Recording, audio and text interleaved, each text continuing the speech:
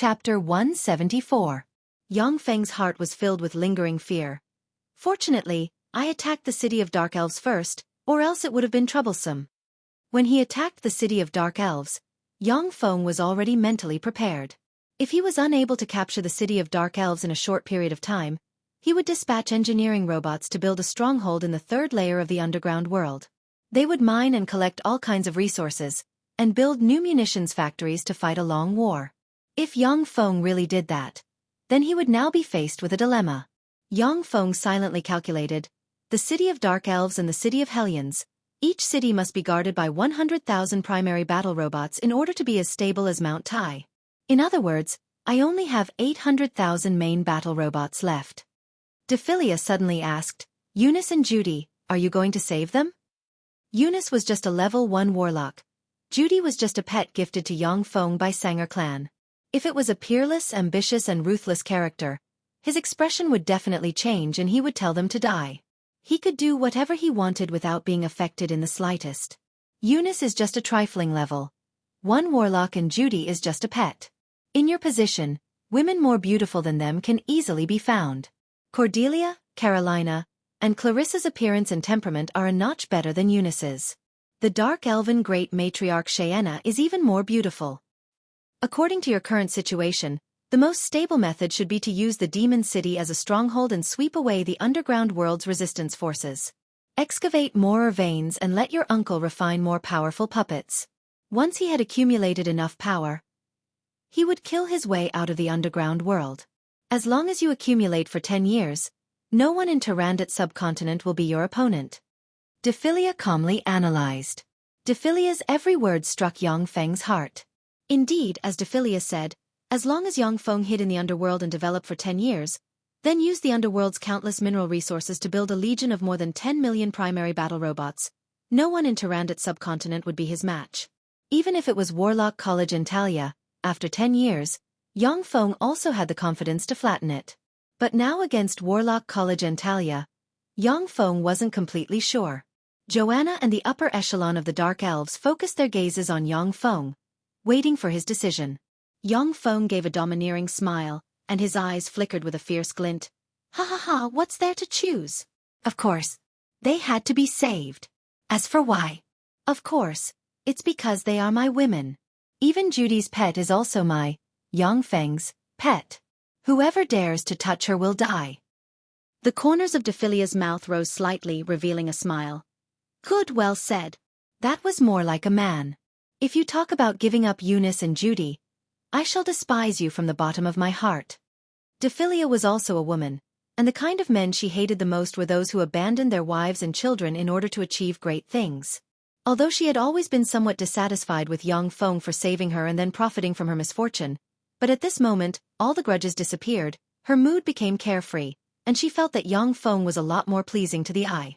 A smear of admiration flickered in Joanna's eyes as she smiled. Well said. Only a real man would not abandon his own woman. I'll lend you a helping hand. Xiaofan's face revealed just the right amount of admiration, and at the same time, she calmly looked in Joanna's direction. Darren, you're really manly. Xiaofan has fallen head over heels for your manliness. Yang Feng promptly ordered, abandon the city of Hellions, and immediately return to the surface world. The 900,000 primary battle robots quickly filed out of the city of Hellions, took large strides, and quickly ran towards the surface world. Rumbling sounds continuously resounded, and the earth shook violently as if a myriad of horses were galloping. The 900,000 primary battle robots, as if a steel flood, rushed towards the surface world, leaving behind a dilapidated city of Hellions. The Pantheon Hellion monarch looked at the 900,000 primary battle robots retreating like a tide, and was confused. Why are they retreating so quickly? In the end, what is Steel City thinking? The speed of the 900,000 primary battle robots was set to the maximum, moving at a speed of 400 kilometers per hour. Every 3 to 4 hours, they had to stop, change their energy crystals, and rest for 5 minutes to cool down. After 18 hours, the 900,000 primary battle robots finally flew out of the underworld. Dimensional personnel carriers were neatly arranged at the exit of the underworld. The primary battle robots were very orderly, and quickly entered the dimensional personnel carriers. The dimensional troopers directly entered the Thunder Demon heavy-duty transport aircraft. Shortly after, the densely packed Thunder Demon heavy-duty transport aircraft took off and flew straight towards St. Colin's City. All of Steel City's munitions factories were madly operating at full power, madly manufacturing all kinds of battle robots and transporting them forward. 800,000 Level 4 humanoid robots, which were originally intended to be melted down, also boarded the dimensional personnel carriers under Yang Feng's command and sped towards St. Colin's City. Practically every bit of Steel City's battle potential was squeezed out. Thunder Demon heavy-duty transport aircraft, without sparing a large amount of energy, flew towards Rose Empire's major iron ore warehouses and transported large amounts of iron ore. On the main road leading to Warlock College in Talia, several hundred soldiers blocked the main road. A convoy from the City of Steel was stopped outside the checkpoint. A leader-like warrior shouted, "This is Viscount Merton's territory, you're not welcome here. Traitors of humanity, scram. Scram. Traitors of humanity. Scram, you trash." Countless obscenities were spat out from the mouths of the warriors, and they cursed loudly. There were also 2 archers who shot 2 arrows into the convoy, hitting the armor of a dimensional personnel carrier, and then ricocheted away. The enemy is attacking. The humans on the other side are regarded as enemies. Begin the cleanup operation. Level 4 humanoid bladed troops gushed out from the dimensional personnel carriers. The humanoid bladed troops figures shook, and they rushed towards the human warriors at the checkpoint. Along with blood-curdling screams, the checkpoint was stained with blood. This territory belongs to Merton Marquis. These humans are soldiers dispatched by Merton Marquis. Merton Marquis is hostile towards our Steel City. Begin the cleanup operation. Chapter 175. Yang Feng's eyes turned, a scheme came to mind, and he goaded. "Since your Warlock College Antalya is known as one of Tyrandot subcontinent's 6 overlords, then do you dare to come out of St. Colin's City and have a decisive battle with our Steel City? If you don't dare, then your Warlock College Antalya is just an undeserved reputation, a group of wastes relying on the strength of their seniors. St. Colin's City wasn't built by your Warlock College Antalya. St. Colin's City was built by the ancient warlocks, and was later occupied by Warlock College Antalya's first generation of warlocks, who established Warlock College Antalya and passed it down to this day." Aldrich calmly said, "It's no use, I'm right here. If you have the ability, then capture St. Colin's City. I'll naturally return Eunice and Judy to you. If you can't capture St. Colin's City, I'll burn them alive in front of you." Unlike Dephilia, who wholeheartedly cultivated painstakingly and didn't understand the ways of the world, Aldrich had experienced countless hardships step by step, stepped on the corpses of countless geniuses, and finally sat on the throne of Warlock College Antalya's dean. Psychological tactics were useless against such an old monster. Behind Aldrich, although the level 3 warlocks disapproved of his decision, but they still didn't dare to refute. Warlock College Antalya had a total of 4 great warlocks. After 2 great warlocks died in Black City, only Aldrich and another great warlock remained in the entire Warlock College Antalya. In this way, as Warlock College Antalya's dean, Aldrich could practically cover the sky with one hand, grasping all of Warlock College Antalya's power. The other great warlock Holden was basically unable to contend against him. Absolutely calm, absolutely callous. This was Warlock College Antalya's dean Starlight Aldrich. He's here, he's actually here. How formidable Warlock College Antalya is, he should be aware. But for me he still came. In his heart, I'm not a lowly slave. Eunice stood beside Aldrich. Her beautiful eyes were full of hope, and there was a trace of emotion in the depths of her eyes. The world of warlocks was extremely cruel. A great warlock like Aldrich, in order to obtain a trace of a possibility of progress, would kill his wife and daughter, extract their blood meridians, and enhance his own strength. It was truly a chilling sight. Such warlocks were not uncommon in the world of warlocks. Everything was for the sake of power. Having grown up in such an environment, Eunice's mentality was somewhat twisted and abnormal. But seeing Yang Feng recklessly launch an attack on Warlock College Antalya for her, it finally moved the softest part of her heart. Judy's beautiful eyes also revealed a trace of emotion. 2 streams of tears flowed from her beautiful eyes. As expected, I'm not dispensable in his heart. Judy was a pet gifted to Yang Feng by the Sanger clan in order to quell his anger. Because of this, Judy had always felt inferior in her heart. Now that she saw that Yang Feng was willing to come here and fight for her, she felt moved and warm inside. Then let's fight. Fire. Yang Feng's eyes flashed with a peculiar glint and he barked. Boom, boom, boom, boom. 10,000 cannons roared. 20,000 mechanical artillery troops as well as various kinds of self-propelled artillery, howitzers, rocket launchers, and other kinds of artillery bombarded St. Colin's city wall.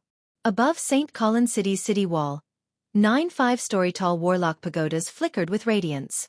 Incomparably formidable fluctuations of spells shrouded the city wall. When the various kinds of artillery bombarded the city wall, the steel rock of St. Colin's city's city wall at once revealed its might. It was only slightly dented by the bombardment of the heavy artillery comparable to level 3 spells, before being easily restored to its original state under the effect of the spells. The various kinds of heavy artillery bombarded the city wall, unceasingly extending towards the inside of the city wall, blasting countless buildings into pieces. Thousands of St. Colin's city's human warriors were killed or injured by the artillery bombardment. Laser-guided bombs also flew straight towards Warlock College Entalia's inner court. The core of St. Colin's city was Warlock College Entalia, while the core of Warlock College Entalia was the inner court. There were a large number of official warlocks and densely packed warlock pagodas in the inner court. So long as an official warlock was killed, then the pressure of besieging the city could be reduced by a portion. Warlock College Entalia was one of Tyrandot subcontinent's 6 great overlords. Yang Feng didn't dare to hold back in the slightest when attacking such a terrifying existence. Red radiances were shot from Warlock College Entalia's inner court warlock pagodas and fell on the laser-guided bombs. Boom, boom, boom, boom. As if being hit by interceptor missiles, the laser-guided bombs exploded one after another. In Warlock College Entalia's inner court, a 7-story-tall warlock pagoda suddenly lit up, as if it was the center of the world. The large energy-absorbing ancient tree in the center of the inner court suddenly operated frantically, extracting a tremendous amount of magic energy and pouring it into the warlock pagodas. The warlock pagodas in Warlock College Entalia's inner court suddenly lit up. An incomparably tremendous power instantly pervaded the entire St. Colin's city. The bombardment of the heavy artillery that could originally cover half a football field was at once shrunk to a diameter of about 5 meters or so. Its might was reduced by several tens of times. The originally world-shaking and unstoppable bombardment at once became bearable. Yang Feng's eyes constricted slightly. The bombardment's might has been reduced. This is the power of Warlock College Entalia. The ancient human warlocks, who are known to be able to simulate the cultivation of all kinds of power, are really terrifying. The ancient human warlocks used the astral boundary as a fulcrum, searching for other planes everywhere, establishing planar passageways and colonizing and enslaving other planes. In the process of unceasingly attacking other planes, the ancient warlocks obtained countless knowledge, and were known to be able to simulate all kinds of power. Even the most mysterious divine power could be simulated through spells to achieve the same effect. Warlock College Entalia was able to weaken the might of the heavy artillery's bombardment. It was obvious that they had simulated the effect of divine power and weakened the might of the heavy artillery's bombardment. Yang Feng's eyebrows creased slightly. It's really troublesome. In this way, the bombardment won't have much effect. The tens of thousands of heavy artillery continuously bombarded St. Colin's city, yet it didn't have any effect. It was just a waste of energy and ammunition. Yang Feng calculated within. It's not that there's no effect. If this goes on, then it'll become a battle of attrition. They have the ancient energy-absorbing tree on their side, while I have a large number of nuclear power plants on my side. If this stalemate continues, then the outcome will be unknown. Warlock College Entalia used the power of the ancient energy-absorbing tree to weaken Yang Feng's bombardment to the limit. At the same time, in order to use the power of the ancient energy-absorbing tree, the warlocks still had to consume their spirit force to guide it.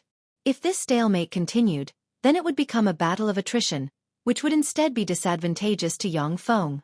After all, Steel City was currently the enemy of the whole world. Once this stalemate was formed, then the allied forces of the Underworld's races and the other 4 great warlock groups would take the opportunity to sneak attack Yang Feng's base. After destroying all of his munitions factories, then he would have no choice but to be defeated. The best outcome would be to flee to the Underworld and struggle on while at death's door. The battle with Warlock College Entalia was a battle that would determine the general trend of the world. Once Yang Feng won, then Steel City would dominate Tyrandot subcontinent, and then slowly swallow up the other forces. Once Yang Feng was defeated, then he could only be driven around like a stray dog, with hardly a place to stay. Yang Feng pondered for a moment, then waved his hand. Immediately, 10 Falcon heavy-duty assault helicopters rose into the air and quickly flew towards St. Colin City.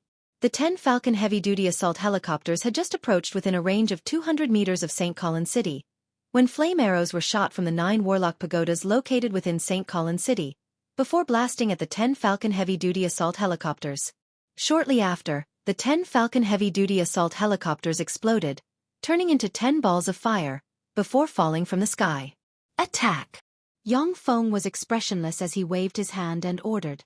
10,000 level, 8 beast-type bladed troops led 100,000 level, 4 humanoid robots, and immediately, like a tide, charged towards St. Colin City.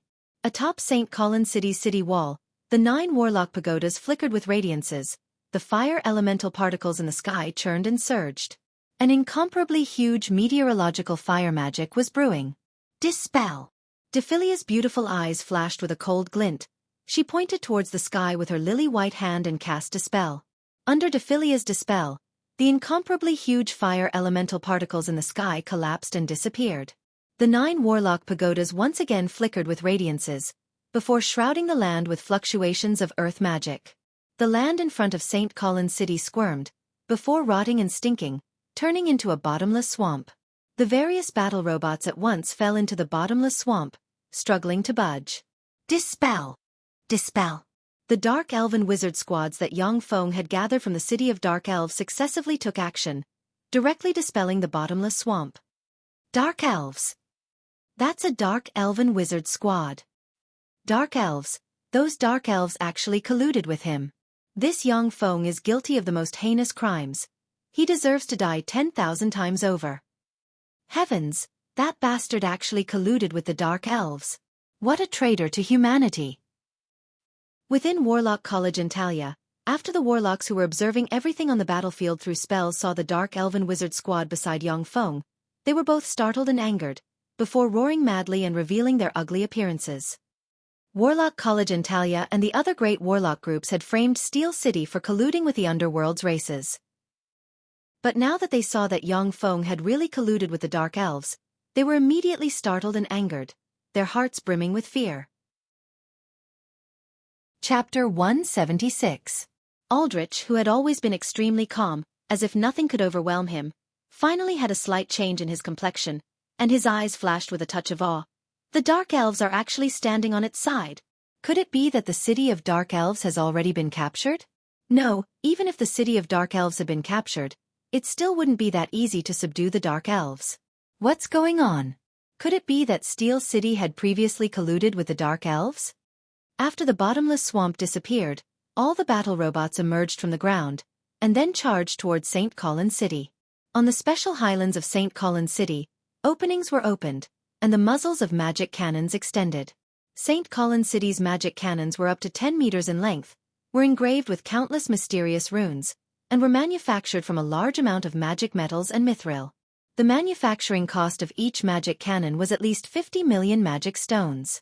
Each magic cannon had 36 energy grooves, and 36 intermediate magic stones and 36 superior magic stones could be placed in the 36 energy grooves to adjust the power of the magic cannons. Currently, the magic cannons were embedded with 36 superior magic stones. The might of a magic cannon's attack could seriously injure a great warlock. Radiances flickered, and St. Colin City's 500 magic cannons were instantly fired. 500 enormous radiances instantly bombarded the mechanical legion dispatched by Yang Feng, and a terrifying explosion occurred in a split second, practically swallowing the mechanical legion dispatched by Yang Feng. After the radiances of the explosion disappeared, more than 95% of the 110,000 mechanical legion dispatched by Yang Feng had already turned into wreckage, with countless components scattered everywhere. The complexions of the Dark Elven wizards following beside Yang Feng were pale, and their beautiful eyes flickered with fear. Joanna sighed faintly, and her beautiful eyes flashed with a touch of a peculiar glint. Such formidable weapons! Tyrandot subcontinent's 6 great warlock groups are indeed worthy of their reputation. Haha, Steel City's mechanical legion is only so. That's right, in front of our magic cannons, it's just a pile of wreckage. Even if Steel City has 1 million alchemical golems, it's still impossible to capture Warlock College Antalya. The upper echelons of Warlock College Antalya, who were observing the battlefield through magic eyes, revealed traces of a smile and said proudly, "Boom, boom, boom." In the next moment, Yang Feng's counterattack arrived. Under the extremely precise calculations of the portable fortified stronghold, the earth-shattering shelling bombarded Warlock College Antalya's magic cannons. Warlock College Antalya hadn't been attacked for several millennia. They were seriously lacking in experience in defending the city. They basically didn't arrange for warlocks to guard those magic cannons. Amidst the dense artillery fire, the 500 magic cannons were instantly blown to pieces. At the same time, the artillery fire fell on the magic stones and blew them up, detonating the energy within them and causing them to explode one after another. Huge explosions came from above St. Colin City's city wall, and the astonishing 500 magic cannons were destroyed by Yang Feng's artillery fire. "Damn that Yang Feng, how dare he!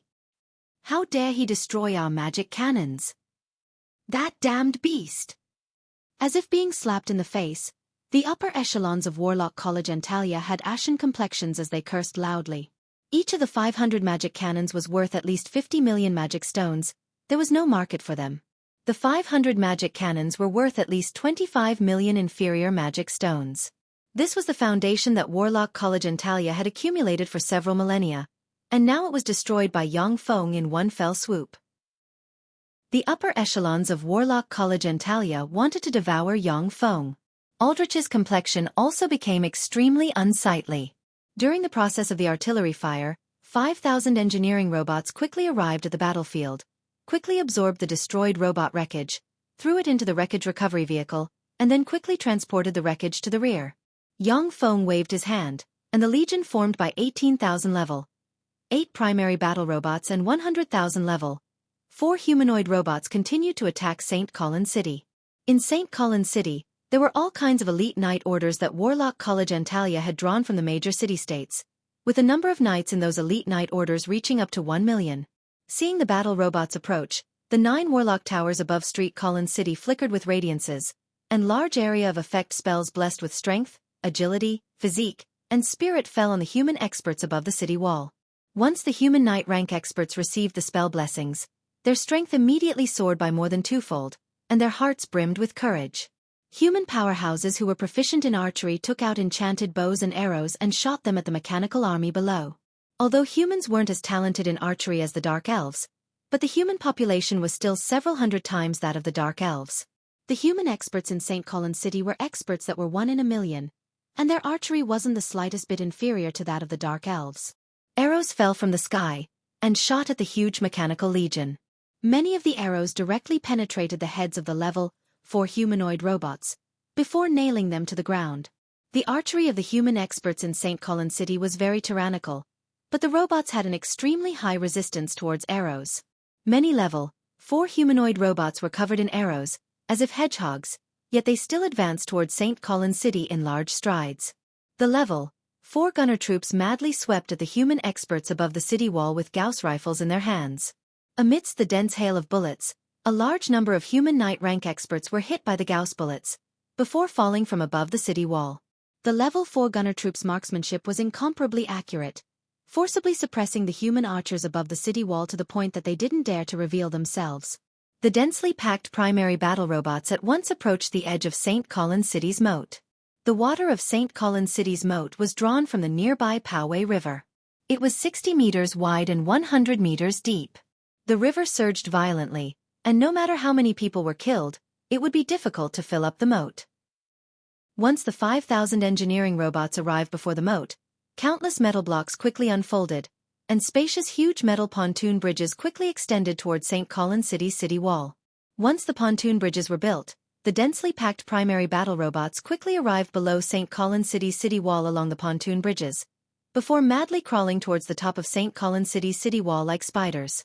Aldrich revealed a trace of a smile and waved his hand. "Idiots!" Huge flood dragon-like crow white-scaled boas covered in white scales suddenly emerged from the moat, and fiercely rammed against the steel pontoon bridges. The adult crow white-scaled boas were level 2 extraordinary life forms. When they rammed against the steel pontoon bridges, relying on their terrifying brute force, they sent the steel pontoon bridges flying. The attacking primary battle robots were cut into 2 at the waist. Approximately 10,000 primary battle robots crawled on top of St. Colin's City's city wall. 10,000 were directly drawn into the moat, and 90,000 were trapped on the other side. The level 8 gunner troops of the primary battle robots blocked on the other side of the moat instantly rumbled with their Gauss cannons, and countless Gauss cannons bombarded the crow white-scaled boas. Flesh and blood splattered everywhere. One after another, the crow white-scaled boas were blasted apart by the level 8 gunner troops. Blood splattered everywhere, and they turned into corpses that fell into the moat. The eyes of the remaining crow white-scaled boas were bloodshot, and they wanted to rush towards the shore. A burst of extremely strange snake hisses came from St. Colin's City, and the crow white-scaled boas immediately retreated into the moat. A human knight rank powerhouse raised high a huge rock and smashed it towards the robots crawling on top of the city wall. Under the impact of the huge rock, the primary battle robots were smashed down from above the city wall and fell into the moat. The water below the moat churned and surged. The primary battle robots that fell into the moat quickly lost contact with Yang Feng. Obviously, they had been destroyed and sunk to the bottom of the moat. Yang Feng's eyebrows creased slightly when he saw this. The primary battle robots that had been destroyed on the battlefield, as long as their wreckage was collected, they would quickly be melted down and manufactured by Yang Feng, and then thrown into the battlefield again, becoming the enemy's nightmare. However, the primary battle robots that sunk into the moat couldn't be melted down before the capture of Warlock College and Talia. Moreover, the crow white-scaled boas were blocking Yang Feng's path of attack, which was very troublesome. Xiaofan suddenly said with a smile, "Darren, are you worried about the crow white-scaled boas? I have a move that can kill them." Yang Feng's eyes lit up and he said, "What move? Speak quickly." Xiaofan took out a crystal vial containing a black elixir and said with a light smile, "This is a highly toxic substance refined from demon burial earth mixed with the juice of the 9-leafed portman flower, demon burial poison. So long as you drop it into the moat, then all life forms in the moat will be poisoned to death." The demon burial ground was formed from the blood essence of fallen ancient demons, whose strength was comparable to that of gods, fusing with the earth. The 9-leafed portman flower was a kind of highly toxic substance for many life forms. The 9-leafed portman flower was a kind of rare flower produced in the underworld. It had a healing effect. When the two things were mixed together, it would become an extremely terrifying poison. In the underworld, dark elves were definitely experts in using poisons. When they assassinated each other, they would often use poisons. Therefore, their research on poisons was the best among the underworld's races. Chapter 177. Very good. Yang Feng revealed a trace of a satisfied smile. With a wave of his hand, a humanoid robot immediately took the vial of elixir from Xiaofan's hand. The 200 shield troops guarding beside Yang Feng started at full strength, madly rushing toward St. Colin's City's moat at a terrifying speed of 400 kilometers per hour. Under the cover of the primary battle robots below, the primary battle robots above the city wall quickly climbed up the city wall. After paying the price of 1,000 primary battle robots falling to the ground, they jumped onto the city wall. Human knight rank experts were everywhere above the city wall. When they saw the level 4 humanoid robots jump onto the city wall, the human knight rank experts rushed forward and engaged in close combat with the level 4 humanoid robots. 30 Swift Hawk heavy-duty assault helicopters suddenly flew up, rumbled their autocannons, and madly strafed the human experts above the city wall. Under the bombardment of the 30 Swift Hawk heavy-duty assault helicopters, hundreds and thousands of human experts turned into large pieces that splashed in all directions. The 9 Warlock towers above St. Colin's City's city wall flickered with radiance, and fired flame arrows, blasting at the 30 Swift Hawk heavy-duty assault helicopters. Boom! Boom! Boom! The 30 Swift Hawk heavy-duty assault helicopters immediately turned into 30 fireballs, fell to the ground, and exploded. Yang Feng's eyes constricted slightly, and he mused, "Warlock towers are really troublesome, worthy of being one of humanity's strongest defensive weapons." Warlock towers were one of humanity's strongest defensive weapons. In human history, there were several crucial battles where the survival of the race was at stake, and it was entirely by relying on warlock towers to defend to the death, blocking the enemy's offensive, obtaining a chance to breathe, and ultimately achieving victory. Warlock College and Talia inherited the lair of the ancient warlocks, so warlock towers naturally had extremely formidable defensive capabilities. There had never been a time when St. Colin's City had been breached. The reason why Aldrich forced Yang Feng to come to St. Colin's City to fight was in order to use defense as offense, to annihilate Steel City's main force in one fell swoop, and then oppress Steel City's living space, before finally destroying Steel City in one fell swoop. While the Mechanical Legion was madly fighting with the human powerhouses of St. Colin City, a humanoid robot finally arrived in front of St. Colin City's moat under the cover of shield troops, and poured the demon burial poison into the moat. When the few drops of demon burial poison fell into the moat, the originally clear and transparent moat seemed to be dyed black by endless ink. It became as black as ink and emitted a foul smell. The water of St. Colin City's moat suddenly surged. One after another, the chrono white-scaled giant snakes madly writhed and issued incomparably mournful shrieks, causing the water of the moat to splatter in all directions. Not long after, the moat stopped churning, and one after another, the corpses of the crow white-scaled giant snake floated up from the moat. Apart from the Caro white-scaled giant snake, there were also piles of dead fish, shrimps, turtles, and crabs floating in the moat. It was like hell. So poisonous. What a terrifying poison. Dark elves, damn it, it's definitely those bitches. They are proficient in refining all kinds of poisons. When the Warlock College Antalia's warlocks saw this scene, they gnashed their teeth and cursed. The engineering robots once again stepped forward and built pontoon bridges leading to St. Colin City. The pontoon bridges have just been set up, when flame arrows shot from the 9 warlock towers and blasted into the pontoon bridges.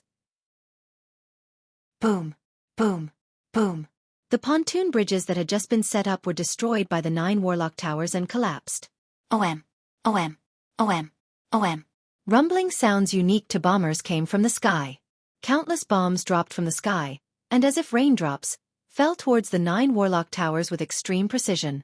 Extremely strange hurricanes blew above the 9 warlock towers, forming a storm that swept the countless bombs towards the Mechanical Legion. Boom, boom, boom. A variety of bombs instantly blossomed within Yang Feng's Mechanical Legion, blowing the primary battle robots into countless components. Dispel! The 2 great warlock rank experts Dephilia and Cheyenne acted one after another, casting Dispel at the 9 warlock towers, continuously dispersing the spells released by the 9 warlock towers. Boom, boom, boom, boom, boom. Cluster bombs, drilling bombs, sonic bombs, incendiary bombs, all kinds of bombs at once bombarded the 9 great warlock pagodas, causing the 9 great warlock pagodas to be engulfed in flames. Almost all the apprentice warlocks inside the warlock pagodas were killed, and less than half of the official level 1 warlocks were also killed. However, the 9 warlock towers were extremely sturdy. Even under the bombardment of the Colossus heavy-duty bombers, they still didn't shatter, and stood firm amidst the explosions. Suddenly, mandala-winged flying snakes with a pair of wings, a body length of up to 10 meters, and a single horn on their head flew out from Warlock College Antalia's inner court, and flew towards the sky. Once the mandala-winged flying snakes matured, they would become level 2 extraordinary life forms, possessing the terrifying power to manipulate wind elemental particles, and could freely soar in the sky. They were aerial weapons that Warlock College Antalya had carefully nurtured.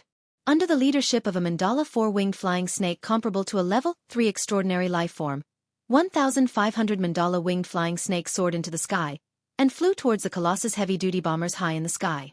The range of the spells cast by the 9 warlock towers level 3 warlocks wasn't enough, and they were unable to attack the Colossus heavy-duty bombers flying at an altitude of 5,000 m. When the mandala-winged flying snakes flew to an altitude of 2,000 m, they saw several thousand lightning supersonic fighters rushing towards them. Machine guns rumbled, and wind blades flew chaotically. One after another, the lightning supersonic fighters dropped from the sky, before exploding and turning into balls of fire. One after another, the mandala-winged flying snakes dropped from the sky, before turning into minced meat. A cruel and bitter aerial battle erupted above St. Colin City. The mandala-winged flying snakes were indeed extremely ferocious, but the several thousand lightning supersonic fighters were much more powerful than them. After frantically fighting for a while, the mandala-winged flying snakes showed signs of weakening, and their numbers became fewer and fewer. Under the suppression of the sky, the Colossus heavy-duty bombers continued to drop all kinds of bombs.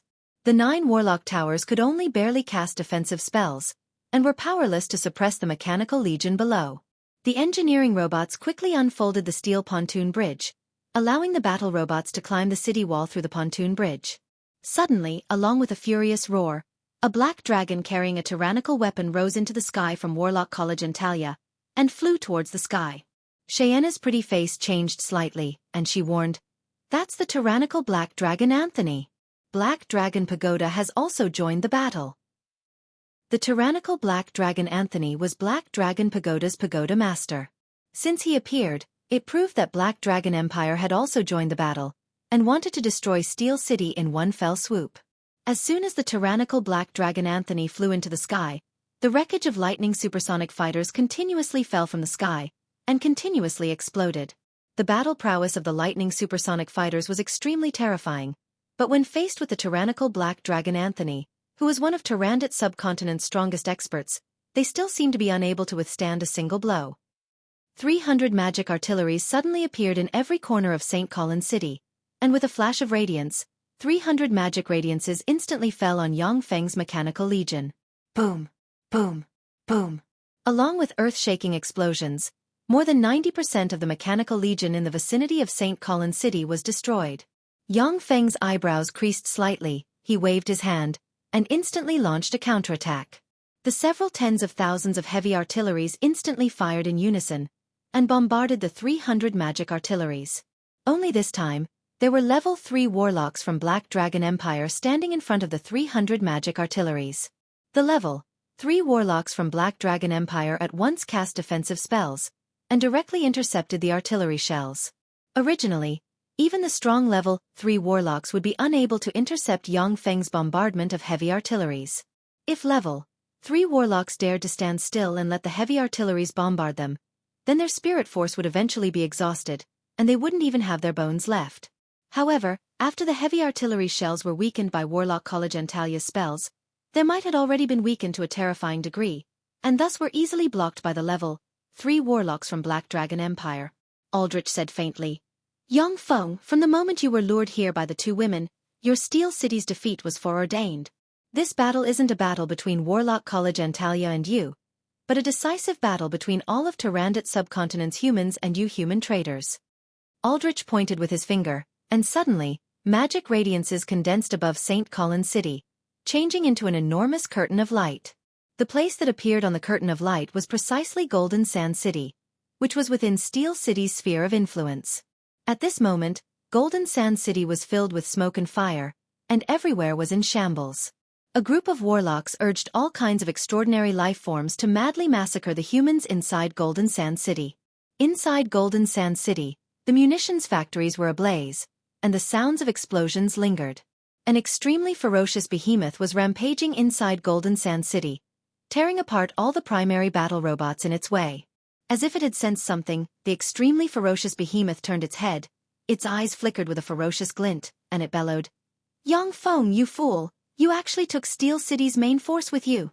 This time you're screwed. Savage Claw will destroy all of Steel City's munitions factories, and cut off your military supplies. After this battle, I'll skin you and your uncle Yang Yi, pull out their tendons, and then chop them up to feed my dogs. Kill! Kill! Kill!" Ferocious and formidable extraordinary life forms in the surroundings of the ruined munitions factories issued furious roars. They were all formidable beings transformed from Savage Claw's great warlocks. Chapter 178. Seeing this scene, the pretty complexions of Cheyenne and the other experts from Dark Elven clan changed slightly. Cheyenne had an unsightly expression as she whispered, "That's Behemoth Claw Conrath, the leader of Savage Claw." Inside St. Colin City, there were already countless experts from Warlock College Antalya and Black Dragon Pagoda guarding it. The munitions factories in the rear had also been captured by Savage Claw. Now, Yang Feng was in a dilemma. As long as he took a wrong step, then he would be consigned to eternal damnation. "As for your reinforcements..." Aldrich gave a faint smile and pointed with his hand. The light screen inside St. Colin City changed once again. On the light screen, a group of around 500 level 4 primary battle robots had already been dismantled into countless fragments. Next to those primary battle robots stood a tall and sturdy middle-aged man with a heroic appearance, blonde hair and blue eyes, dressed in a white armor. Cheyenne's pretty complexion changed and she exclaimed, "That's White Elephant Ivory's Tower Master, Steel White Elephant Harwich." Harwich turned towards Yang Feng and said with a smile, "Yang Feng, I've intercepted all of your reinforcements.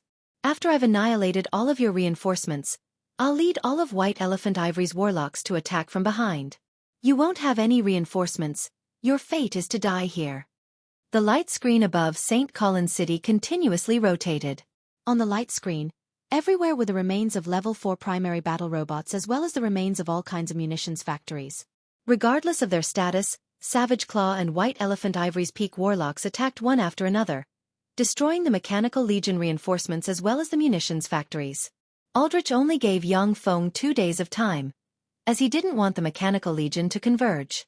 But now, through this method, the experts of Savage Claw and White Elephant's Ivory could easily get rid of Yang Feng's reinforcements and cut off his logistics. Using all kinds of methods to weaken the opponent, this was Starlight Aldrich's style. He only sought success, regardless of the means. Cheyenne's pretty complexion changed slightly and she warned, "Darren, let's call it a day. Our preparations were too inadequate. Now, retreat and return to Steel City. Wait until the time is ripe, then dispatch troops and dispose of them in one fell swoop. You've already done enough for Eunice and Miss Judy. If you die here, no one will be able to avenge them." Dephilia also sighed faintly, and her beautiful eyes flashed with a touch of unwillingness. "Yang Feng, I also agree with Cheyenne's proposal. If you can't do it, don't waste your strength." Yeah. There was a proverb in the eastern world of warlocks. Where there's life, there's hope. "Milord, you should retreat first." "That's right. Let's retreat for now. After a few years, when we have a strong army, we will gather all our forces and kill them." "Women? How many do you want?" "Sir, there are many beautiful women among us dark elves.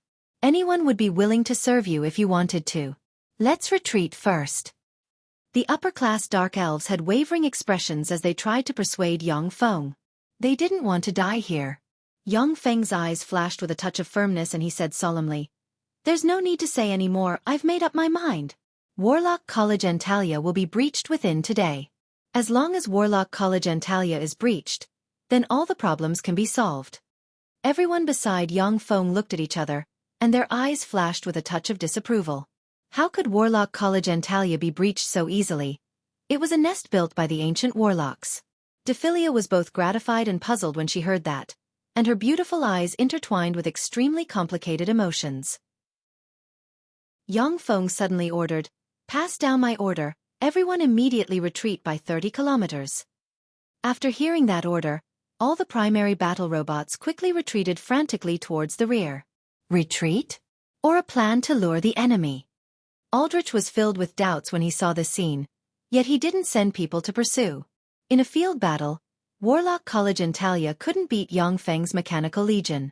Even if a great warlock was dispatched, Yang Feng's group also had great warlock rank experts. Retreating?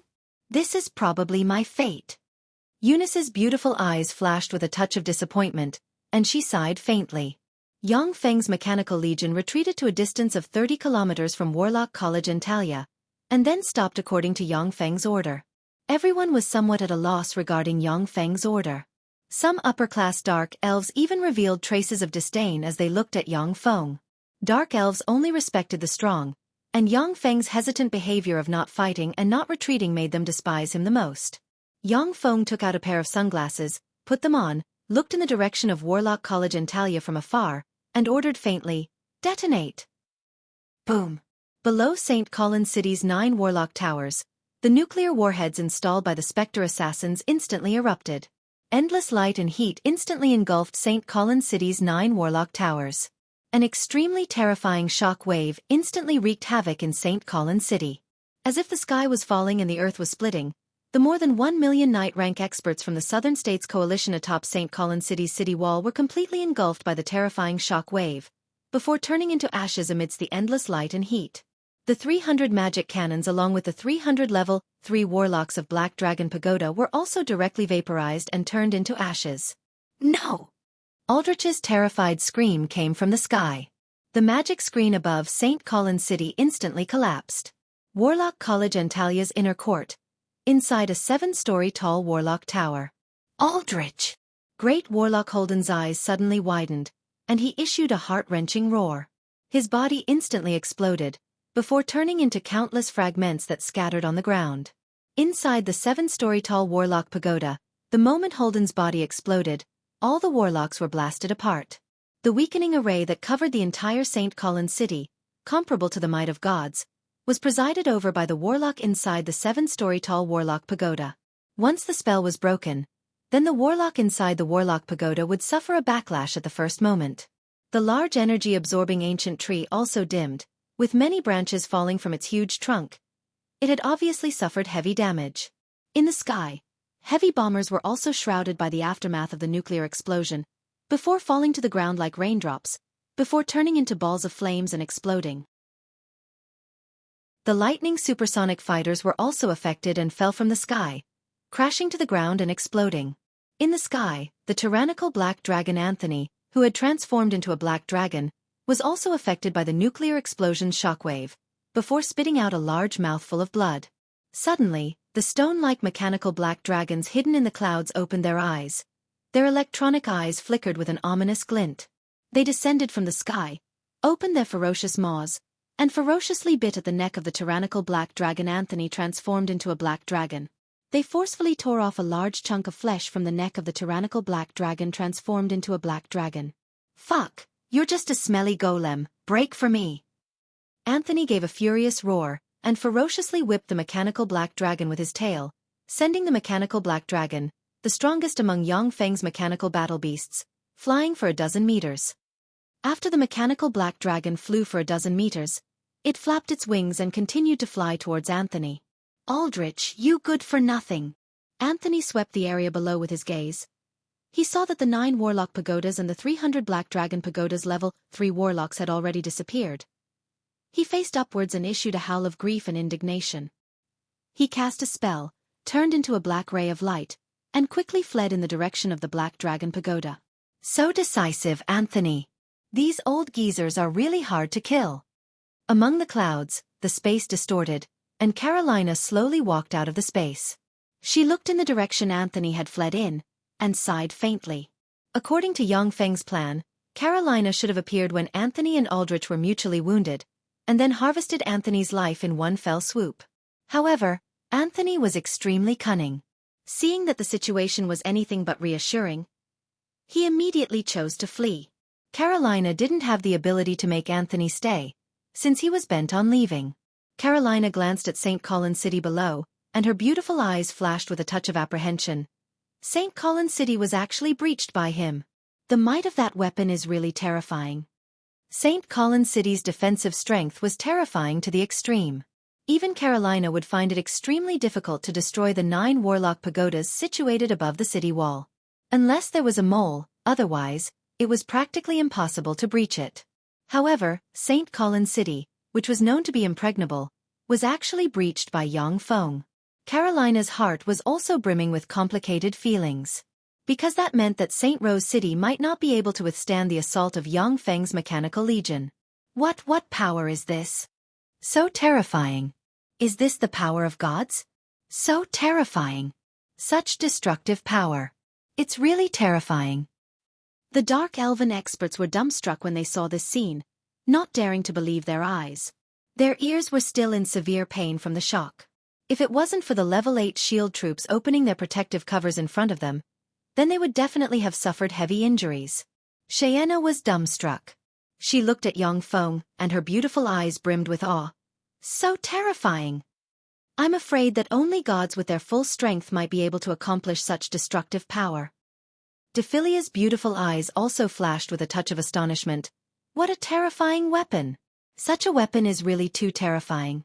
No wonder 18 great warlocks would fall in Black City. Joanna was also dumbstruck, her beautiful eyes brimming with shock and lingering fear. Fortunately, I chose to surrender at that time. Otherwise, if he were to use this weapon, then who knows how many of us Dark Elves would have died. The entire city of Dark Elves clansmen wouldn't be enough for him to kill. Chapter 179. Yang Feng ordered faintly, "Enter the city." 200,000 level 8 primary battle robots along with 2 million level 4 humanoid robots, as if ants, quickly moved towards St. Colin's City. Even though St. Colin's City's 9 warlock towers had already been destroyed, Yang Feng still didn't dare to be the slightest bit careless and rashly invest all of his troops. St. Colin's City was a base created by the ancient warlocks. Additionally, it had gone through Warlock College Antalia's several millennia of accumulation. It was unknown how many trump cards it had. Once the entire Mechanical Legion entered, then it would be turned into ashes by a formidable spell. Yang Feng himself, under the protection of the 100,000 level 8 primary battle robots, walked towards St. Colin City. In any case, he had countless clones. Even if this clone was killed, there was still a large number of clones to replace it. St. Colin City is really amazing. It can even withstand a nuclear explosion. Once Yang Feng entered St. Colin City, he couldn't help but narrow his eyes slightly. The explosion of the 9 nuclear warheads merely destroyed more than half of St. Colin City's city wall. At the same time, under the protection of St. Colin City, the might of the nuclear explosion was greatly weakened, merely extending 500 meters into the city. Miraculously, St. Colin City remained intact from the nuclear explosion. Only the city wall was destroyed and the defenders were wiped out. Practically all the defenders were wiped out by the 9 nuclear warheads in the vicinity of St. Colin City's city wall. Only then did Yang Feng enter the city and move towards the inner court. Warlock College Antalia's inner court was the core of St. Colin City. Once the inner court was destroyed, the entire St. Colin City would fall into Yang Feng's hands. If the inner court wasn't destroyed, then even if Yang Feng occupied the entire St. Colin City, it would still be reversed.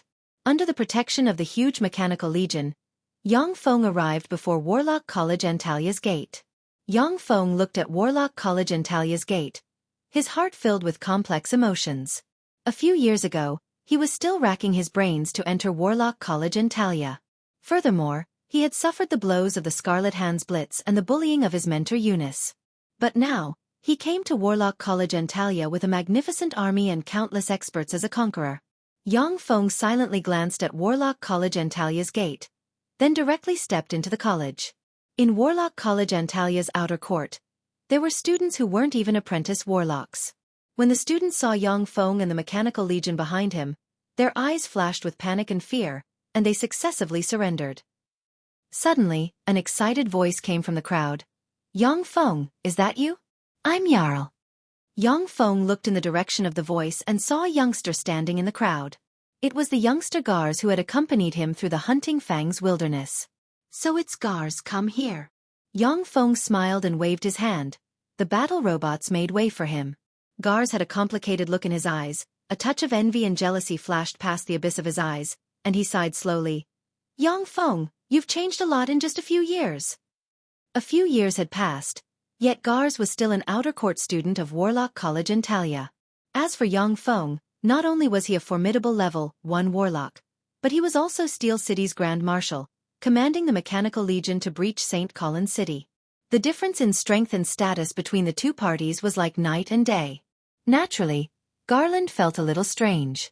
Yang Feng said lightly, if there's anything to say, then wait until I breach Warlock College Antalia's inner court. Gars also felt the pressure of a superior coming from Yang Feng, and he couldn't help but respond, all right. The huge Mechanical Legion quickly advanced and arrived at the entrance of Warlock College Antalia's inner court. This is the entrance to Warlock College Antalia's inner court. No one is allowed to enter. The huge Moloch direwolf Dulcom opened its eyes, firmly stared at Yang Feng and the huge Mechanical Legion, and barked loudly. In a flash, a terrifying life force comparable to that of a level 3 warlock erupted. Its whole body absorbed the surrounding rocks and condensed into a thick layer of rock armor. Yang Feng's eyes flashed with a touch of a peculiar glint, and he opened his mouth to recruit. Dulcom, I've breached St. Colin City. Warlock College Antalia's history ends today. Abandon Warlock College Antalia and follow me. I need your help. I'll give you double the treatment Warlock College Antalia gave you. Dulcom's eyes widened and he barked. I promised my master to protect Warlock College Antalia. A Moloch direwolf's oath can never be violated. If you want to enter the inner court, then you'll have to do it over my dead body. Finished speaking, Dulcom suddenly leaped, and as quick as lightning, madly pounced towards Yang Feng. What a loyal wolf, but unfortunately, I can't make use of you. Yang Feng sighed slightly. In the world of warlocks, mutual deceit and intrigue were common. All kinds of extraordinary life forms and formidable beings captured by warlocks from other planes. None of them weren't thinking of ways to rebel against their master and gain freedom.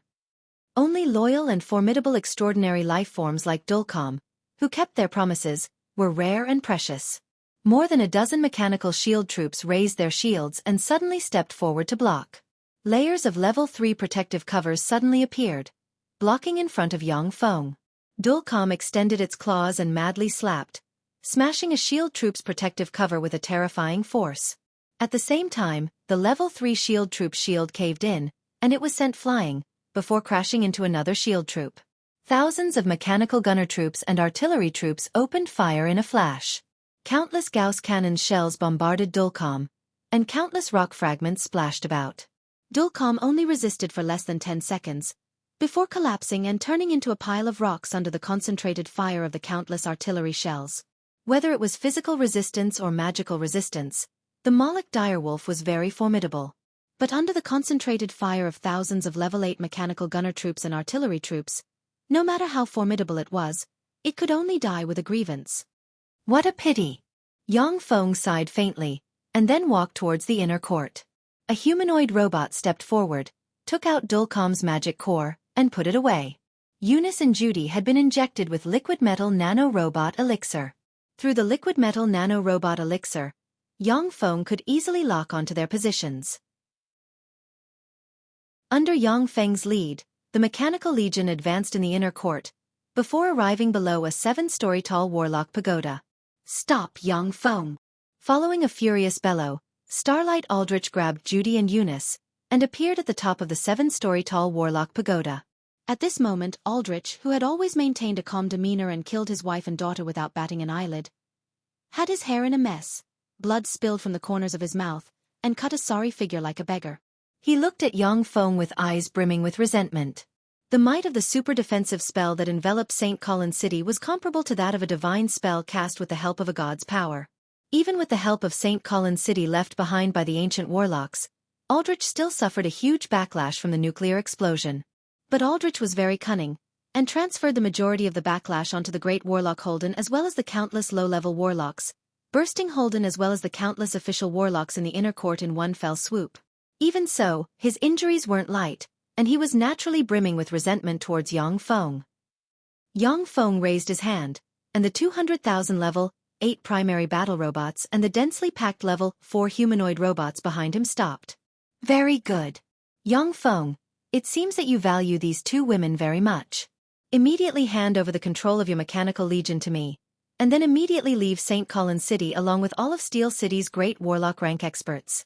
Otherwise, I'll kill them at once." Aldrich's eyes flashed with a touch of malevolence. He flicked his hand, and 2 black claws suddenly appeared, grabbing at the throats of Eunice and Judy, ready to crush their throats at any time. "Aldrich, don't be naive.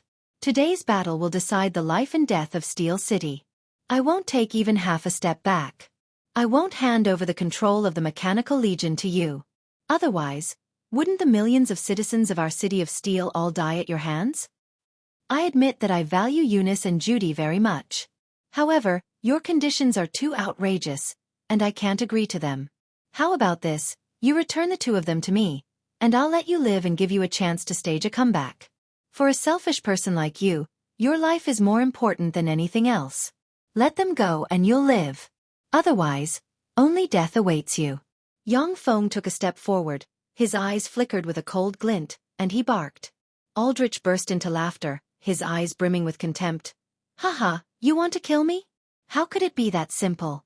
Just by relying on those metal lumps? Although I can't kill those metal lumps, but if I want to escape, then who in the world can stop me?" Yang Feng's Mechanical Legion's frontal assault was extremely powerful. However, it was extremely difficult to make a peak great warlock like Aldrich stay. "Is that so? Why don't you take a look at this?" Yang Feng gave a cold smile, and pressed the dimensional crest on his chest. A radiance suddenly flew out, fell on the ground, and revealed a figure. It was the level 4 extraordinary life form mechanical Moffin demonic polar bear. Aldrich said disdainfully, "It's just a trifling level. For extraordinary life form rank alchemical golem, I can easily dismantle such an alchemical golem." Yang Feng sneered, and continuously pressed the dimensional crest on his chest. Amani Lightwing Icebird, Kalaman Boa, Fire Lion, Lightning Leopard, one after another. Level 4 extraordinary life form rank mechanical battle beasts suddenly appeared in front of Aldrich. Before long, 13 level, 4 extraordinary life form rank mechanical battle beasts appeared in front of Yang Feng, exuding terrifying life force and staring covetously at Aldrich. They were waiting for Yang Feng's order, ready to pounce on Aldrich and tear him to pieces at any moment. Chapter 180. When Aldrich saw this, his complexion changed slightly and became very unsightly. As one of Tyrannid subcontinent's peak experts, with the help of the semi-divine armament in his hands, he could challenge about 8 level 4 extraordinary life forms at the same time at his peak. However, he was currently heavily injured, and he was facing 13 level 4 transcendent creature level mechanical beasts. If they really fought, if he didn't escape, only death would await him. Aldrich said with a cold smile. So what? Even if you have so many great warlock rank alchemical golems, but if I want to escape, you won't be able to stop me. Is that so? Then let me show you my strongest trump card. The power of the divine armament. Book of Great Prophecy. Yang Feng smiled coldly, flipped his hand, and a book exuding strange fluctuations of power appeared in his hand. Aldrich became extremely nervous at once, staring at the book in Yang Feng's hand. Then his eyes spewed endless flames of fury and he roared madly. What Book of Great Prophecy? This is clearly Clifford's legend rank secret treasure book of Gaia. Are you playing with me? Yang Feng sighed faintly and said, Of course I'm playing with you, isn't it obvious? Are you retarded? Just as Aldrich was about to go mad with anger, staring at Yang Feng for a split second, a figure suddenly burst out from the shadow behind him like a ghost and stabbed at Aldrich with a legend-rank dagger kiss of the damned. Aldrich instinctively erupted with an extremely formidable life force, which revolved around him. The legend-rank dagger kiss of the damned easily cut through Aldrich's life force, which could even resist a level 4 spell, and stabbed into his back. 12 kinds of curses instantly erupted inside Aldrich, causing black gas to linger around him and making him extremely weak. The figure of the shadow also revealed itself. It was the legend-rank assassin knight hunter Romulage. Taking advantage of the moment when Aldrich's attention was attracted by Yang Feng, Romulage seized the opportunity and stabbed Aldrich in the abdomen with a legend-rank dagger kiss of the damned. Bastard, go to hell! Aldrich's eyes were bloodshot. He pointed at that shadow and instantly cast the 4th tier instant death spell, Disintegrate. A ray of Disintegrate shot towards Romulage. Once the level 4 instant death spell Disintegrate was successfully released, then even if it was a great warlock rank expert, they would still have a great chance of being insta-killed. This was definitely a very terrifying spell. For a legendary assassin like Romulage, once she was hit by Disintegrate, there was a 90% chance that she would be instantly killed and turned into a pile of dregs. At this moment, an azure light screen appeared in front of Romulage. When the green disintegration ray hit the azure light screen, it immediately shattered the azure light screen. Romulage took advantage of the opportunity to pull out a dagger and slash, cutting off the claws on Eunice's and Judy's throats. She reached out and grabbed Eunice's and Judy's shoulders, pulled them hard, and her tender body quickly floated backwards towards Yang Feng's camp. Aldrich's whole body was shrouded in black gas of curses. His eyes flickered with an extremely resentful radiance and he barked, You can't save them. I've already cast a spell on their bodies. As long as I have a thought, their souls will collapse and they'll turn into corpses. Aldrich's words had just fallen when Eunice and Judy suddenly screamed. Their bodies twitched, their eyes turned white and their bodies swelled up, as if there was some terrifying foreign object moving around inside their bodies. Traces of blood flowed out of their mouths. Is that so? Unfortunately, my spell is specialized in restraining your spells. Carolina walked out of the void, flipped her lily-white hand and the rose divine mirror suddenly appeared in her hand. She shone it at Eunice and Judy. A sacred and bright white holy light shone on Eunice and Judy. The faces of Eunice and Judy revealed expressions of pain. They opened their mouths and streams of black mist flew out of their mouths, condensed into human faces and screamed in pain. Then, under the illumination of the sacred white holy light, they were purified and disappeared. Aldrich's eyes flashed with a touch of despair and he issued a beast-like roar. Carolina, it's actually you. You actually came as well. Saint Rose Carolina was a publicly recognized expert in purifying all kinds of evil spells in Tyrannid subcontinent. Saint Rose's Great Radiant Tome was also one of the strongest secret techniques in Tyrannid subcontinent. It could purify countless evil spells. With Carolina, no matter how evil the spells Aldrich cast on Eunice and Judy, they would all be purified. Carolina said with a merry smile. That's right. Aldrich, I came to see how you'll be defeated. At that time, when you swaggered around in my rose garden, did you ever think that this day would come? The mechanical black dragon exuding traces of the ancient black dragon's might descended from the sky and landed behind Aldrich, completely blocking his escape route. Aldrich's complexion changed several times. Suddenly, contrary to everyone's expectations, he knelt on the ground, kowtowed towards Yang Feng and implored, Yang Feng Darren, I beg you to spare my lowly life. I can let you cast control spells on me. I only beg you to spare my lowly life. After all, I'm Eunice's biological father. I'm her only relative in this world. I beg you, spare my life. I'm a great warlock rank expert. I know all of Warlock College Antalia's secrets. As long as you take me as a slave, I'll tell you everything, so that you can easily take control of Warlock College Antalia. Yang Feng's eyes flashed with a touch of a peculiar glint. Adaptable, truly an ambitious and ruthless person. Carolina saw Aldrich wagging his tail and begging Yang Feng, and her beautiful eyes flashed with a touch of disdain. What a disappointment! Romulaj's beautiful eyes also flashed with a touch of contempt. Although she was forced to surrender to Yang Feng, but she didn't wag her tail and beg for pity, nor did she lower her voice. Aldrich was one of Tyrandot subcontinent's most formidable great warlocks, Warlock College Antalia's dean. Such a bigwig when faced with life and death, was unexpectedly so unbearable. This made Romulaj's words emerge in her mind, unworthy of his reputation. Yang Feng waved his hand, and a humanoid robot walked towards Aldrich with a vial of liquid metal nano-robot elixir in hand, grabbed Aldrich's hand, and injected the liquid metal nano-robot elixir into Aldrich's right hand. Aldrich sensed that his immune system had killed 1/10 of the liquid metal nano-robots, and his complexion changed slightly, yet he didn't resist and obediently knelt on the ground. Under the attentive gazes of so many experts, only death would await Aldrich if he resisted. After seeing the liquid metal nano-robot elixir being injected into Aldrich's body, Yang Feng turned towards Eunice and asked, whether to kill him or not, I'll leave the decision to you. I promised you that I'll kill him for you.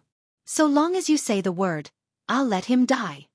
Aldrich immediately turned pale with fright, before looking up at Yang Feng and saying, Master, you promised to spare my wretched life. Yang Feng laughed heartily and said, Haha, when did I promise you? It's just that you were mistaken. The one deciding your life now is your daughter Eunice, not me. Aldrich immediately turned around, knelt on the ground, cut a sorry figure, and implored bitterly. Eunice, my daughter, my biological daughter. I know I was wrong, I beg you, spare my life. I'm begging you, for the sake of me being your biological father, please spare my life. I'll give you all the resources I've accumulated over the years. Moreover, as long as I give you careful pointers, you'll definitely become a great warlock in the future. Eunice gave Aldrich a deep look, her beautiful eyes concealing a touch of deep resentment. Aldrich, my dear biological father. At that time, my mother and my elder sister also implored you to not act against them. But you bastard, in order to obtain a trace of progress in your strength, you cruelly killed them. I'll never forgive you. Master, kill this bastard. Henceforth, my body and heart are yours. All right, you can die. Yang Feng's eyes flashed with a touch of regret, before saying faintly to Aldrich, No. Aldrich uttered an extremely miserable scream. His face distorted. His body uncontrollably swelled up, and with a pop he directly exploded. Only his intact head remained, rolling on the ground. His aura of life disappeared at once. In Tyrandot subcontinent, there were a lot of extraordinary life forms with only their heads remaining. But Aldrich clearly wasn't such a monster. When Carolina and Romulaj saw this scene, their hearts trembled slightly. Aldrich was a pinnacle great warlock. Even though he was stabbed by Romulaj's kiss of the damned and his strength weakened by more than 90%, he was still very formidable. His battle prowess was comparable to that of an ordinary great warlock. Such a peerless expert, with just a few words from Yang Feng, died tragically without the strength to resist. This made them have an intuitive understanding of how terrifying the god-extinguishing elixir was. Yang Feng looked at Aldrich's corpse, his eyes flashed with a touch of regret. Although Aldrich didn't have any moral integrity, but he was a genuine pinnacle great warlock. If it wasn't for Eunice, then Yang Feng would have definitely taken him in as his subordinate and promoted his own power. After all, Aldrich's character wasn't good, but his strength was tyrannical. His conduct was also ruthless, despicable, shameless, and unscrupulous. He was a veteran of dirty work. Thank you, master. Henceforth, my body and heart are yours. Eunice at once threw herself into Yang Feng's embrace and deeply kissed him. Her coquettish eyes were like silk, her whole body exuding an enchanting luster. Chapter 181. Yang Feng gave a slight smile. He knew that he had subdued the mind of the stunningly beautiful Eunice. Prior to this, he had only controlled her through the liquid metal nano-robots. The wonderful feeling of having one's heart and mind fusing was more than 100 times better than having the body of a walking corpse. Judy gave Eunice a somewhat envious glance, then went to Yang Feng's side. She kissed him on the cheek and said with a smile like a flower, "Thank you, master." Yang Feng laughed heartily and embraced Judy and Eunice. After getting rid of Aldrich, Yang Feng's huge mechanical legion directly entered St. Colin City and took over the defenses of St. Colin City's various key locations. St. Colin City had also accumulated a huge amount of goods to deal with the attack of the underworld's allied forces. The huge amount of goods fell into Yang Feng's hands, making him unable to conceal his grin. Yang Feng gave an order, and countless engineering robots started to construct a variety of weapons within St. Colin City, starting to fortify St. Colin City. Additionally, all kinds of munitions factories started to be constructed within St. Colin City. Within Steel City's sphere of influence, in front of a dilapidated munitions factory, Cornell's transformed behemoth's eyes flickered with an extremely savage glint. He stared fixedly at a warlock and said in a voice that contained endless fury, "You said that St. Colin City has already been breached?" The warlock said somewhat tremblingly, "Yes, Your Holiness." Cornell's eyes flashed with a touch of madness and he bellowed, overflowing with killing intent, "Impossible! That's impossible!" St. Colin City was guarded by Warlock College Antalya and Black Dragon Pagoda. How could it have been destroyed? How could it have been breached so easily? Are you deceiving me? You're deceiving me, aren't you? The warlock felt that if he didn't handle this well, then he might be slapped to death by Cornell at any time. The warlock reported while trembling with fear. Yang Feng's mechanical legion used the mysterious weapon that killed Comus and the others, destroyed St. Colin City's city wall and killed the 1 million knight rank experts of St. Colin City. Black Dragon Pagoda's pagoda master Anthony fled, Aldrich died in battle, and the entire St. Colin City was occupied by Yang Feng's mechanical legion. Fuck! Aldrich, you fool, you misled me. Cornell's eyes were bloodshot as he faced the sky and let out a long roar. He was so angry that he vomited a large mouthful of blood. The 5 great warlock groups besieging Steel City was a plan formulated by Aldrich. Cornell had originally believed that this plan was in the bag, so he personally took action and led the Claw of Ambition's experts to burn, kill, and loot all over Steel City, destroying its munitions factories. Now that St. Colin City had been captured by Yang Feng, Savage Claw, White Elephant's Ivory and Black Dragon Pagoda were the 3 great forces that Yang Feng would definitely retaliate against. Cornell suddenly roared, "Where's the eyes of justice? Didn't they reinforce St. Colin City?" Savage Claw, White Elephant's Ivory, Black Dragon Pagoda and Warlock College Antalya were mortal enemies. It was because of this that Savage Claw and White Elephant's Ivory were responsible for cutting off Yang Feng's reinforcements. The Eyes of Justice acted as a mobile reinforcements that could support the major battlefields at any time. The warlock said extremely bitterly, "The Eyes of Justice didn't go to the battlefields, they just made a gesture, that's all." Cornell gnashed his teeth and said, "The Eyes of Justice, the Atchison, the Eyes of Justice. He's planning to sit on top of the mountain and watch as we and Yang Feng fight to the bitter end." The warlock asked, "Your Holiness, what should we do now?" Cornell promptly made a decision. "Withdraw at once. Withdraw, Savage Claw." A warlock holding a communications magic box walked up to Cornell and said, "Your Holiness, His Holiness Steel White Elephant wants to talk to you." Cornell's eyebrows creased slightly, then he reached out and touched the communications magic box. With a flash of magic radiance, Hara's voice came from the magic box. "Cornell, I just got the information that St. Colin City has fallen. Anthony is seriously injured and Aldrich is dead." Cornell said coldly, "I also got the information. Aldrich is really a good-for-nothing. He was actually so easily killed. Horace said solemnly. That's right, Aldrich is indeed a good-for-nothing. Now, we only have one chance, a chance to survive from the jaws of death. Raid Steel City's base. Giant Stone City. As long as Giant Stone City is breached and Yang Feng's uncle Yang Yi is captured alive, then we still have a chance to turn the tables. Otherwise, with Yang Ye's peerless alchemy, coupled with Warlock College Antalia's and Rose Garden's tremendous resources, as long as we give them some time, then we won't be able to resist Steel City's mechanical legion. Horace could see it very clearly. As long as Yang Feng was given some time to develop, then countless level 8 primary battle robots would be manufactured. Then it would be the end of Savage Claw and White Elephant's ivory. But his only mistake was that he guessed incorrectly, that Yang Yi didn't exist. Everyone was certain that Steel City had an alchemy expert called Yang Yi, but that was because it was impossible for Yang Feng to be that peerless alchemy expert. The information regarding Yang Feng practicing cultivation in Warlock College Antalya had already been thoroughly researched by the major forces. It was impossible for him to be an expert with peerless alchemy. The only possibility was that he was served by an expert with peerless alchemy. For an expert with peerless alchemy to serve a waste with an inferior level 1 soul aptitude, apart from being a blood relative, there was no other way to explain it. Yang Ye's image also became vivid and lifelike. Conrath said coldly, "Are you sure that Giant Stone City doesn't have that mysterious alchemical weapon that killed Comus and the others?" Horace was silent at once. Even if he was tyrannical, but he still didn't dare to say that he could contend against that terrifying alchemical weapon that annihilated 18 great warlocks. As for whether or not Giant Stone City had that kind of weapon, that was simply a matter of course. Conrath said lightly, "If you want to go, then go by yourself. I'm going to take my people to Savage Claw. If Yang Feng dares to bring his people to Savage Claw, then I'll definitely exterminate him." Horace gave a long sigh and said, "All right. Return to Savage Claw." Conrath immediately ordered. All the warlocks belonging to Savage Claw quickly rode various kinds of secret treasures or extraordinary flying life forms and quickly retreated toward Savage Claw. In a secluded valley.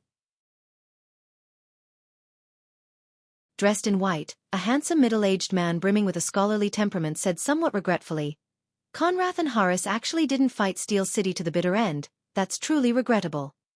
This middle-aged man dressed in white was impressively Eyes of Justice's leader Atchison.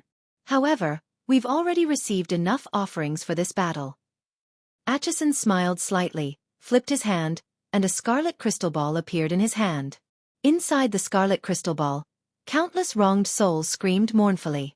One after another, human faces continuously tumbled inside the scarlet crystal ball, issuing extremely mournful wails.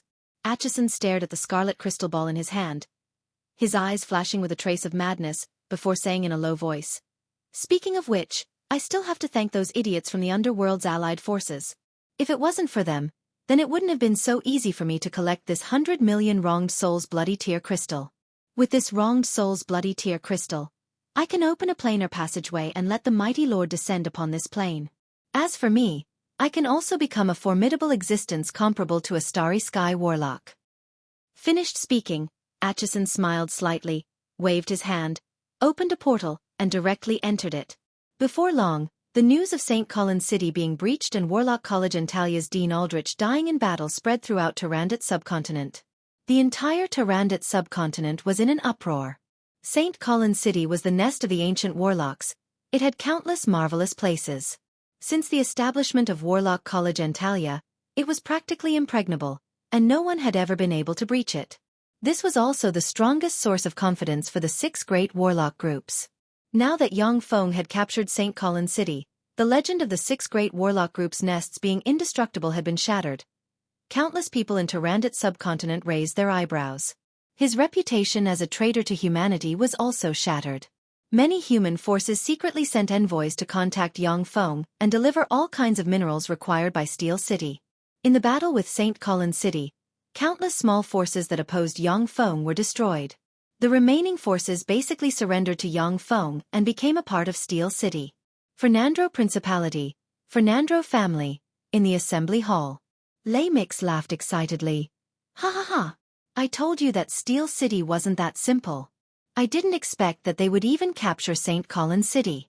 That's really amazing. We've struck it big."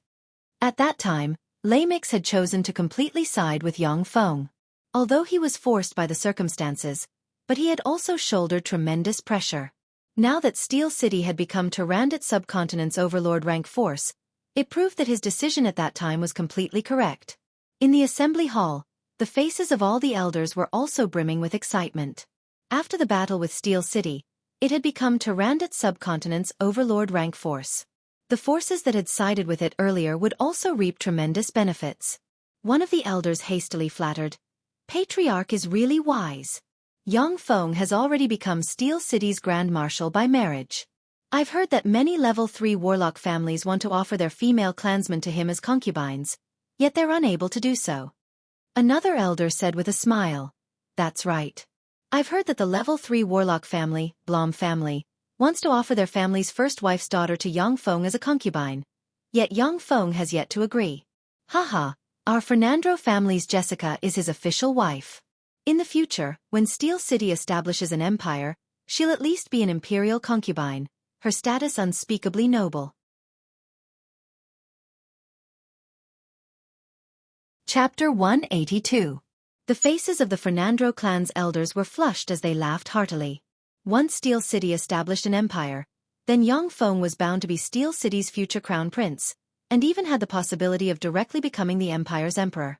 After all, Yang Yi was famous for not liking to manage and wholeheartedly devoted himself to alchemy. The identity of an imperial concubine of a formidable empire comparable to that of the Black Dragon Empire was definitely much more distinguished than that of Fernando Principality's king. Anusha also revealed a trace of a smile, just that it was somewhat forced. She was currently filled with jealousy towards Jessica. An elder suddenly said, "There are many beautiful women around Yang Feng. As far as I know, Eunice and Xiaofan are both peerless beauties. Moreover, Carolina, Cordelia, Clarissa and Ophelia, the 4 holy ones, all of them are peerless beauties. Jessica is alone by his side.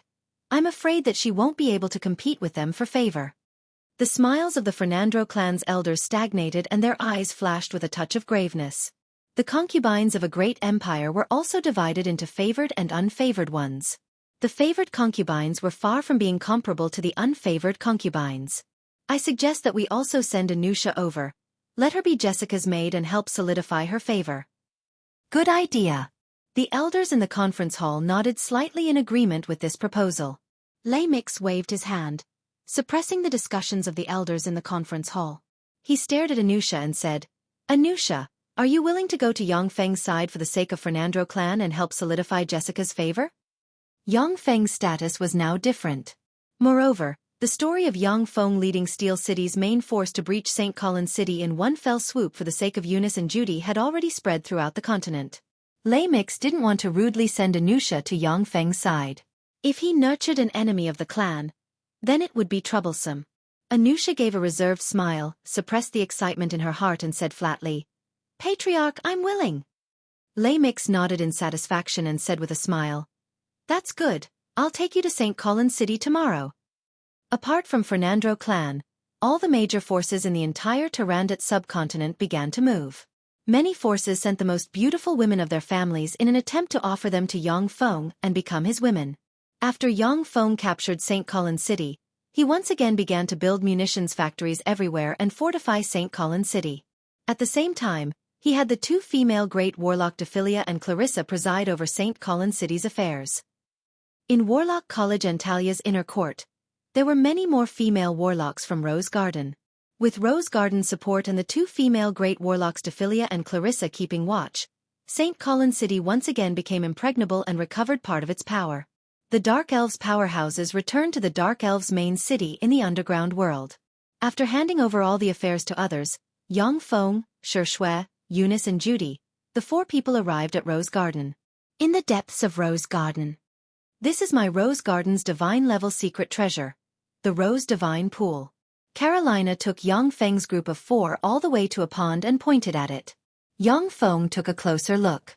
Blue jade-colored roses were in full bloom at the center of a wide pond. As if it had a life of its own, the pond revolved continuously and absorbed the surrounding magic energy. There were 8 huge grooves around the pool, and each groove was filled with countless inferior magic stones. With every passing minute, many low-level magic stones would turn into dust, and all the magic energy would be sucked dry. the magic energy would be directly absorbed into the rose divine pool. From time to time, a drop of blue liquid would fall from the roots of the blue jade-colored roses into the pool, forming the rose divine pool's water. Yang Feng was somewhat speechless. So extravagant, how many inferior magic stones would be consumed in a year?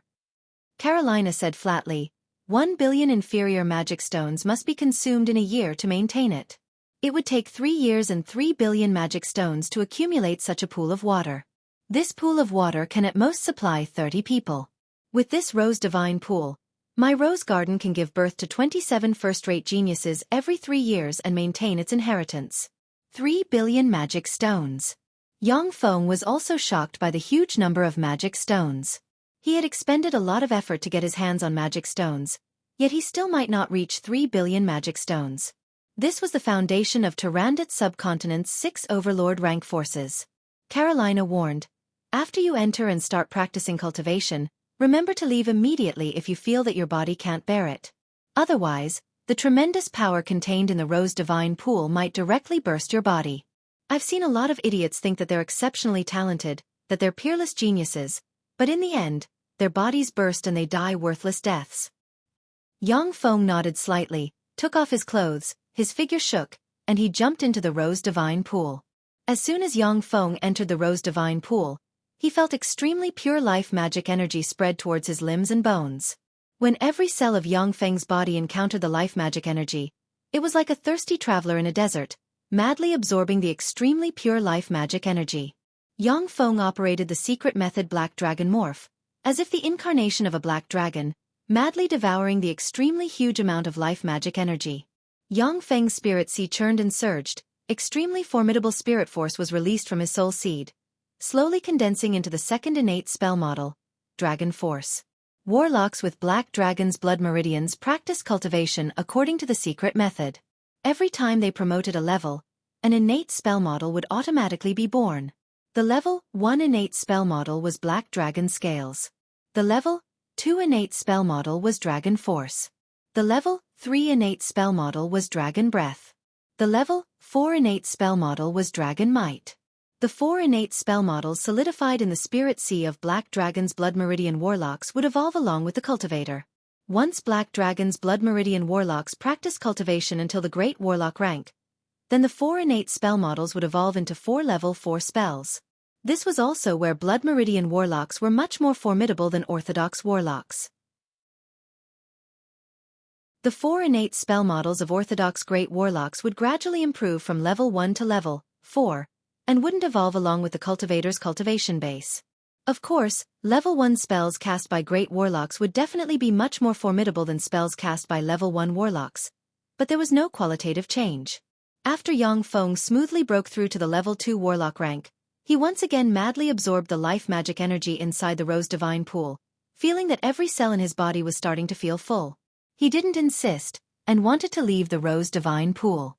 At this moment, the extremely strange green bead on Yang Feng's chest suddenly flashed with an emerald green radiance, madly devouring the life magic energy of the Rose Divine Pool.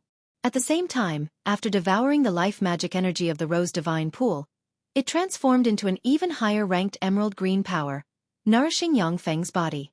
Under the nourishment of the emerald green power, Yang Feng only felt his whole body become extremely hungry, madly devouring the emerald green power, continuously making him more powerful. The traces of residual elixir toxins accumulated inside Yang Feng's body due to him drinking too many elixirs were also expelled from his body inch by inch. An hour later, Judy climbed out of the Rose Deity's pool. She was already unable to absorb the Rose Divine Pool's power. Once Judy came out of the Rose Divine Pool, the distant Carolina sensed her and said faintly within, "This girl's aptitude is really poor." In the past, those who could enter the Rose Divine Pool were all geniuses. They could at least last for more than 6 hours. Judy only lasted for an hour. The poor aptitude could be well imagined. Time continued to pass. 28 hours later, Eunice finally leapt out of the Rose Divine Pool, her body emitting a formidable life force. She had also promoted from a level 1 Warlock to a level 2 Warlock. After Carolina sensed Eunice, she gave a knowing smile. "This young lady isn't bad, her aptitude is just a bit worse than mine at that time." Yang Feng, this youngster, really struck gold. Yang Feng and Shi Shui, the two of them actually didn't come out. Could it be that their aptitudes are more formidable than Eunice's? That's impossible. Yang Feng's aptitude is publicly recognized as trash. Inferior level 1. Even if he promoted to a warlock, he would still have walked the evil path of a Blood Meridian warlock. How could he have stayed in the Rose Divine pool for so long? Carolina's beautiful eyes flashed with a touch of worry. Her figure shook and she immediately appeared next to the Rose Divine pool, her tremendous spirit force at once entering the Rose Divine pool.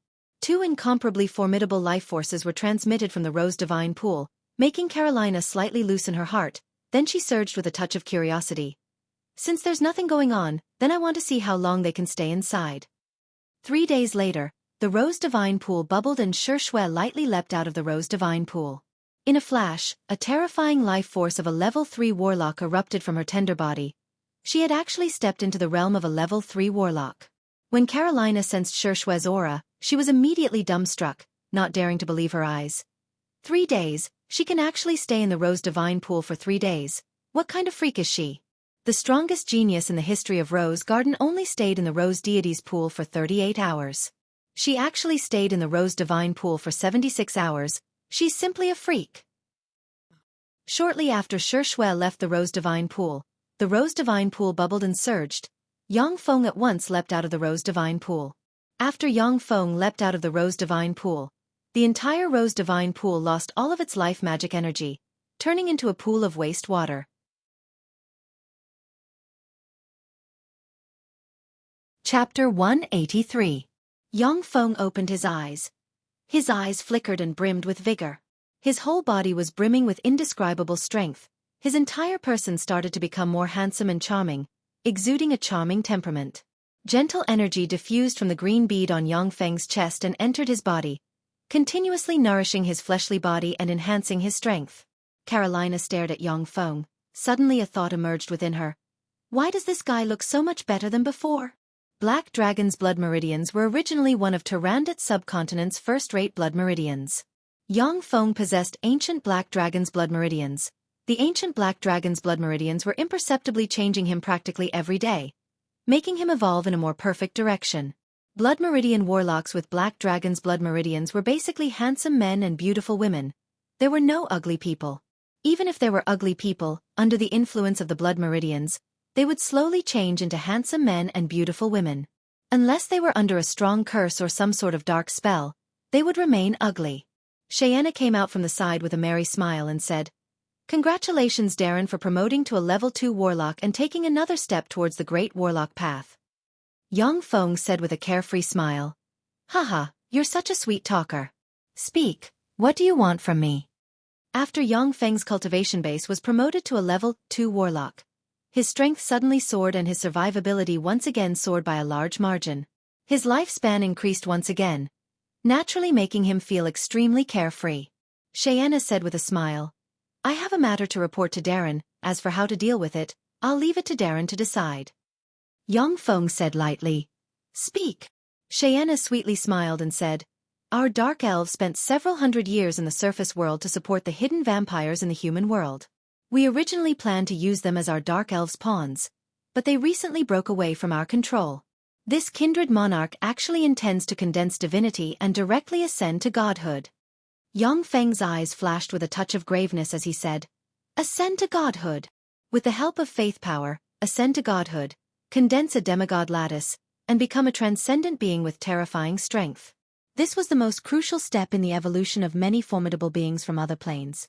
Once the kindred monarch became a demigod, then he would possess terrifying battle prowess comparable to that of a starry sky warlock. Even a terrifying existence like the ancient black dragon Vedarnia at its peak could fight against it. Yang Feng's eyes flashed with a fierce glint, and he said coldly, "That won't do. I have to kill it before it ascends to godhood." Xiaofan's beautiful eyes flashed with splendor, and she said with a sweet smile, "Sir, I have a suggestion."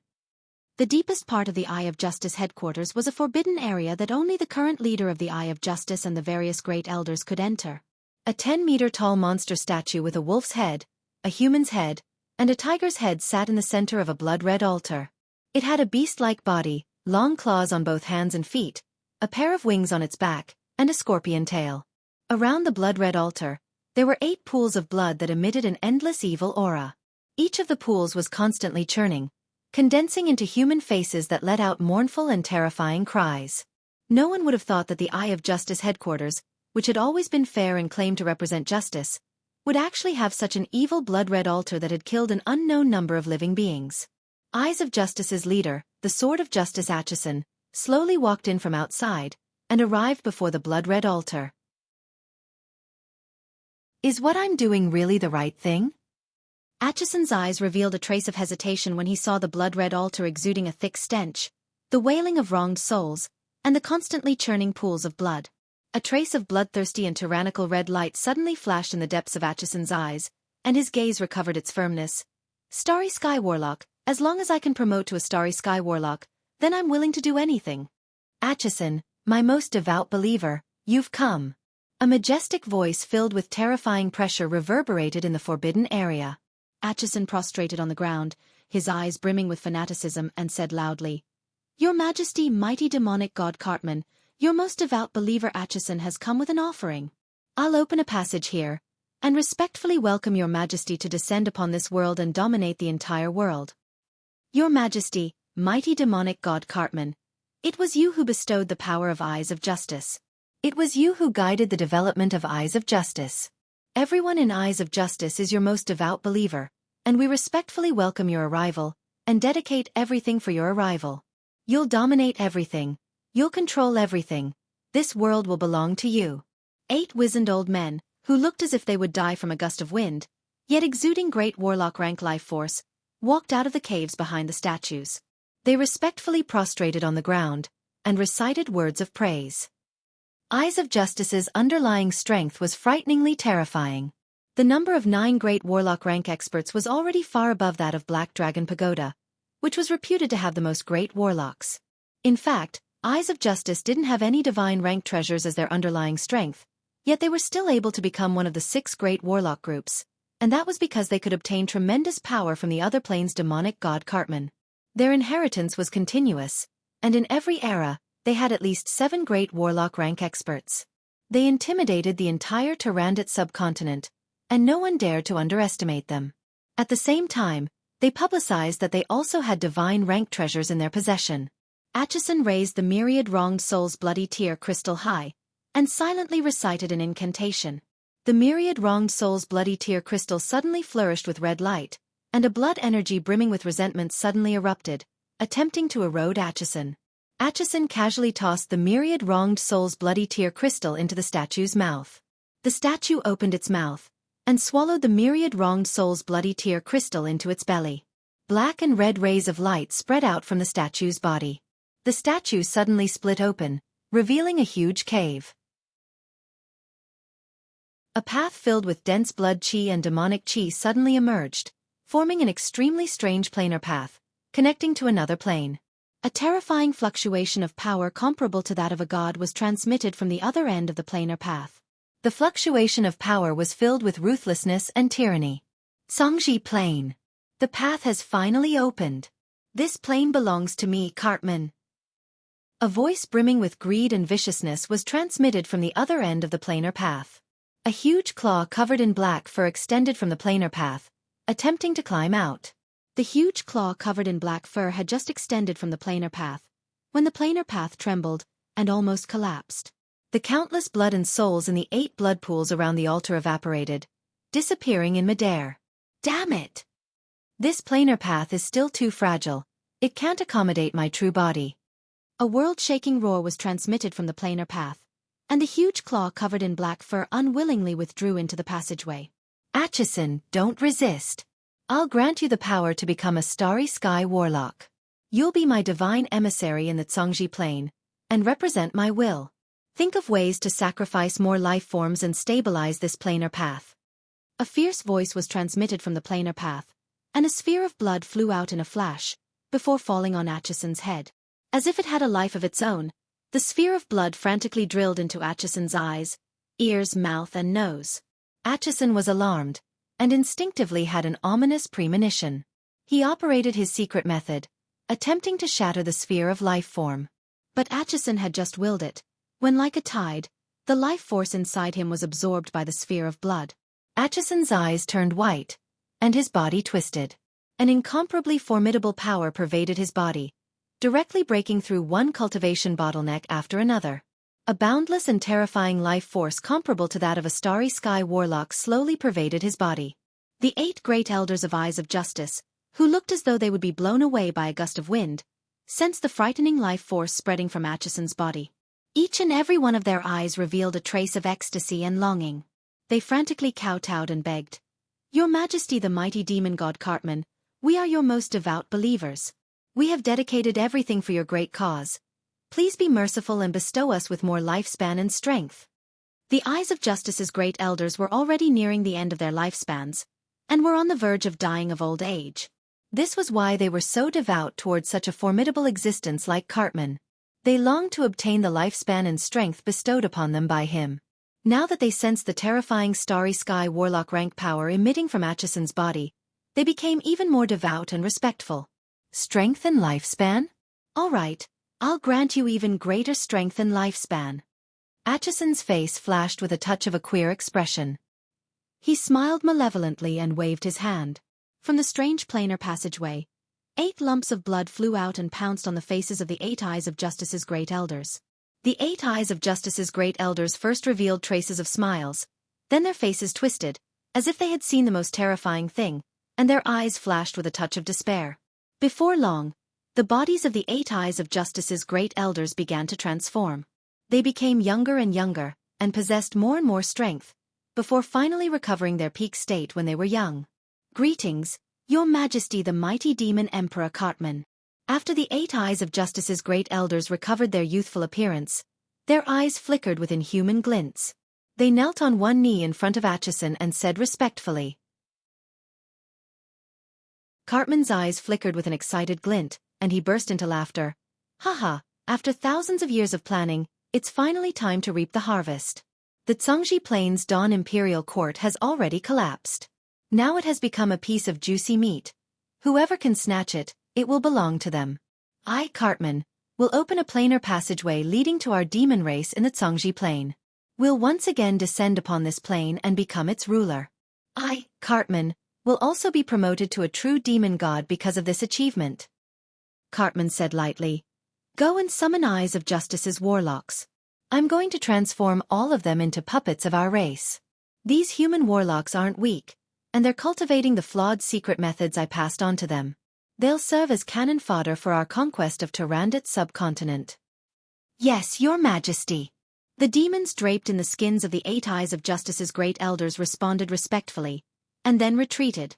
Before long, Eyes of Justice's warlocks were summoned into the forbidden area. After they came out, although they were still draped in a layer of human skin, but they were no longer human on the inside.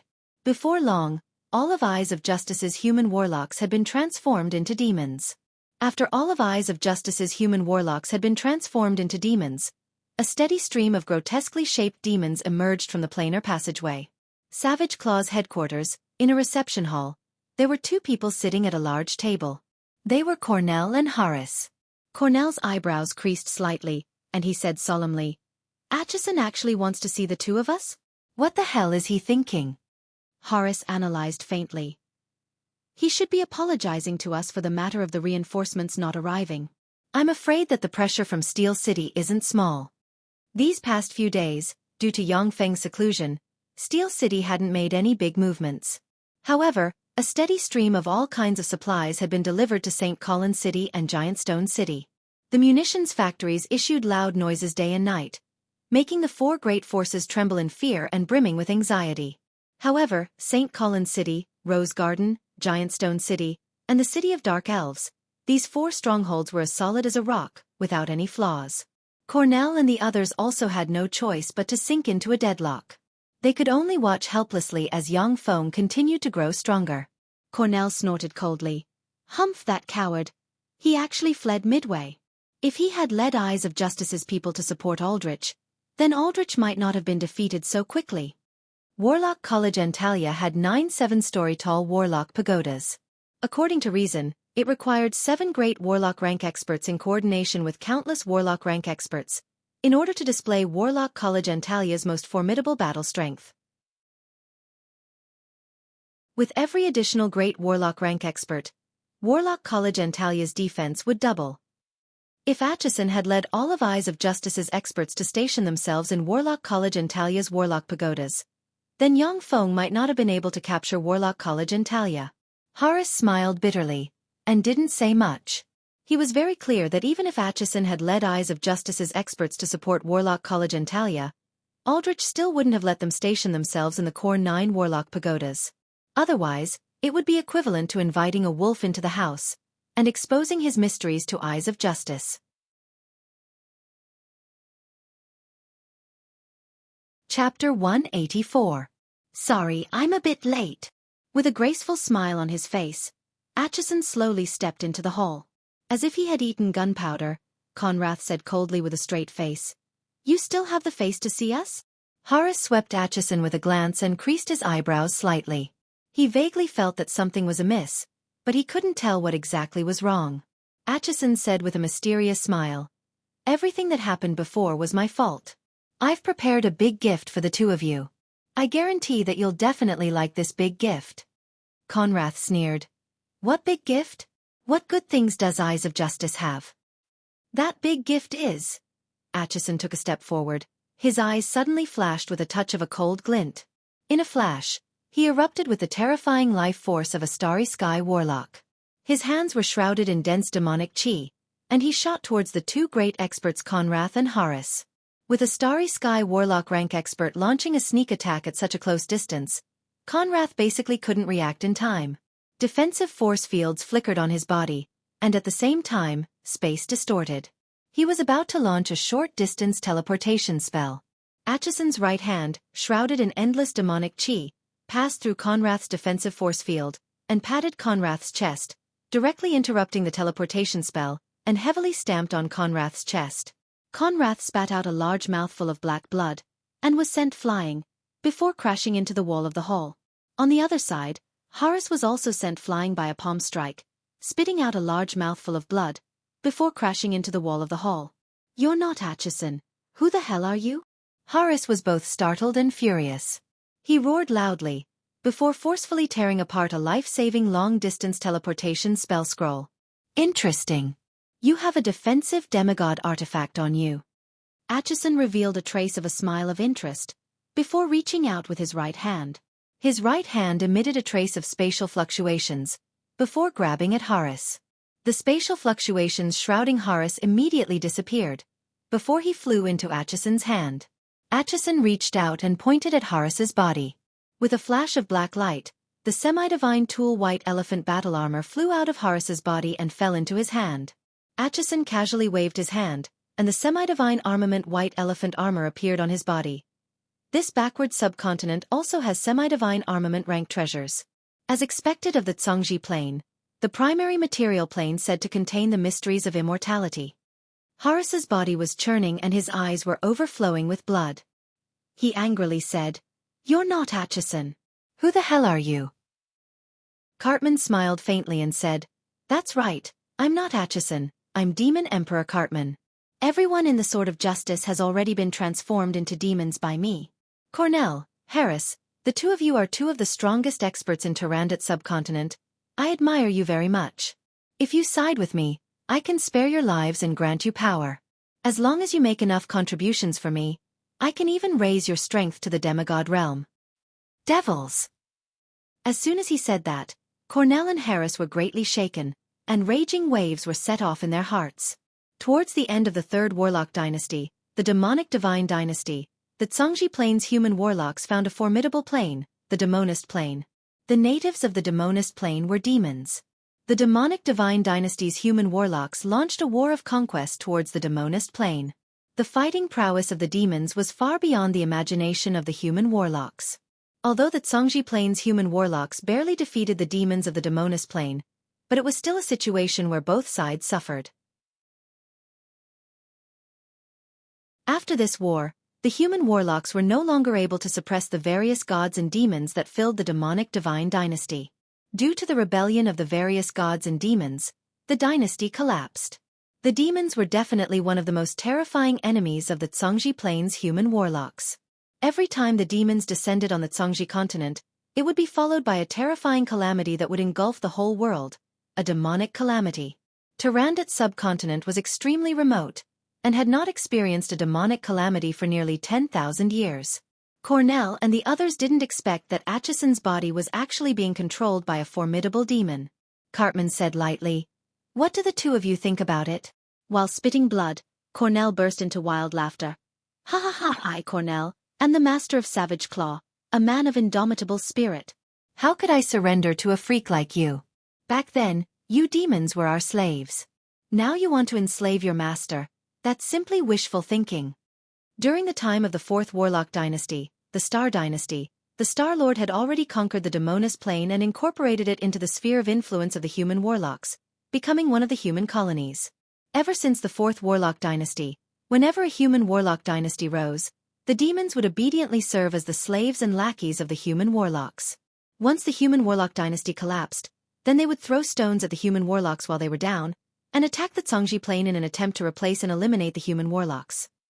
"Stubborn fellows, go to hell." Cartman's eyes flashed with a touch of coldness, and he said frigidly. He snapped his fingers, and clouds of black demonic chi gushed out of Cornell's body, inflating him into a balloon, before exploding with a bang, turning him into countless fragments that scattered on the ground. Cartman swept Horace with a glance with his hands behind his back, and said lightly, "A wise man submits to circumstances." At that time, the Zhongji Plane's human warlocks were powerful, and we had no choice but to yield. Now, the Zhongji Plane has declined, and humans have fallen. This plane will belong to us demons, while the Tarandit subcontinent will belong to me, the Demon Emperor Cartman. Horace, you've bitterly practiced cultivation for hundreds of years. Do you want to be as stubborn as Cornell and court your own death? Horace hesitated for a moment, before clenching his teeth and saying, "Sir Demon Emperor Cartman, I can surrender to you. However, you must promise not to use any secret methods to control my thoughts." Cartman's eyes flashed with a touch of contempt, yet his face carried a trace of a kind and cordial smile as he said, "All right, I promise you." Although the Zhongji Plane's human warlocks had declined, and were no longer as glorious as the 8 great warlock dynasties. However, in the Zhongji Plane's continent, experts were still as common as clouds, and experts were as plentiful as rain. It definitely wasn't that simple for demons to conquer the entire Zhongji Plane. They had to use human warlocks to fight human warlocks, and instigate human warlocks to kill each other. Only then would the demons have a chance. This was the experience summed up by the demons for hundreds of thousands of years. Therefore, Cartman attached great importance to Horace, who was the first human great warlock to pledge allegiance to him. Horace asked respectfully, "Master, now that Cornell is dead, what do you plan to do with Savage Claw?" Cartman said lightly, "Destroy it. My subordinates have already followed me into Savage Claw. With Cornell dead, Savage Claw's headquarters is completely in my pocket." Savage Claw was one of the ancient warlock relic sites. If there were enough great warlocks and level 3 warlocks, then even Starry Sky warlocks could be suppressed, and even slightly contend against Moonlight warlocks. However, Savage Claw had suffered heavy losses in the Battle of Black City, and the number of great warlocks wasn't enough. Moreover, Cornell had been killed by Cartman's sneak attack. Without a leader, Savage Claw couldn't resist Cartman, a terrifying Starry Sky warlock rank expert. Cartman's eyes flashed with a touch of a crafty glint, and he said solemnly, "Horace, help me make an appointment with Black Dragon Pagoda's Master Anthony. I want to meet him. Tell him that I want to apologize to him. Moreover, I'll prepare a generous gift for him." Cartman possessed terrifying Starry Sky warlock rank strength, yet he still acted very cautiously. He wanted to uproot Tarandit's powerful forces one by one. At the moment, he was merely an embodiment of his true body in the Demonist Plane. Once he entered ancient warlock relic sites like Black Dragon Pagoda or St. Rose Garden, then he might be directly suppressed and killed. Horace said with a bitter smile, "Master, Black Dragon Pagoda's Master Anthony was seriously injured by Steel City's Mechanical Legion, and is currently in seclusion. I invited him before, but he ignored me." Cartman was slightly taken aback, and said, "Steel City's Mechanical Legion? When did such a force like Steel City emerge in Tarandit subcontinent?" In that case, he only obtained Acheson's body, but didn't obtain Acheson's memories. Horace was slightly moved within. Horace said, "Master, Steel City's master is called Yang Yi, and he's a peerless genius in alchemy. He obtained the alchemy inheritance of the 6th Warlock dynasty, Golem dynasty, and refined a mechanical legion composed entirely of mechanical golems. That mechanical legion is very powerful, and we're not his match. Even the Rose Garden and the Dark Elves had joined his side. Master, if you want to become Tyrandot subcontinent's master, then Yang Yi is your greatest enemy. Cartman said faintly. Is that so? Where's Yang Ye's base? Horace's eyes flashed with a touch of a peculiar glint, and he said respectfully. His base is in Fernandro Principality's giant stone city. Cartman's eyes flashed with a touch of a peculiar glint, and he said with a faint smile. Go invite him, Rose Gardens Carolina, and the great matriarch of the Dark Elf Cheyenne to White-Tooth City for a chat. Tell them that the 3 of us want to surrender to Steel City, and that we need to personally discuss the conditions with them. Yes, Master. Horace's heart was filled with disappointment, yet he said respectfully on the surface. Cartman was already a Starry Sky Warlock rank expert, an unparalleled existence in Tyrandot subcontinent, yet he still acted so cautiously and without the slightest flaw, which made Horace extremely disappointed. Before long, the envoys dispatched by White Ivory arrived at St. Collins City.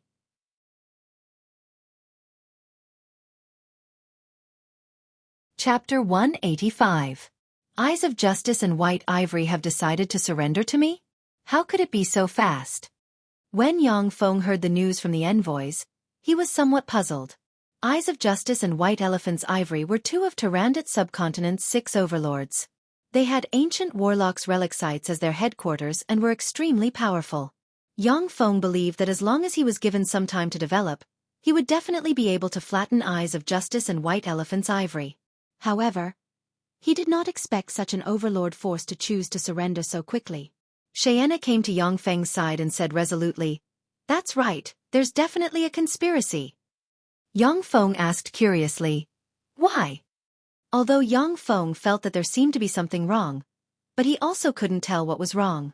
In terms of development potential, Yang Feng's Steel City was indeed far superior to Eyes of Justice and White Elephant's Ivory.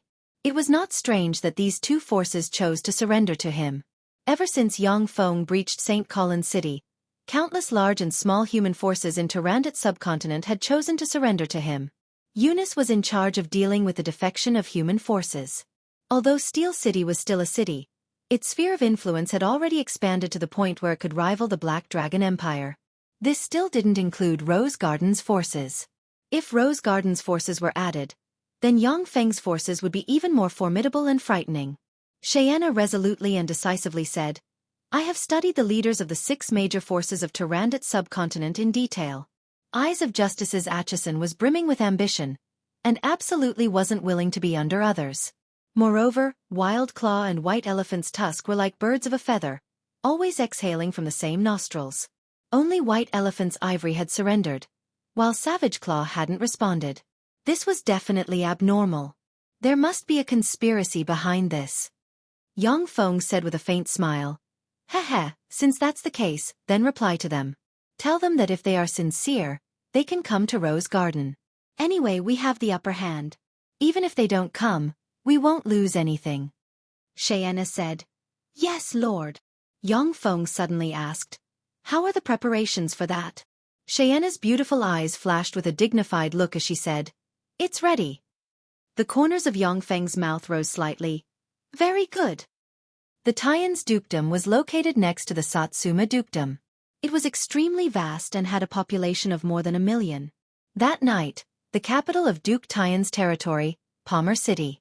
In the center of Palmer City, in a square lit with countless magic lamps, countless handsome young men and women gathered. Countless handsome young men and women were venting their lust together, and the ground was littered with broken human corpses that had died with grievances. Countless young human boys and girls were tied up like pigs, looking at the scene in front of them in horror. From time to time, naked handsome young men and women would walk up to those young men and women. They would grab one of them as if they were picking food. Then, they would open their mouths and reveal their sharp canine teeth. They would fiercely bite the young men and women's necks and crazily devour their blood. Those handsome men and beautiful women were the vampires and the servants they had created. Vampires. Kindred was also a kind of formidable race. After every pure-blood kindred reached adulthood, they would possess terrifying strength comparable to that of a level 1 warlock. Vampires, on the other hand, were pure-blood kindred who injected a drop of their blood into other life forms, infecting them and transforming them into their servants. Vampires transformed by pure-blood kindred had an extremely low status among kindred, and would be completely obedient to the pure-blood kindred who transformed them, without any power to resist. There were two ways for kindred to increase their strength. One was to slowly increase their strength over time. The other was to absorb the blood of life forms with a formidable soul. In Tyrannid subcontinent, their favorite food was human blood. The lifespan of kindred was also much longer than that of many other races. A lowly kindred, if nothing unexpected happened, could even live for several thousand years and slowly promote to a high-level kindred. Kindred was also a race that gave birth to handsome men and beautiful women. At that time, after Tsangji Plain's great warlocks conquered the plane of kindred, they treated kindred as pets and brought them back to Tsangji Plain. In Tyrannid subcontinent, because of this, there were kindred. For ordinary people, kindred and vampires were formidable and invincible existences. But for human warlocks, they weren't difficult to deal with. Because the infection of kindred was too strong, they were hunted down by humans in Tyrannid subcontinent, and could only hide in dark corners. It was extremely unusual for so many kindred to gather in Palmer City. Moonlight sprinkled down from the sky. A blonde, peerlessly handsome, slender young man, exuding a charming temperament that would kill both men and women, slowly walked to the center of the square that reeked of blood and obscenity. This young man was the only true blood kindred in Tyrannid subcontinent with great warlock rank strength, the kindred monarch. Behind the kindred monarch followed 25 high-level kindred. The 25 high-level kindred were handsome men and beautiful women, making it hard for people to shift their gazes away. Among kindred, low-level kindred were equivalent to level 1 human warlocks, intermediate kindred were equivalent to level 2 warlocks, advanced kindred were equivalent to level 3 warlocks, and true blood kindred were equivalent to human great warlocks. True blood vampires had already purified the blood in their bodies to a terrifying degree. In the eyes of some ancient kindred experts, only true blood kindred could be considered as their compatriots, while the rest of the kindred were just ants. True blood kindred could also produce a large number of low-level kindred by injecting their true blood into other life forms. Ordinary kindred could only produce vampires, and their reproduction method wasn't much different from that of humans. The young man walked to the center of the square and said in a loud voice, "My compatriots, my servants, I am your monarch, Rerit. Monarch! Long live the monarch! Long live the monarch!" Earth-shaking cheers came from below the square. Everyone stared at the young man, their eyes brimming with fanaticism. We kindred were abducted from our homeland by the damned human warlocks and brought here. For the past 10,000 years, human warlocks have humiliated and hunted our compatriots, forcing us to flee like stray dogs. Now, it's finally time for us to strike back. As long as I, your monarch, become the god of kindred, then I'll shelter you with supreme divine power. I'll turn the entire Tyrannid subcontinent into our divine country. Any human will become our rations, our livestock, our slaves. Now pray with all your might. I need your strength to help me ignite my godfire, become a true god, and shelter my race. Rerit spread his hands, a pair of wings unfurled from his back, and his imposing manner rose steadily. Countless moonlight sprinkled on his body, giving him a sacred aura. Mighty Lord Rerit, you're even more noble than the true ancestor, a sacred existence. Mighty Lord Rerit, you're the ruler of myriad races. You're the monarch of the night. You're the sower of fear. Mighty Lord Rerit, you're the monarch of blood. You're the invincible god of war. You're the god of death who controls life and death. Mighty Lord Rerit, we offer our most pious faith to you. Henceforth, after death, we'll return to your divine country. We'll become your shield, and resist all harm for you. We'll become your sword, and slash all enemies for you. Mighty Lord Rerit, may your divine country be held high, and become a star in the sky. In the center of the hall, neat and holy prayers rang out one after another. Many kindred respectfully took out Rerit's icons from their bosoms and placed them in front of them. Those icons were shrouded in a layer of dense faith power. I'll become the god of myriad races, and shelter you. Rerit's eyes burned with the flames of raging ambition. He spread his hands, took a step forward, and bellowed towards the sky. Traces of faith power were extracted from Rerit's icons, and entered Rarit's body. In the center of the venue, hundreds of thousands of kindred prostrated themselves on the ground, and extremely piously recited prayers. Incomparably formidable faith power entered Rarit's body, causing his imposing manner to rise steadily. Suddenly, a golden flame condensed between Rarit's eyebrows. In a flash, his life force underwent a terrifying transformation, transforming into that of a star warlock. Rarit only felt an indescribable comfort from head to toe. His entire person underwent a heaven-shaking transformation. Countless knowledge automatically became clear, and he laughed wildly. Haha, I've already ignited my god fire and become a demigod. Who in Tyrandit's subcontinent can still be my match? At this moment, the black clouds in the sky churned and surged, and the world became dark. A pitch-black spear shot out from the black clouds, tore through space, and stabbed Rarit. No! Why? Why is this happening? Rarit faced upwards and issued an incomparably mournful, heart-wrenching, and lung-splitting scream. Then, like an ant, his body crumbled inch by inch. Idiot, that's because the Zhongji plane doesn't allow people to become gods on their own. Rays of light distorted, and Yang Feng's figure appeared at once. He watched Rarit's body crumble inch by inch, and his eyes flashed with a touch of a complex glint as he slowly sighed. Gods were the most powerful beings in different planes. Compared to the warlock path, the god path had an incomparably huge advantage, and that was that they could live for a very long time. Even feeble divine force rank gods had a lifespan of millions of years.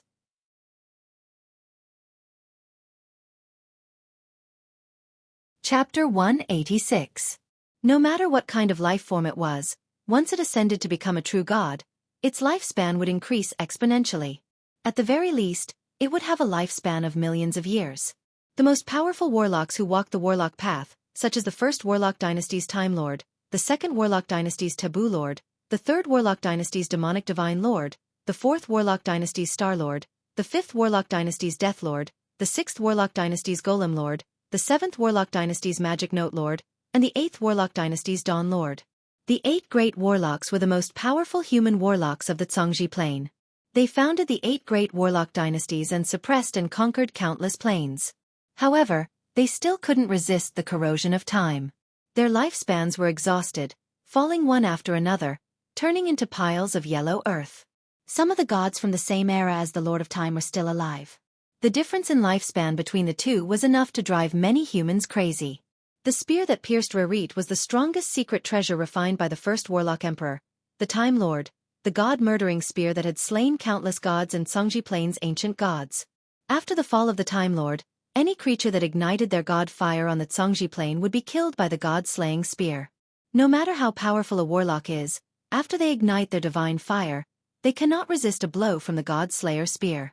Only a small portion of people in Tyrandit's subcontinent knew about this secret. Among them was the great matriarch of the Dark Elves, Xiaofan. Dark Elven clan's cultivation method was diametrically opposed to that of human warlocks.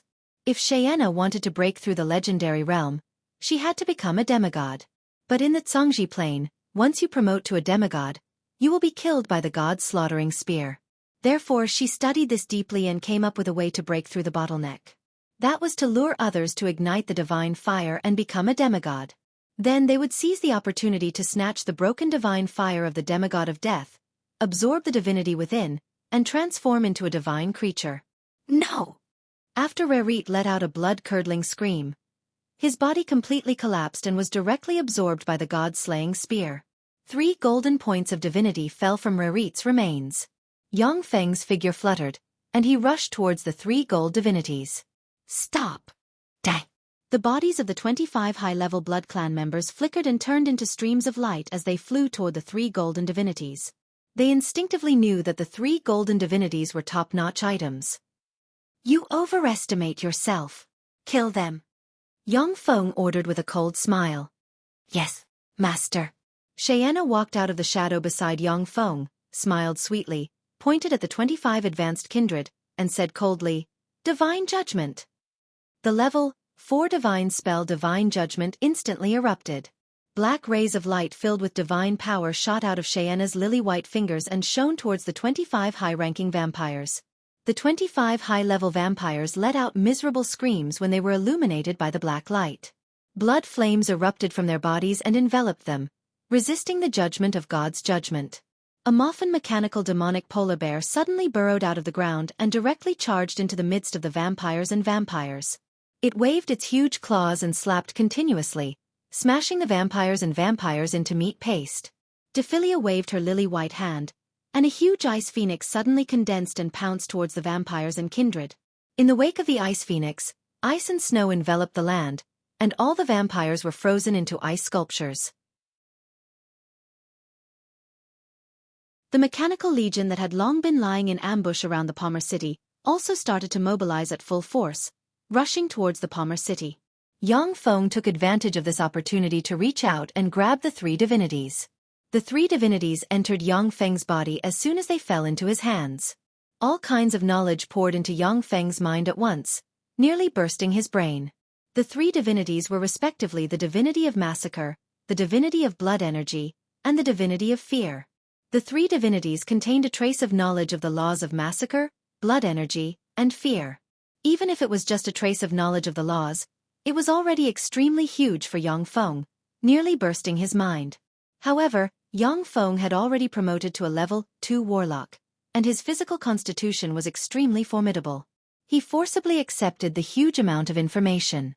At the same time, the three divinities entered Yang Feng's sea of knowledge and respectively released the formidable divine energy of massacre, divine energy of blood, and divine energy of fear, slowly transforming Yang Feng's body and transforming him into a divine life form. The divine energy of massacre could enhance Yang Feng's massacre instinct. The divine energy of blood could allow Yang Feng to freely manipulate his own and even the enemy's blood, and the divine energy of fear could cause enemies to feel fear towards Yang Feng in battle and weaken their battle prowess. With Yang Feng's current strength as a level 2 warlock, once he encountered an army of ordinary people, he could directly urge the power of the divine energy of fear to cause the army of ordinary people to feel fear and collapse without a fight. The 200,000 level 8 primary battle robots lying in ambush in the Palmer city slaughtered their way into the city, and then with an unstoppable momentum, the kindred and vampires in the Palmer city were utterly routed and their blood flowed like rivers. This is the smell of divinity. Someone has just obtained divinity here. A black radiance descended from the sky and Cartman suddenly appeared in front of Yang Feng, his gaze falling on Yang Feng. Being stared at by Cartman, Yang Feng felt as if he was a frog encountering a venomous snake. Instinctively, his whole body was brimming with fear. At this moment, the soul seed in Yang Feng's spirit sea, a dragon silhouette suddenly issued a roar. The blood inside him boiled and a proud and unyielding will erupted in a flash, dispelling part of the fear towards Cartman. A divine energy of fear erupted inside Yang Feng, absorbing the remaining fear and transforming it into his own power. Did you absorb the divinity here? What a waste of resources. A trifling level 2 warlock actually absorbed divinity, that's too wasteful. If I kill you now, I should be able to extract the divinity. Although there will be some losses, but there's nothing I can do about it. Cartman carelessly swept Yang Feng with a glance, then extended his hand and grabbed towards Yang Feng. Suddenly, a pitch-black demonic chi hand appeared and grabbed towards Yang Feng. Starry Sky Warlock. How come there's a Starry Sky Warlock here? Even though Yang Feng restrained his fear towards Cartman, but when faced with Cartman's attack, he still felt a sense of powerlessness.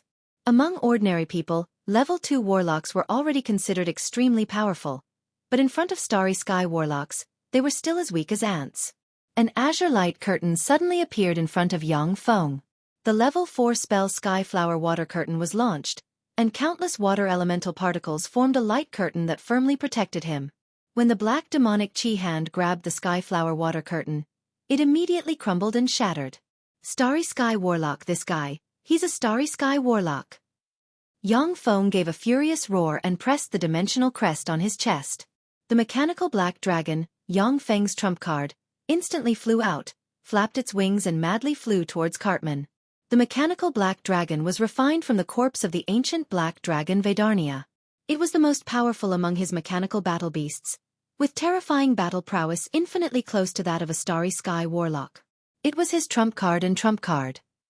When the mechanical black dragon appeared, it swept its huge tail and, as if MT Tai was pressing down, it directly slammed towards Cartman. A bit interesting. This alchemical golem has battle prowess infinitely close to that of a Starry Sky Warlock. Unfortunately, your opponent is me. Cartman's eyes flashed with a touch of fanaticism. He gave a fierce roar. His figure shook, and he slammed his fist on the mechanical black dragon's tail. Boom! A terrifying blare sounded, the scales on the mechanical black dragon's tail exploded, and countless parts splashed about. Cartman was also sent flying tens of meters away from the huge blow, a trace of blood spilling from the corners of his mouth. Yang Feng promptly tore apart a fixed teleportation scroll, and a powerful spatial fluctuation enveloped him in a flash. It's no use. In front of a devil emperor, any spatial magic is useless. Cartman smiled coldly and pointed at Yang Feng. The spatial fluctuations shrouding Yang Feng disappeared in an instant, and the scroll in his hand exploded into countless fragments that scattered on the ground. Divine judgment! When they heard Yang Feng's call, the great warlocks who were slaughtering kindred rushed over. Without demur, Xiaofan cast the level 4 divine spell Divine Judgment. Streams of darkness divine power condensed into black divine light and madly shot towards Cartman. Divine Judgment? It's pretty powerful. You're a pretty woman, very good. Very suitable to be my childbearing machine. Cartman smiled faintly, then erupted with boundless demonic chi, which formed a demonic force shield. The streams of divine judgment divine light shone on the magic power shield, issuing sizzling sounds, yet were unable to penetrate the magic power shield. Xiaofan's figure shook, and she arrived next to Yang Feng. She stared at Cartman, and her eyes flashed with a touch of bewilderment. You're not Eyes of Justice's Atchison. Who the hell are you? Dephilia's figure shook, and she arrived next to Yang Feng. She stared at Cartman, and her beautiful eyes flashed with a touch of graveness. She could feel the terrifying life force exuding from Cartman, the terrifying life force of the legendary Starry Sky Warlock rank. Cartman glanced at the void and said loftily, I'm the Demon Emperor Cartman from the Demonist Plane. You lowly humans, if you submit to me, then I'll give you a way out. Otherwise, all of you will die here today. Even those women who are hiding at the side are no exception.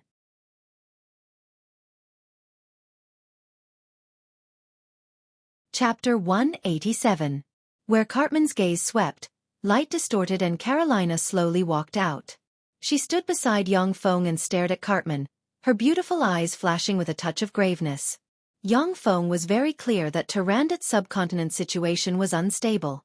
In order to obtain such a precious treasure as divinity, he had no choice but to personally set out with his true body. But before coming out, he had also gathered the strongest experts he could muster. The combination of Carolina, Xiaofan and Dephilia, the 3 great warlocks, was enough to deal with any Tyrannet subcontinent's great warlocks. Even if Savage Claw and White Elephant's Ivory's experts set up an ambush, they could still protect Yang Feng and break through the encirclement. But they never would have thought that they would actually encounter a demigod rank expert like Cartman. Demonist Plane's Demon Emperor, that's a demon comparable to a feeble divine force rank god. The pretty complexions of Carolina and the other 2 women changed, their hearts brimming with shock. If it was an ordinary Starry Sky Warlock, or even a slightly weaker Starry Sky Warlock, then Carolina and the other 2 plus Yang Feng's more than a dozen level 4 extraordinary life form rank mechanical battle beasts could still put up a fight. But the Demon Emperor's avatar comparable to a god, even if it only possessed Starry Sky Warlock rank strength, its understanding of power and combat understanding was still far from what Carolina and the other 2 women could compare to. The reason why Cartman was able to casually interrupt Yang Feng's level 4 fixed teleportation scroll was because his control over power and space had reached an unimaginably terrifying realm. Yang Feng's eyes flickered with a peculiar glint and he said respectfully, Your Majesty the Demon Emperor Cartman, I am Steel City's Grand Marshal Yang Feng. It's not impossible for us to submit to you. Please show us your invincible strength. Only then will you be able to convince us and make us willingly serve you. Cartman gave a complacent smile as if a cat playing with a mouse and said, Your Steel City's Yang Feng? Haha, it seems that my luck is pretty good. Tell me, how do you want me to show my strength? Defeat all of you? Our Steel City's alchemy is unparalleled. I have a few of the best puppets refined by Steel City. I heard that the demon race has tyrannical physical bodies and dual cultivators. If your Majesty can completely destroy these peak puppets with your physical body, then Steel City is willing to serve you. Yang Feng pressed the dimensional crest on his chest. 2 Amani light wing icebirds, 2 Kalaman boas, 1 Bunman hurricane wolf, 1 fire lion, plus the mechanical black dragon in the sky, A total of 7 level 4 extraordinary life form rank mechanical battle beasts appeared in front of him. Cartman swept a glance at the 7 mechanical battle beasts and said with a slight smile. Interesting, your Steel City's alchemy is really impressive. You can actually refine so many mechanical battle beasts comparable to level 4 extraordinary life forms. Alright, I promise you that I'll show you how powerful I am. Demons had always been proud of their tyrannical physical bodies. For the Demon Emperor Cartman, the 7 level 4 extraordinary life form rank mechanical battle beasts were just a small inconvenience. As long as he expended a bit of strength, then he would be able to tear the 7 mechanical battle beasts into pieces. He didn't have to worry about anything. Yang Feng said with a respectful expression, Your Majesty the Demon Emperor, your strength is unparalleled. I'm just a trifling level 2 warlock. If I were to watch the fight from such a close distance, then I'm afraid that a casual punch from you would kill me. Please allow me to retreat by 20 kilometers and watch the fight from a distance of 20 kilometers. Cartman had a ridiculing expression and said with a faint smile, All right, I'll allow you to watch the fight from a distance of 20 kilometers. A distance of 20 kilometers was nothing for Cartman. Furthermore, with his strength, as long as Yang Feng wanted to cast a spatial spell to escape, then he could casually break it. Yang Feng secretly heaved a slight sigh of relief. Full of vigilance, he retreated to a distance of 20 kilometers with Carolina and the other experts, and then stopped, not making any unusual movements. Cartman revealed a trace of a smile and looked at the 7 level 4 extraordinary life form rank mechanical battle beasts, his gaze in particular falling on the mechanical black dragon. Cartman was confident that he could defeat the siege of Carolina and the other women as well as the level 4 extraordinary life form rank mechanical battle beasts. However, facing the siege of so many experts, if he was even slightly careless, then he would be injured, and there was even a trace of a possibility of failure. After all, Carolina was Rose Garden's master. She had a semi-divine armament and countless trump cards. Cheyenne was also a believer of the goddess Lolth. Once she went all out, she could even display Starry Sky Warlock rank strength. The mechanical black dragon was a terrifying existence comparable to a Starry Sky Warlock in close combat. Now, Cartman only had to dispose of the 7 level 4 extraordinary life form rank alchemical golems, and then deal with Yang Feng and his party. Yang Feng and his party definitely wouldn't be able to stir up any waves. The mechanical black dragon gave a shrill cry, flapped its wings, and soared straight into the sky. Its propulsion furnace was fully activated, and a terrifying Starry Sky Warlock rank strength erupted in a flash. Urged with all its might, the mechanical black dragon could erupt with Starry Sky Warlock rank strength for 1 minute. This eruption was extremely harmful to its body, and was the mechanical black dragon's strongest trump card. The 6 mechanical battle beasts suddenly erupted and pounced at Cartman. Idiot! Shatter! Cartman sneered, his figure shook, and he appeared in front of the 2 Amani light-winged icebirds. Demonic light flickered on his palms, and he patted the heads of the 2 Amani light-winged icebirds. Suddenly, Cartman's complexion changed, and a glint of fear flashed past the abyss of his eyes. The 2 nuclear warheads hidden inside the 2 Amani light-winged icebirds exploded in a flash, and terrifying light and heat engulfed Cartman.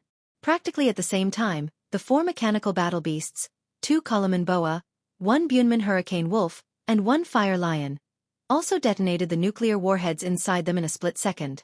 6 terrifying mushroom clouds rose into the sky, causing the earth to shake and the mountains to shake. Incomparably violent shockwaves swept out in all directions, causing the earth to tremble. Dusky clouds of radiation covered the sky, and dust rose from the ground. It was a scene of the end of the world. The hundreds of thousands of kindred and vampires in the Palmer City, as well as Yang Feng's 200,000 mechanical legion's primary battle robots, were engulfed by the nuclear explosions, and were completely annihilated. He's still not dead. Quickly get rid of him. Don't give him a chance to recover, or else, the ones to die in the future will be us. The mushroom clouds of the nuclear explosions had yet to disperse, when Yang Feng's complexion suddenly changed, and he said sternly. From the mechanical black dragon's extremely powerful scanning system, Yang Feng saw that in the center of the nuclear explosions, there was an extremely dilapidated black cocoon, emitting extremely formidable fluctuations of power. Defilia waved her lily-white hand, and opened a portal. She, Carolina, and Cheyenne entered the portal, and then appeared in front of the black cocoon. Saint Rose Great Radiance Purification. Carolina's entire body shone with a holy white radiance, as if a goddess of light. She raised the semi-divine armament Rose Divine Mirror, and aimed it at the black cocoon. An extremely pure divine light shot out from the Rose Divine Mirror, and shone on the black cocoon. The originally dilapidated black cocoon, under the illumination of the pure divine light, collapsed inch by inch. At the same time, Cartman's extremely mournful screams were transmitted. Disintegrate! Before Cheyenne promoted to a high priestess, she was a legend wizard among the dark elves. She pointed with her lily-white hand, and cast the level 4 instant death spell Disintegrate. A disintegration ray fell on the black magic cocoon. The black magic cocoon instantly disintegrated and completely shattered, revealing Cartman inside the black magic cocoon. At this moment, Cartman's hands had already been blown away, one of his eyes was blind, and his whole body was badly mutilated. One could even see the eerie white bones and squirming internal organs. Despite this, he still hadn't died. Demonic chi coiled around him, and he slowly recovered. His body was covered with the remains of the semi-divine armament white elephant armor. Obviously, it was this semi-divine armament that had saved his life. Carolina and the other 2 women were shocked when they saw this scene. The nuclear warhead's might, when detonated at close range, was equivalent to a Moonlight Warlock's all-out strike, and could kill an unguarded Starry Sky Warlock. Cartman, who had fallen into Yang Feng's trap, was hit by 6 nuclear warheads, yet he still hadn't died. His strength and terror could be well imagined. "You're all going to die!" A voice that seemed to have come from the depths of hell spat out from Cartman's mouth, which exposed his gums and was extremely terrifying. Cartman opened his mouth, and a demonic light shot out, directly piercing through Carolina's life force cover. She spat out a mouthful of blood, and was sent flying several tens of meters away. Extreme Cold Ice Phoenix. Dephilia's pretty complexion changed. She silently recited an incantation, and pointed with her lily-white finger. Suddenly, countless ice auras condensed into a 30-meter-long ice phoenix, and pounced towards Cartman. Wherever the ice phoenix passed, countless ice fragments scattered in the air. It was clear that the moisture in the air was instantly frozen into ice beads. In a flash, the ice phoenix pounced on Cartman, and directly froze half of his body. Cartman turned his remaining eye and glanced at Dephilia. Suddenly, a magical radiance flickered in his eyes. "Mom!" As if she had seen the most terrifying thing in her life, Dephilia screamed, fell to the ground, rolled around in pain, and started crying loudly like a weak and helpless little girl. Mage's Disjunction. Cheyenne's pretty complexion changed. She cast the level 4 destruction spell Mage's Disjunction, and a ray of disjunction shot towards Cartman.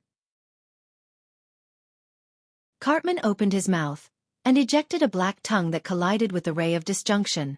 The black tongue was directly disintegrated, and the Mage's Disjunction was also broken.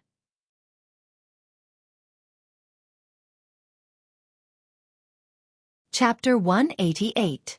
Cartman's figure shook, and he suddenly appeared in front of Cheyenne, before kicking at her. Wall of Darkness. Cheyenne's pretty complexion changed. She silently recited an incantation, and the semi-divine armament dark scepter in her hand blossomed with black divine radiance. The black divine radiance interweaved and condensed, forming a wall shrouded in darkness. Boom! Cartman kicked the arm guard of darkness, causing the arm guard of darkness to tremble, and countless cracks appeared on it. Cheyenne's beautiful face turned pale. It was the first time that she had seen someone seriously injure her wall of darkness with a single blow. At this moment, a peerlessly terrifying aura descended from the sky. The mechanical black dragon flapped its wings, suddenly flew down, and whipped at Cartman with its enormous tail. Bang! Cartman was whipped by the mechanical black dragon, and was sent flying, before crashing into the ground. Suddenly, grotesque radiation tumors emerged on his body, causing him to issue extremely painful and sorrowful howls. The heavy radiation from the nuclear explosion not only heavily injured Cartman, but also caused his body to undergo a tremendous change. Rumbling sounds echoed in the sky. Lightning supersonic fighters abruptly flew out from the clouds, loaded with Gauss machine cannons as they frantically swept towards Cartman. Under the bombardment of the densely packed Gauss cannons, Cartman screamed endlessly with blood splattering all over his body. A mammoth heavy-duty bomber loaded with all kinds of bombs dropped from the sky, before ferociously crashing into Cartman's location. With a loud bang, the mammoth heavy-duty bomber instantly self-detonated, and a small mushroom cloud rose once again.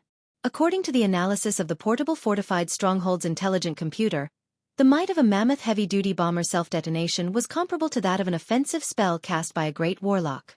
However, the flying speed of a mammoth heavy-duty bomber was too slow. In actual combat, it was basically unable to hit a great warlock. Cartman was truly formidable to the extreme. Even though he was hit by the mammoth heavy-duty bomber's self-detonation, he still didn't die. He merely spouted a large mouthful of black demonic blood, endured the pain, and shot away from his location. If he dared to stay in place, then the countless mechanical legions would definitely blow him up. Ice-bound fetters. When Dephilia saw this scene, a strange glint flashed in her beautiful eyes. She took out the legendary secret treasure ice snowbox, opened it, and silently chanted an incantation, pointing at Cartman. 2 streams of white cold air shot out of the ice and snowbox and flew to Cartman's feet like chains, instantly sealing his legs in ice. Cartman was greatly alarmed and struggled with all his might. Countless demonic energy gushed out and shattered the ice under his feet. The 3 mammoth heavy-duty bombers dropped down once more, slamming into Cartman's body and exploding. 3 mushroom clouds rose into the sky, blasting Cartman into a bloody mess. Another huge crack appeared on the remains of the semi-divine armament white elephant armor on his body. In the sky, the mechanical black dragon had finished accumulating energy. It opened its bloody mouth and shot a dragon breath cannon at Cartman. The mechanical black dragon's most powerful dragon breath cannon instantly vaporized Cartman's lower body, causing him to scream once again. "You damned human ants! How dare you injure me? I will never let you off. Wait until I recover from my injuries, then it will be your doomsday. I will capture you one by one and torture you endlessly day and night for 500 years. Cartman uttered an extremely vicious curse. What remained of his lower body turned into a black ray of light and fled into the distance. Cartman was already seriously injured after the continuous attacks from Yang Feng and his party. If he didn't flee, then only death would await him. With great difficulty, Cartman had managed to send an embodiment to the Zhongji plane. He still had to rely on the embodiment's power to truly open the planar passageway and consolidate it, allowing his true body to descend from the Demonis to the outside world. He naturally wouldn't let his embodiment fall so quickly. Just as Cartman fled, a figure blocked his escape route. The legendary dagger, Kiss of the Damned, easily pierced into Cartman's body. 12 types of curses erupted in an instant, causing Cartman to let out another blood-cursing scream. Cartman's body was stabbed by Romulaj's sneak attack. Having lost his hands and feet, he opened his mouth and sprayed a black ray of light that blasted into Romulaj's tender body. As if a broken rag doll, Romulaj fell from the sky and slammed into the ground, spitting out a large mouthful of blood. With Cartman's pause, the countless Gauss cannons in the sky at once bombarded him, causing him to spit blood again and again. Cartman glared hatefully at Romulaj. Withstanding the 12 kinds of curses of Kiss of the Damned, he turned into a black ray of light and flew towards Eyes of Justice's headquarters. Yang Feng's eyes flashed with a touch of graveness and he said solemnly, "We must kill him. If we let him recover, then we'll be in danger." Cartman fell into Yang Feng's trap and was seriously injured by the 6 nuclear warheads. Then, he was besieged by Carolina and the other 2 peak great warlocks as well as the mechanical black dragon. Under such circumstances, he was still able to seriously injure Carolina and Romulaj. His strength was simply beyond Yang Feng's imagination. After Carolina coughed out a mouthful of blood, she said lightly, "All right, heal me." Cheyenne silently chanted an incantation and pointed at Carolina. She instantly cast the level 4 divine spell, Great Healing. Rays of divine light fell on Carolina's body and quickly healed her internal and external injuries. Although Carolina was also proficient in healing spells, but in terms of healing effects, the High Priestess Cheyenne who used divine power was still more formidable. Yang Feng waved his hand and a lightning supersonic fighter descended from the sky and landed on the ground.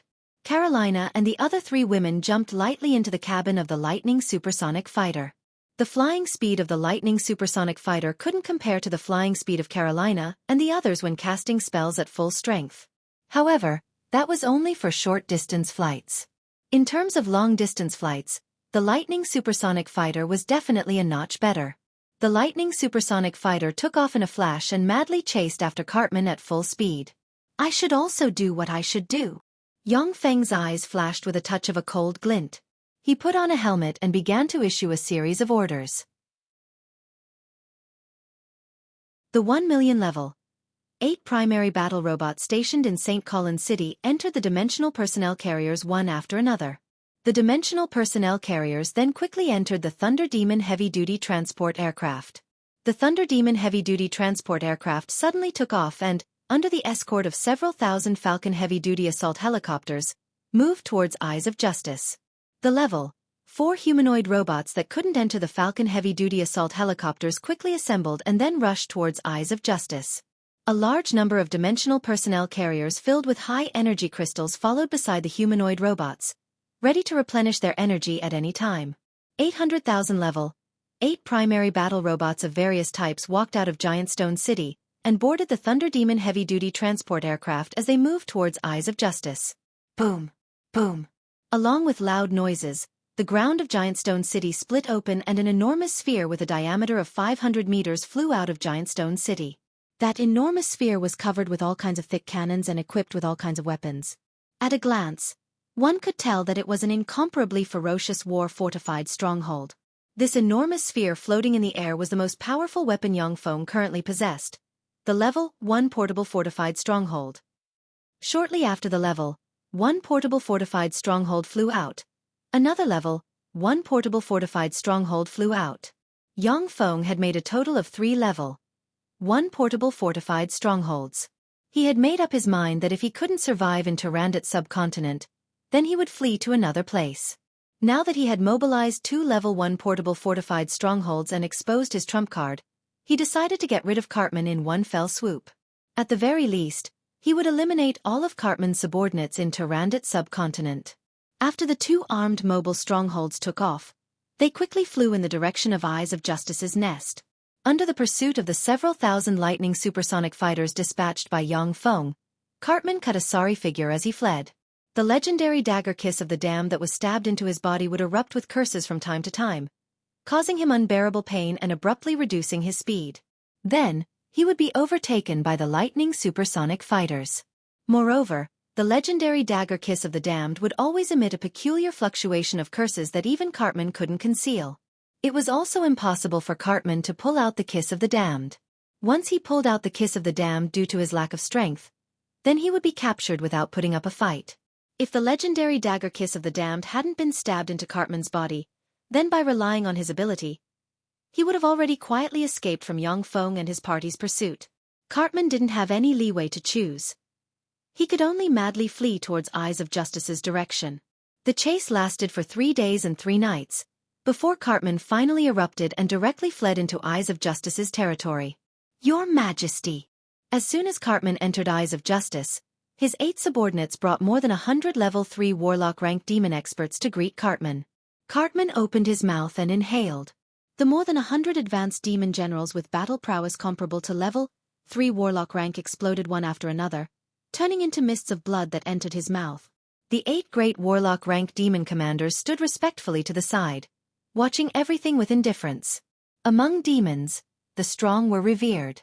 A demon emperor like Cartman, even more so, regarded his subordinates as pigs and dogs. Only a demon commander rank expert would make him slightly attach importance to them. As for advanced demon generals, they were as numerous as the hairs on an ox.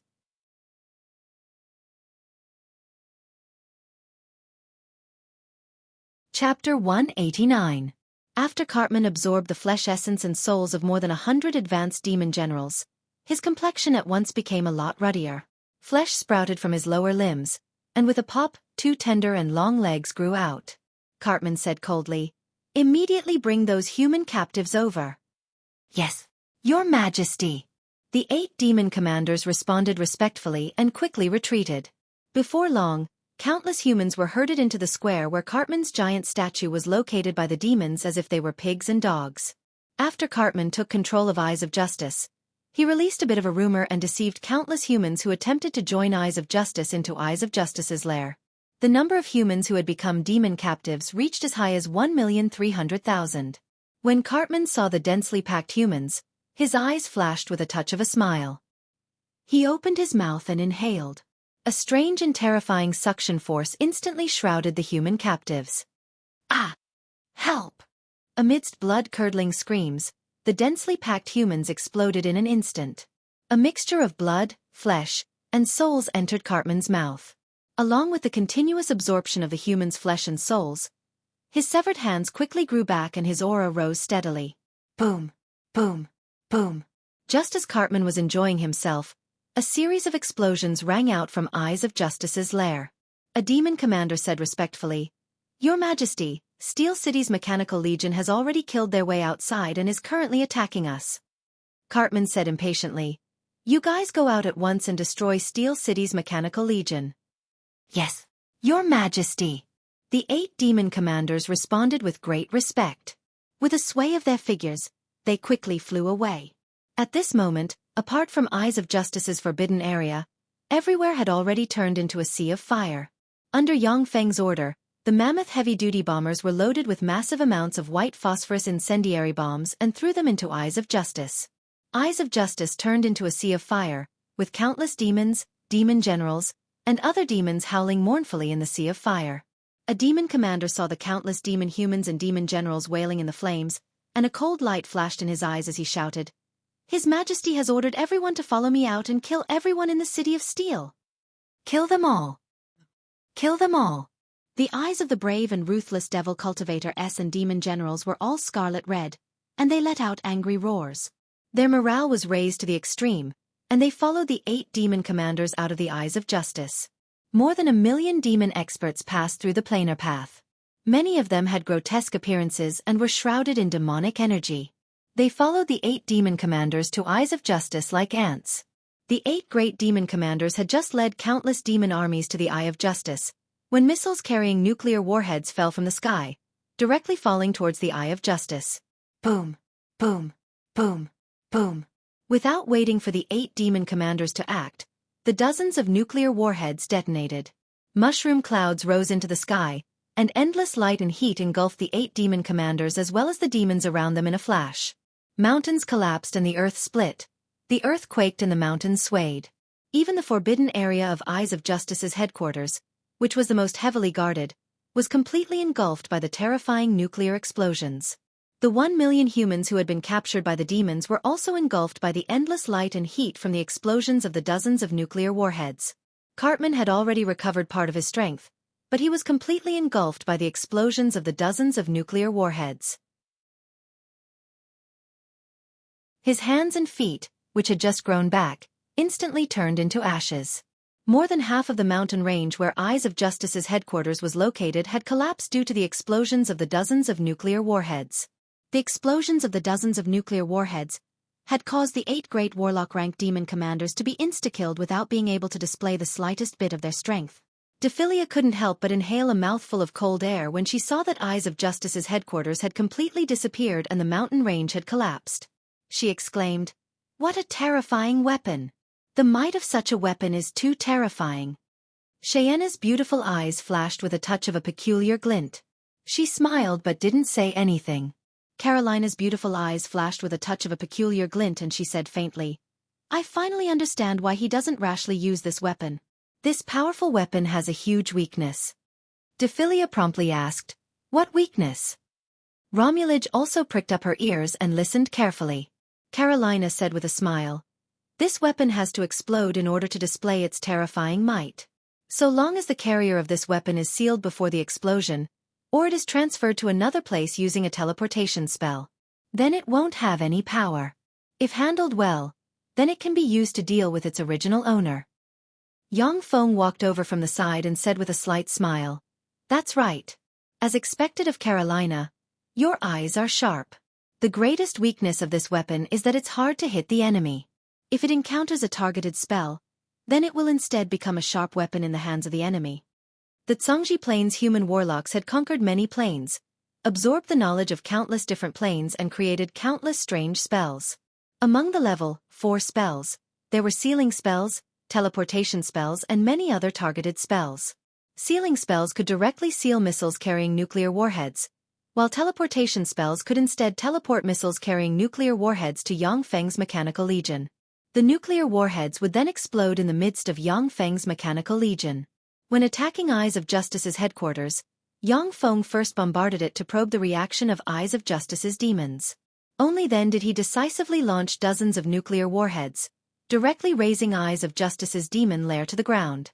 Yang Feng's eyes suddenly flashed with a touch of horror and he exclaimed, "That guy still hasn't died. What kind of freak is he? Why is his life force so tenacious?" From the mechanical Black Dragon's energy scanning system, Yang Feng could clearly sense that there were fluctuations of life being emitted from the center of the nuclear explosion. Carolina promptly said, "From this life force, he should have been seriously injured and his strength should have dropped to an extremely low level. Let's go take a look."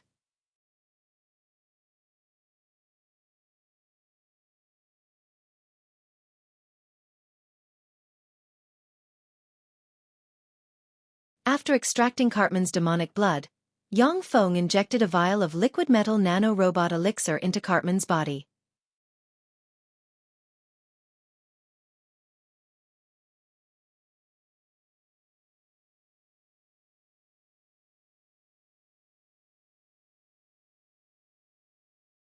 After exchanging pleasantries, Yang Feng asked directly, "Kong Feng Ao, can this guy's clone share the perception of his true body?"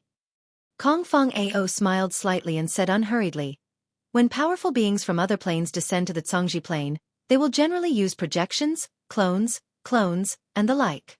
Because most of the planar passageways are unstable, the more powerful the being, the more difficult it is to pass through the planar passageway. If a projection descends to this plane, then it will split off a trace of the powerful being's consciousness. Once the projection is taken back, then the powerful being will know everything that happened to the projection on this plane. If the projection is destroyed, then the true body won't suffer any harm. Clones are beings condensed from a part of the powerful being's soul. They are integrated with the powerful being's true body. Anything that happens to the clone, the true body will be able to sense it. Every time an avatar is killed, the true body will be harmed. Clones are beings formed from a part of the true body, such as blood, limbs, divinity, and other things that contain the true body's power and mysteries, as well as a trace of consciousness and other beings. The consciousness of the clone and the true body are relatively independent. Everything that happens to the clone must be taken back by the true body. Only then will the true body know. This Cartman is obviously a clone of the demon Emperor Cartman that descended to this world. As long as he hasn't returned to his true body, everything that happens here will basically not be sensed by the demon Emperor Cartman." After hearing Kong Feng Ao's explanation, the complexions of Carolina and the other women became slightly better. Kong Feng Ao added another sentence. "However, there are no absolutes in all things. If this doppelganger had mastered some strange secret treasures or some strange spells, and the demon Emperor Cartman used some secret techniques, he might be able to sense everything that was happening here at the same time. After all, the Demonist plane is one of the 36 primary material planes, not one bit inferior to the Zhongji plane. The Demonist's demon Emperor rank experts are already equivalent to the feeble divine force rank gods of other planes. Their divine abilities are so great that they are far beyond the imagination of ordinary people. Unfortunately, I originally planned to capture him and use him as an experimental material for research. In this case, I can't let him stay." Yang Feng said somewhat regretfully and clapped his hands. In the sky, the mechanical black dragon opened its huge mouth, and a dragon breath cannon descended from the sky and blasted the demon Emperor Cartman, directly blasting the clone into ashes. Yang Feng gave a forthright smile and invited, "Kong Feng Ao, how about coming to my St. Colin's city for a chat? I'll be the host and treat you to a drink." Kong Feng Ao said with a smile, "Of course I wouldn't dare." On the top floor of St. Colin's City's most luxurious restaurant, Yang Feng and Kong Feng Ao were enjoying Tarandat's subcontinent's top delicacies while talking about the local customs. Kong Feng Ao came from the main continent's famous aristocratic family. His experience was extremely rich and he was extremely talkative, benefiting Yang Feng a lot. After 3 rounds of wine, Kong Feng Ao pondered for a while and said, "Brother Yang, I can vaguely feel a trace of Black Dragon's blood meridian fluctuations in your body. Have you transplanted Black Dragon's blood meridians and cultivated the secret method Black Dragon Morph?" Yang Feng's eyes flashed with a touch of admiration and he said, "That's right." Before Yang Feng used a spell, Even a peak great warlock like Carolina would find it difficult to sense that he possessed Black Dragon's blood meridians. Kong Fong Ao had only drunk with him once, yet he was already able to sense that he possessed Black Dragon's blood meridians. This kind of knowledge was simply shocking. Kong Fong Ao's eyes flashed with a touch of regret and he sighed. Brother Yang, with your outstanding talent, how could you cultivate such an inferior secret method like Black Dragon Morph? After all, this Black Dragon Morph secret method only has 5 layers. After barely cultivating it to the Starry Sky Warlock rank, there's no way forward. Yang Feng was suddenly somewhat speechless. The Black Dragon Morph secret method was the core secret method of Black Dragon Pagoda, one of the 6 great warlock groups in Tyrandot subcontinent. Yang Feng was speechless that such a powerful secret method was rated as an inferior secret method by Kong Fong Ao. Yang Feng said without batting an eyelid, Black Dragon Morph can be cultivated to the Starry Sky Warlock rank. It should be regarded as a relatively powerful secret method. How could it be an inferior secret method? Mai Tsongji Plane is one of the 36 primary material planes. In the past, the 7 great warlock emperors of the human race suppressed the universe and conquered countless planes. For what reason did gods, fiends, and devils serve as the lackeys of my human race? It's naturally because of the supreme strength of my human warlocks. My Tsongji Plane's warlocks are divided into level 1 warlock, level 2 warlock, level 3 warlock, great warlock, starry sky warlock, moonlight warlock, glorious sun warlock, bright world warlock, infinity warlock, warlock monarch, holy spirit warlock, and warlock emperor. Starry Sky Warlock rank is merely the 5th class. In my Great Cloud Dynasty, Starry Sky Warlock rank experts can at most dominate a city, that's all. In my Great Cloud Dynasty, Starry Sky Warlock rank experts can at most dominate a city, that's all. I'm 24 years old this year, and I'm already a great warlock. If nothing unexpected happens, then I'll be able to promote to a Starry Sky Warlock in 3 years. I'm 24 years old this year, and I'm already a great warlock. If nothing unexpected happens, I can promote to a Starry Sky Warlock in 3 years. As for the Moonlight Warlock rank, it's somewhat difficult. Kong Fong Ao smiled faintly, his words brimming with confidence. Carolina was already considered a rare genius in Tyrandot subcontinent, and she also had the support of Rose Garden's massive resources. Carolina was already regarded as a rare genius in Tyrandot subcontinent, and she had the support of Rose Garden's huge amount of resources. Even such a genius didn't have the confidence to promote to a Starry Sky Warlock before her death. The difficulty of promoting to a Starry Sky Warlock could be imagined. Kong Fong Ao had the confidence to promote to a Starry Sky Warlock at the age of 27. In Tyrandot subcontinent, this cultivation speed was simply heaven-defying. Yang Feng now understood why those Starry Sky Warlocks never came back after leaving Tyrandot subcontinent. That was because the main continent's resources and opportunities weren't something that Tyrandot subcontinent could compare to. If the main continent was a sea, then Tyrandot subcontinent was just a small quagmire. If one wanted to become a true dragon, then one had to go to the sea. If one stayed in the small quagmire, then one could at most become the thickest of loaches. Kong Fong Ao said lightly, the Black Dragon Morph is a secret method passed down from the 2nd Warlock dynasty. This ancient blood meridian secret method is already outdated. If one wants to practice cultivation to the level of Taboo Lord, then one needs a huge amount of Aurum clan's blood essence. The Aurum clan has already been wiped out by Taboo Lord, so this path is basically a dead end. Yang Feng smiled bitterly. He knew that it was easy to start on the Blood Meridian Warlock path, but extremely difficult to promote later on. However, his soul aptitude was merely at inferior level 1, so he could only walk on the Blood Meridian Warlock path. If it was on the main continent, then perhaps there would be countless secret methods and resources that could solve Yang Feng's low soul aptitude. But there were no ifs. In Tyrandot subcontinent, there were no resources or secret methods that could allow people with inferior level 1 soul aptitude to practice cultivation. He had no choice at that time. Kong Fong Ao said, moreover, you also absorb divinity. That's simply a difference on top of a difference. Divinity was indeed a good treasure. It contained endless knowledge and a trace of the mysteries of laws. It was a first-rate material used to refine semi-divine armaments, as well as a necessity for practicing cultivation and promoting to a god. But in the Tsongji Plain, there was the god-murdering spear. Any expert that vainly attempted to ignite their godfire would only end up dead. Although the divinity inside your body can make your strength advance by leaps and bounds in a short period of time, but when you attack the Starry Sky Warlock rank and undergo a soul transformation, the divinity will definitely be the most frightening obstacle blocking your evolution. Moreover, along with your continuous practice, your strength will continue to increase, and the divinity will slowly transform you into a divine life form. After you promote to a great warlock, no one will be able to help you anymore. Yang Feng was secretly alarmed. After he absorbed the 3 divinity, his strength had skyrocketed. He had always been complacent, thinking that he had obtained a great fortuitous encounter.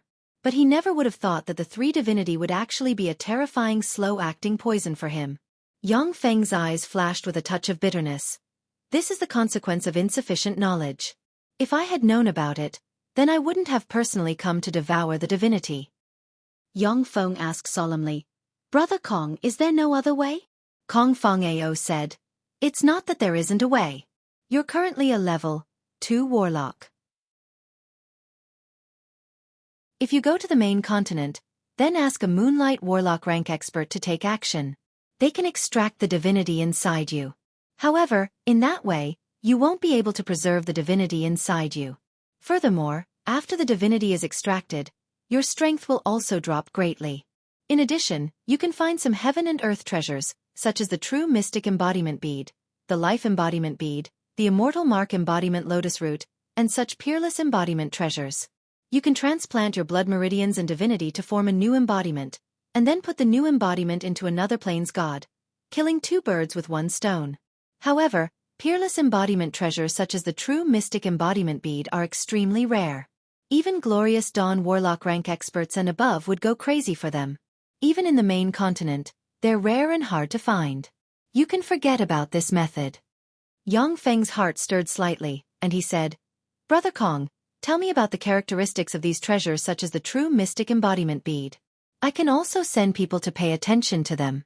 Maybe there are such treasures in the Tyrandot subcontinent.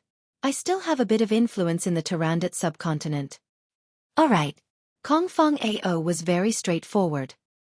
He pointed with his hand, a magic screen flickered, and images of legendary treasures appeared in front of Yang Feng. This is the True Mystic Embodiment Bead.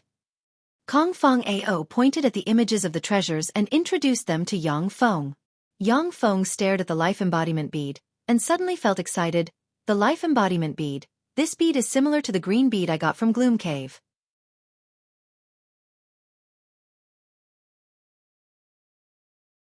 Chapter 191. The Life Embodiment Bead was a treasure Yang Feng obtained from Gloom Cave's headquarters via the planar passageway. Yang Feng didn't know what kind of treasure the Life Embodiment Bead was, but he still carefully wore it on his chest. Now that he knew that this was a treasure that even Glorious Dawn Warlocks would go crazy for, he was filled with ecstasy. Yang Feng's eyes flashed with a scorching radiance and he said solemnly, Brother Kong, can you teach me the method to separate the bloodline and divinity and condense an embodiment? Kong Fong Ao hesitated for a moment. I know the rules. According to the rules between warlocks, a corresponding price must be paid in exchange for secret methods and knowledge. This is a mechanical golem comparable to a level 4 extraordinary life form. Do you think it's enough to exchange for the secret method? Yang Feng pressed the dimensional crest on his chest, and a fire demonic lion mechanical battle beast suddenly appeared, exuding terrifying fluctuations of power comparable to that of a great warlock. Kong Fong Ao said with an apologetic expression, This secret method isn't anything special. It is taught in some mid-level sects of the Great Cloud Dynasty. However, when I was practicing cultivation in the sect, I made an oath that I would never teach the knowledge taught by the sect to others without the permission of the sect. Therefore, I'm very sorry, but I can't teach you the secret method. Yang Feng suddenly had a disappointed expression, lowered his head, and sank into his thoughts. Kong Fong Ao comforted him. However, Brother Yang, if you come to the continent, I can give you a letter of recommendation and recommend you to the Cloud Scarlet sect to practice cultivation. Although the Cloud Scarlet sect isn't one of the Great Cloud Dynasty's 10 great sects, but it's still a first-rate sect second only to the 10 great sects. The secret methods in the sect are as numerous as the clouds. The method to separate the bloodline and divinity, and condense an embodiment isn't anything precious. Yang Feng suddenly asked, Right, Brother Kong, I heard you say that the might of the 7 great warlock emperors shook the universe. But don't we human warlocks have the 8 great warlock dynasties? Kong Fong Ao said with a cold smile. Heh. The Dawn dynasty's Dawn Lord is far inferior to the 7 great warlock emperors. How can he be mentioned in the same breath as the 7 great warlock emperors? After a cold smile, Kong Fong Ao added a sentence. Brother Yang, no matter how bad the Dawn Lord is, he's still one of the strongest experts of the human race. I don't want to speak ill of him. Yang Feng contemplated for a moment before saying, Brother Kong, I also want to go to the continent with you. What do you think? Originally, Yang Feng planned to stay in the Tyrandot subcontinent and dominate the entire Tyrandot subcontinent. He planned to practice cultivation until the Great Warlock realm, and then go to the main continent. But now that things were clearly far from reassuring, Yang Feng could only be forced to set off for the main continent and think of a way to solve the hidden danger. Kong Fong Ao laughed heartily and said, Good. 3 months later, Ming Feng Merchant Group will send a fleet to Tyrandot subcontinent to trade. At that time, we will return to the main continent together. 10 days later, in the city of Dark Elves, within the temple of Goddess Lolth, many Dark Elves prostrated themselves on the ground and chanted prayers. Yang Feng stood in a corner of the temple of the Goddess Lolth and quietly watched everything. From his glasses, he could see wisps of faith power flying out of the Dark Elves' bodies and entering the statue of Goddess Lolth, making the statue of Goddess Lolth emit a faint layer of divine light. Behind Yang Feng stood 2 people, Joanna and Romulage. After the Dark Elves finished their prayers, they respectfully retreated from the temple. Romulage said somewhat discontentedly, You called us here just to watch this prayer? What's the point? Romulage was a legend rank assassin with incomparably powerful strength. At the same time, she didn't believe in the Goddess Lolth. Joanna was a legend rank archer, but she also didn't believe in the Goddess Lolth. Unless one was a priest nurtured by the temple of the Goddess Lolth since childhood. Otherwise, the more powerful the Dark Elven clan was, the more disdainful they would be of the Goddess Lolth. No one would like a god that incessantly sowed discord and made races slaughter each other for fun. In order to obtain power, the Dark Elves at the bottom would instead be more devout in the worship of the Goddess Lolth. Such a dark god, as long as enough flesh and souls were sacrificed, they would generously bestow power to their believers. Faith, power and souls, these were the most useful things to gods. Among many gods, powerful souls were used as equivalent currency to carry out all kinds of transactions. I'll show you the might of my Steel City's latest black technology, the Crown of Blasphemy. Yang Feng smiled slightly, put on a black hat, and went directly before the statue of the Goddess Lolth. Mighty my Lord Lolth, you are the ruler of the Dark Elves, the adjudicator of the night, the Queen of Darkness, the protector of the spiders, and the ruler of fear. I am your most devout believer, the priest who shepherds your people. I ask you to bestow me with divine power, to display your divine might, to protect your lambs, and to adjudicate your enemies. As Yang Feng recited the priest's prayers, pure spirit fluctuations were transmitted from his body. He seemed to have transformed into the most devout priest, the degree of his devotion even surpassing that of the great matriarch of the Dark Elves Cheyenne. In fact, the great matriarch of the Dark Elves Cheyenne wasn't very devout towards the Goddess Lolth. But the matriarchs and great matriarchs of the Dark Elves had to be priests and high priests, and they had to have the divine power of the Goddess Lolth cover their bodies. Once they betrayed the Goddess Lolth, then the divine power inside their bodies would ignite and burn them to ashes. Streams of extremely pure divine power were emitted from the statue of the Goddess Lolth, and shone on Yang Feng, displaying the grace of the goddess. Romulage was dumbstruck, not daring to believe her eyes. What's going on? He's obviously a non-believer who isn't even a pseudo-believer, so how did he suddenly become a fanatic? Furthermore, he even obtained divine grace. How could this be? When Yang Feng was with Romulage and the other Dark Elven experts, he didn't conceal his disgust towards the goddess of the Dark Elves Lolth. Such a person was definitely a non-believer. But now, a non-believer unexpectedly became a fanatic, and even obtained divine grace.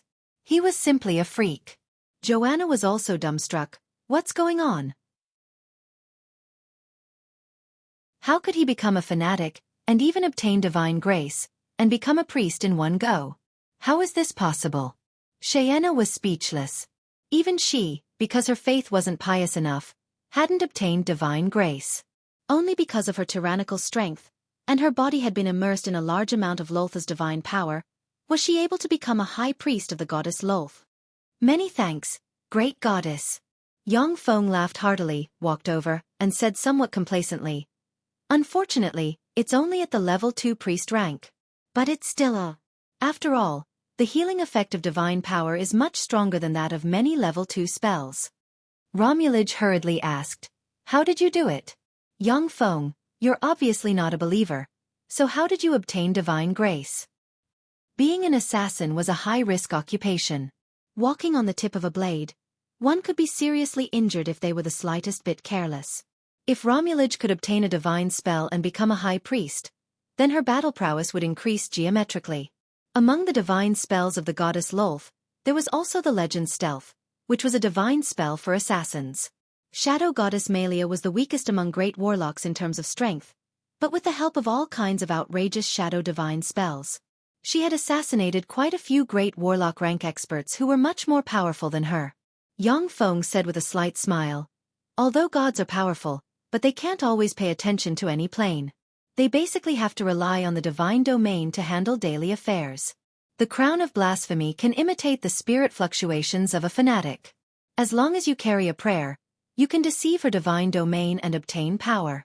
As long as you don't cause too much trouble and attract her attention, then you can use her divine power at will.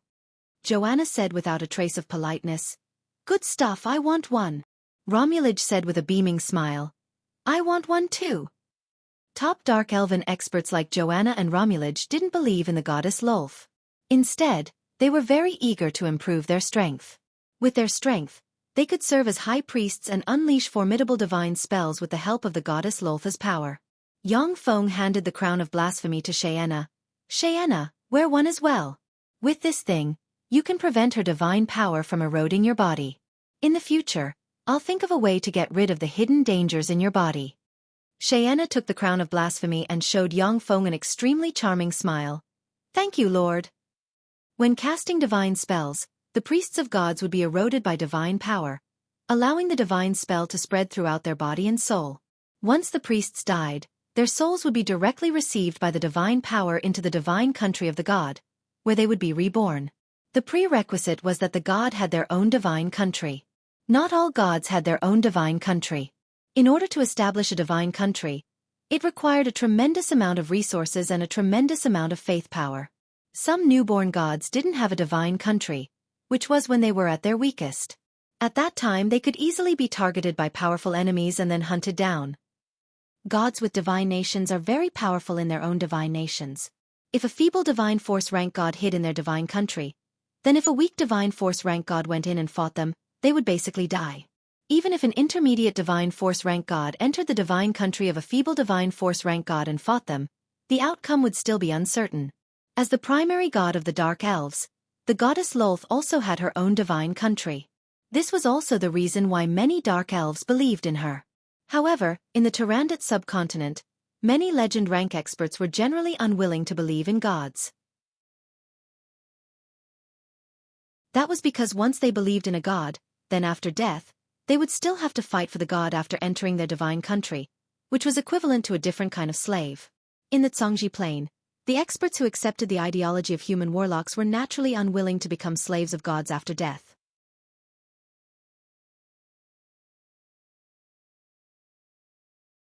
Chapter 192. Yang Feng asked, Xiaofan, I heard that you Dark Elves received a divine decree, and then launched an attack on the surface world. Why did she want you to attack the surface world? She wanted us to occupy the surface world in order to look for a lost treasure. It was such a bead. Xiaofan pointed with her lily-white hand, a magic radiance flickered, and the image of the life embodiment bead appeared midair. Yang Feng's heart shook slightly, and raging waves were set off in his heart. This is the life embodiment bead. So this thing belonged to her.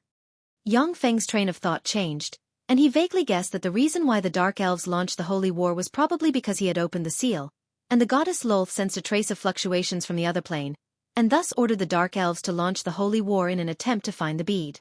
Unfortunately, the Dark Elves were battered and exhausted by him, and even their city fell under his control.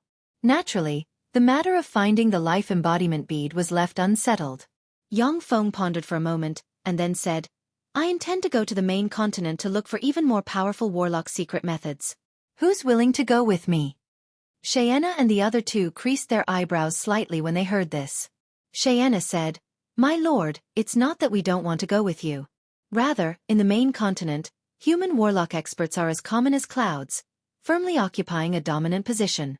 In the main continent, great warlocks aren't considered experts. Once we go to the main continent, then I'm afraid that we'll immediately become the prey of others.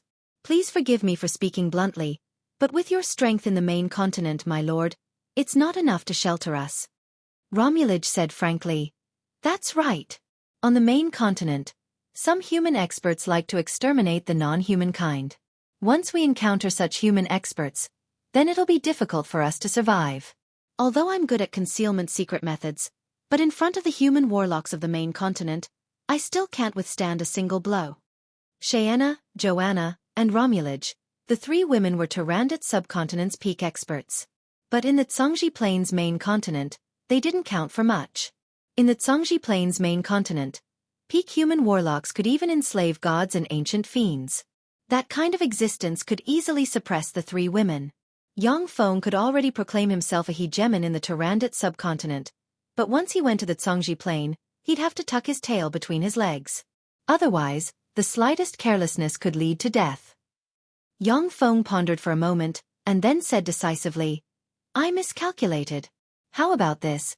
I'll head over to the main continent first. If I can gain a foothold there, I'll come back to pick you up." White Elephant's Ivory Headquarters. Horace held a letter written by Yang Feng, his complexion alternating between green and white. He wished he could tear the letter to shreds. However, it was natural for a person whose bones had softened once to soften once more. He hesitated again and again, but in the end, he did not tear the letter into pieces. He let out a long sigh and placed the letter directly on the table. 3 days later, White Elephant's Ivory announced its allegiance to Steel City and merged with its forces. When this news spread, Tyrannid subcontinent was immediately in an uproar. Of Tyrannid subcontinent's 6 great warlock groups, Rose Garden surrendered to Steel City, Warlock College Antalya was destroyed, Eyes of Justice was destroyed by Steel City, Savage Claw was destroyed by Cartman, and White Elephant's Ivory surrendered to Steel City. In Tyrannid subcontinent, Steel City had become the sole power, with only Black Dragon Pagoda still barely resisting the increasing pressure from Steel City. Yang Feng dispatched Alan as an emissary to Black Dragon Pagoda to negotiate. After Black Dragon Pagoda's Pagoda Master Anthony saw Eyes of Justice's headquarters, he was silent for a long time, before finally giving a long sigh and returning to Black Dragon Pagoda.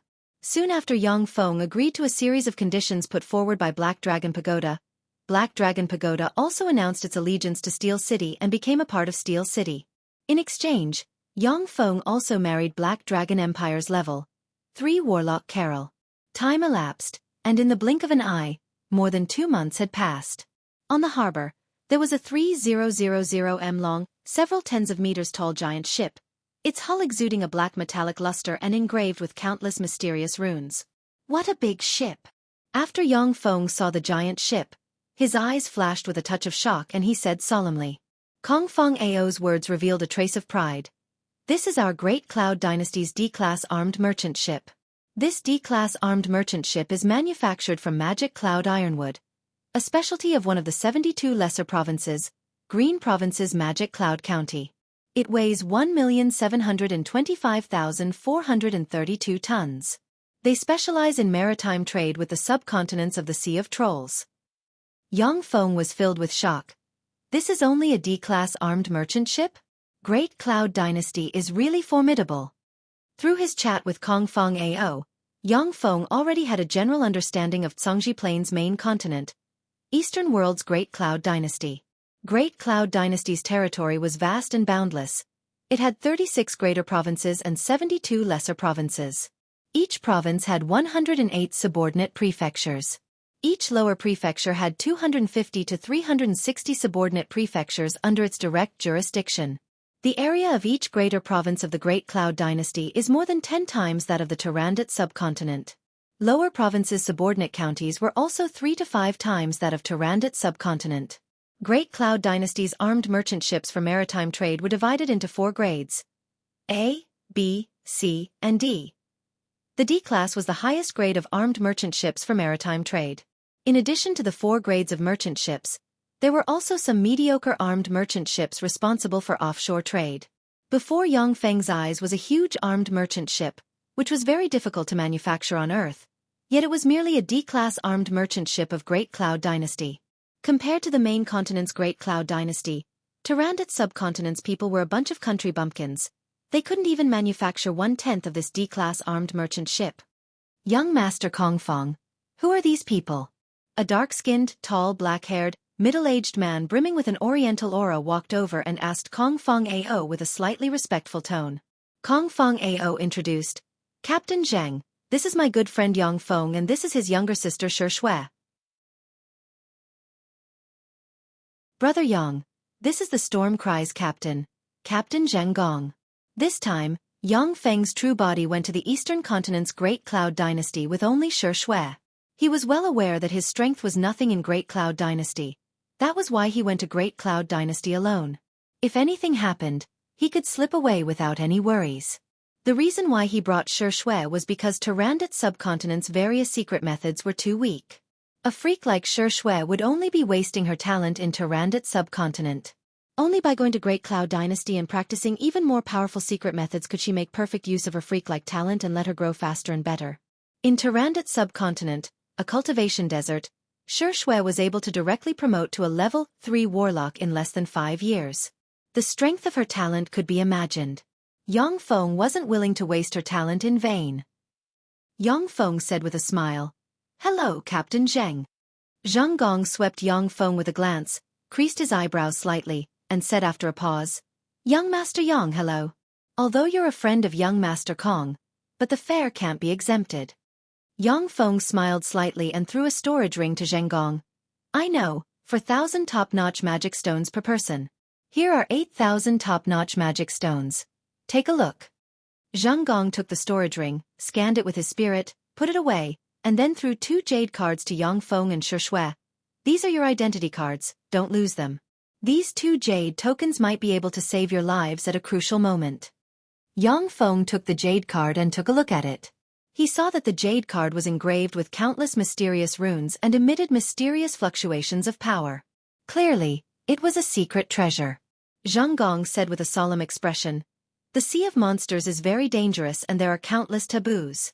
On the ship, you have to listen to me. You can't run around, walk around, and most importantly, you can't throw things into the sea. Otherwise, I can't guarantee your safety. Yang Feng said lightly, I know. The Sea of Monsters was very dangerous. Yang Feng also knew that in such a sea, even starry sky warlocks could die if they were the slightest bit careless. He naturally wouldn't act rashly. After Zheng Gong explained some more taboos of the Sea of Monsters to Yang Feng, only then did he leave. Yang Feng followed Kong Fong Ao and boarded the giant ship Storm Cry. Set sail! Following Zheng Gong's bellow, magic radiances flashed on the Storm Cry's sailors, and a gale enveloped the Storm Cry.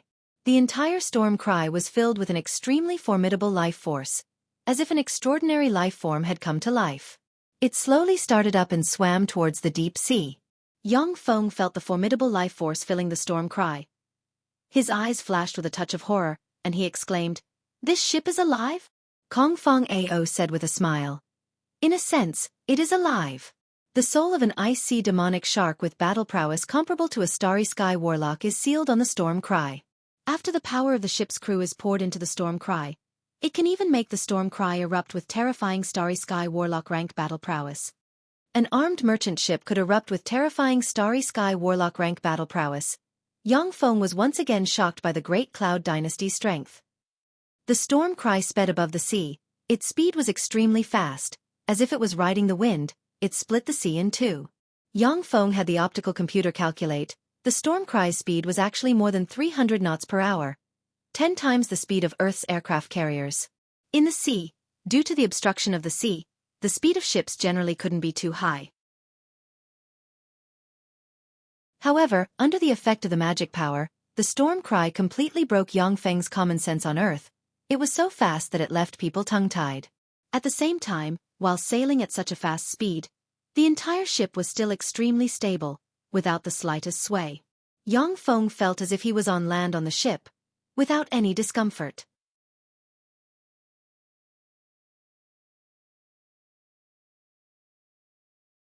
Chapter 193. 10 days later, after arriving at a part of the sea, the storm cry stopped. The storm cry's crew dragged out cattle and sheep and threw them into the sea. An extremely formidable life force spread from the depths of the sea. One after another, sea monsters, up to 50 meters long and covered in cyan-colored scales, jumped out of the sea, opened their ferocious maws and bit at the cattle and sheep, as if they were grapes. Terrifying energy fluctuations of level 4 extraordinary life forms spread out from the bodies of these sea monsters. Yang Feng watched the sea monsters jump out of the sea, his eyes flashing with a touch of graveness and apprehension. The number of sea monsters that jumped out of the sea reached up to several hundred level 4 extraordinary life forms. Even starry sky warlocks would have to be somewhat apprehensive of them. Kong Feng Ao said, "This part of the sea is the territory of the cyan-scaled demonic flood dragons. Anyone who crosses this part of the sea has to sacrifice living creatures for them to eat. Otherwise they'll attack. If it was on land, then they would have already become the prey of my Great Cloud Dynasty's hunting team. Unfortunately, it's still rather difficult to hunt them in the Sea of Monsters." Zhang Gong roared loudly. At the same time he gave Yang Feng a deep look, revealing a trace of warning in the abyss of his eyes. "No one is allowed to approach the side of the ship. If these monsters eat to their heart's content, then they'll also regard the people on the side of the ship as their prey." Zhang Gong had sailed for many years, traveling to different subcontinents, and had seen a lot of people. There were over 100 people of all shapes and sizes. Many people simply ignore his warnings and would bring great trouble to his ship. It was precisely because of this that he charged a high fare, raised the threshold, and refused to let too many outsiders board the ship. Yang Feng gave an indifferent smile and continued to stare at the level 4 extraordinary life forms cyan-scaled demonic flood dragons, silently thinking about something. After the cyan-scaled demonic flood dragons devoured enough cattle and sheep, they dived into the sea, perfectly contented. "Set sail!" Zhang Gong bellowed. The storm cry exuded a terrifying life force comparable to that of a level 5 extraordinary life form and spread in all directions. The large group of cyan-scaled demonic flood dragons that had gathered here dispersed and entered the depths of the sea. Only then did the whole wind sail off into the distance, surrounded by strong winds. Kong Feng Ao explained, "This route is a relatively safe route that the Ming Feng merchant group has spent thousands of years exploring. In the Sea of Monsters, there are some extremely terrifying places filled with level 5 extraordinary life forms. Even moonlight warlocks would be in great danger if they entered." Yang Feng nodded silently. 3 days later, the storm was galloping across the vast ocean. Suddenly, a black cloud floated over from the horizon. "Not good. Everyone get ready for battle." Zhang Gong's face suddenly changed dramatically, and he barked, and terrifying life force infinitely close to that of a starry sky warlock erupted from him in a flash. Aboard the storm cry, all the sailors erupted with terrifying life force, drew their secret treasure weapons, and vigilantly looked at the sky. Yang Feng silently sensed the strength of the storm cry's sailors. 8 great warlocks, 336 level 3 warlocks, 2653 level 2 warlocks. The strength of the D-grade armed merchant ship sailors is truly astonishing. In Tyrannid subcontinent, 8 great warlock rank experts were already enough to contend against Eyes of Justice, one of the continent's 6 great overlord forces. But these 8 great warlock rank experts were merely the heads of the storm cry. Only to see in the sky, monsters with shrunken dragon heads, about 1 meter long bodies, a pair of locust-like wings, a thick body, and a pair of dragon-like claws, formed a black cloud as they flew over. Zhang Gong bellowed, "Sea dragon locusts are the most ferocious extraordinary life forms in the Sea of Monsters. Their mature bodies possess the terrifying battle prowess of level 2 extraordinary life forms. The most frightening thing is that they're social life forms, with the smallest group numbering in the hundreds of thousands. Even starry sky warlocks would have a headache if they encountered them. They're afraid of fire absorption spells, and even the level 1 spell Fireball can harm them. Try to use fire spells to deal with them." Yang Feng looked at the sea dragon locusts in the sky, and his eyes revealed a trace of graveness. If it was in Tyrannid subcontinent, Yang Feng would have 1 million level 8 primary battle robots protecting him at all times, and those sea dragon locusts would die no matter how many came. But this time, Yang Feng didn't have 1 million level 8 primary battle robots protecting him. If he was the slightest bit careless, then his true body might fall here. The dense swarm of sea dragon locusts dropped from the sky and pounced towards the storm cry. Zhang Gong gave a furious roar, pointed towards the sky, and instantly cast the level 3 fire attribute spell Fire Serpent. A fire serpent suddenly appeared and pounced towards the sea dragon locusts in the sky. Crackle! When the fire serpent entered the midst of the sea dragon locusts in the sky, crackling sounds were transmitted, and large swaths of the sea dragon locusts were burned to ashes. The sailors aboard the Storm Cry also formed a formation, with a clear distinction between offense and defense. The defenders released defensive spells, while the attackers released fireball and similar fire attribute spells, madly bombarding the sea dragon locusts in the sky. Yang Feng pointed with his hand, and fireballs flew out from his hand, bombarded the sea dragon locusts, and blasted them into ashes. Every time he killed a sea dragon locusts, he could feel traces of demonic energy of massacre being born inside him, strengthening his fleshly body. This was the power of divinity of massacre. Shi Shui operated the Western Extreme Cold Ice Phoenix method, and as if the incarnation of a small goddess of ice and snow, the sea dragon locusts fell to the ground, and turned into ice sculptures. Although Yang Feng could summon great warlock rank mechanical golems to fight for him, but he still had to temper his true combat ability. Once he entered the Great Cloud Dynasty, Yang Feng would no longer be the monarch of Tyrannid subcontinent who could call the wind and summon the rain, but rather an ordinary level 2 warlock. Those mechanical battle beasts would be his greatest trump card. With a smile on his face, Kong Feng Ao casually pointed with his finger, and wind blades turned into a whirlpool of wind blades that swept towards the countless sea dragon locusts and crushed them. In the midst of the fierce battle, Zhang Gong saw that there was no end to the sea dragon locusts, and that even though there were 8 great warlocks aboard the ship, it would still be difficult to resist. He could only clench his teeth, take out a red jade card from his bosom, and pour his spirit force into it. The storm cry erupted with a terrifying life force. Hatches opened, magic radiances flickered, and fire snakes shot towards the sea dragon locusts from the hatches. Hundreds of fire snakes intertwined in the sky, and fire elemental particles surged and surged, as if a peerless natural disaster. Along with countless crisp sounds, large swaths of sea dragon locusts were burned to ashes, and scattered on the ground. The clumps of sea dragon locusts suffered heavy casualties, and finally could not resist the fire snakes released by the storm cry. They flapped their wings and flew away. Once the sea dragon locusts retreated, everyone aboard the storm cry heaved a sigh of relief. At the same time, anguished howls were heard. After all, the mature sea dragon locusts were level 2 extraordinary life forms, and their battle prowess was extremely formidable. Even though the sea dragon locusts were driven away by the formidable weapons aboard the Storm Cry, there were still several hundred casualties among the sailors aboard the Storm Cry. Only 20+ people died on the spot, but several hundred were injured. Yang Feng asked curiously, why didn't they use large area of effect meteorological spells? Although the sea dragon locusts were level 2 extraordinary life forms, but they still couldn't resist fireball. If a large area of effect meteorological fire spell was used, then they would be seriously injured in one move. Kong Feng Ao explained, this is also a taboo in the Sea of Monsters. Once a large area of effect meteorological spell is used here, then the formidable beings in the Sea of Monsters will sense it. They will come and destroy us. The sea dragon locusts can barely be considered as a natural disaster in the Sea of Monsters that is relatively easy to resist. Kong Feng Ao said, Yang Feng, large area of effect meteorological spell is a taboo in many places.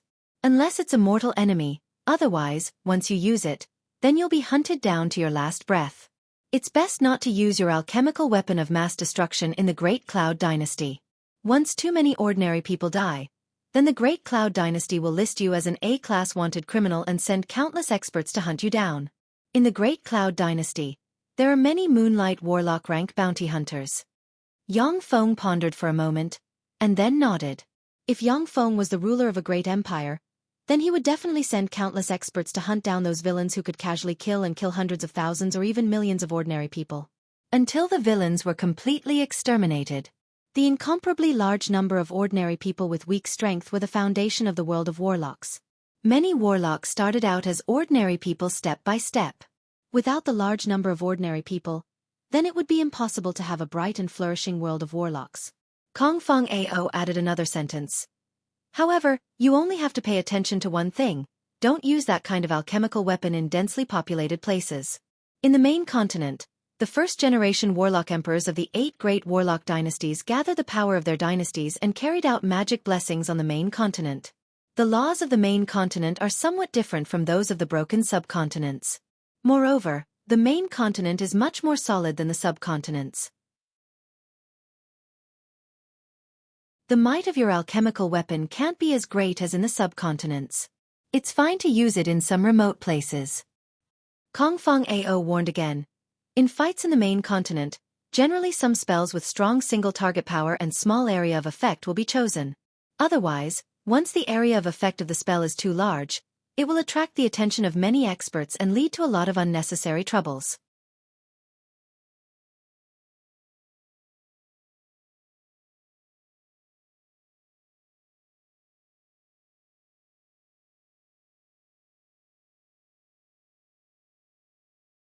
Yang Feng pondered for a moment, then said decisively, "No. The Sea of Monsters is too dangerous. Even if we return to Tyrannid subcontinent now, it'll still be very dangerous. Now, the top priority is to search and rescue the Stormcry's sailors. With these experienced sailors, it doesn't matter if we return to Tyrannid subcontinent or head to the continent's eastern world's Great Cloud Dynasty." Finished speaking, Yang Feng opened the Barraman Electric Sea Eel's life force scanning detection system. Extremely powerful detection ripples spread in all directions. Found it! On the radar, small red dots representing humans were displayed. After being analyzed by the portable fortified stronghold's optical computer, the life force of human warlocks could already be distinguished from that of other extraordinary life forms. This allowed them to screen out the majority of the sea extraordinary life forms. Yang Feng piloted the Barraman Electric Sea Eel and quickly swam towards the nearest red dot. Kong Fong Ao. When Yang Feng arrived at the nearest red, he saw Kong Fong Ao floating in the water. When Kong Fong Ao saw the Barraman Electric Sea Eel, he erupted with a formidable life force. His expression was one of vigilance, ready to fight. Yang Feng said through the Barraman Electric Sea Eel's transmitter, "Brother Kong, it's me. This is my alchemical golem. Quickly come in." The Barraman Electric Sea Eel's abdomen cockpit door opened, and Kong Fong Ao quickly swam inside. Kong Fong Ao expressed his thanks with a grateful expression. "Brother Yang, many thanks for your help. Otherwise, I would have been in danger." In the Sea of Monsters, without a suitable ship, even Starry Sky warlocks would have a slim chance of survival, and Moonlight warlocks would also be in great danger. Yang Feng saving Kong Fong Ao from the sea was indeed equivalent to saving his life. Yang Feng said with a smile, "Brother Kong, you're exaggerating. It was just a slight effort. I still have to save the others, so I won't say much." Kong Fong Ao nodded slightly, remaining silent. Yang Feng piloted the Barraman Electric Sea Eel and continuously searched the sea, rescuing the Stormcry's sailors scattered in the sea one by one. After rescuing several hundred people, Yang Feng discovered the Stormcry's captain Zheng Gong, and conveniently rescued him. Zheng Gong had a grateful expression, and said generously, "Brother Yang, this time it's all thanks to you. If it wasn't for you, then the several hundred of us would have died here. Henceforth, you're my brother. In the Great Cloud Dynasty, if someone dares to bully you, then don't hesitate to mention my name. I don't dare to guarantee anything big, but some small matters, I can help you settle them in minutes." Zheng Gong was the captain of a D-grade armed merchant ship belonging to the Phoenix Cry Merchant Group, and was considered to have a bit of status in the Great Cloud Dynasty. Yang Feng asked with a slight smile. "It was just a slight effort."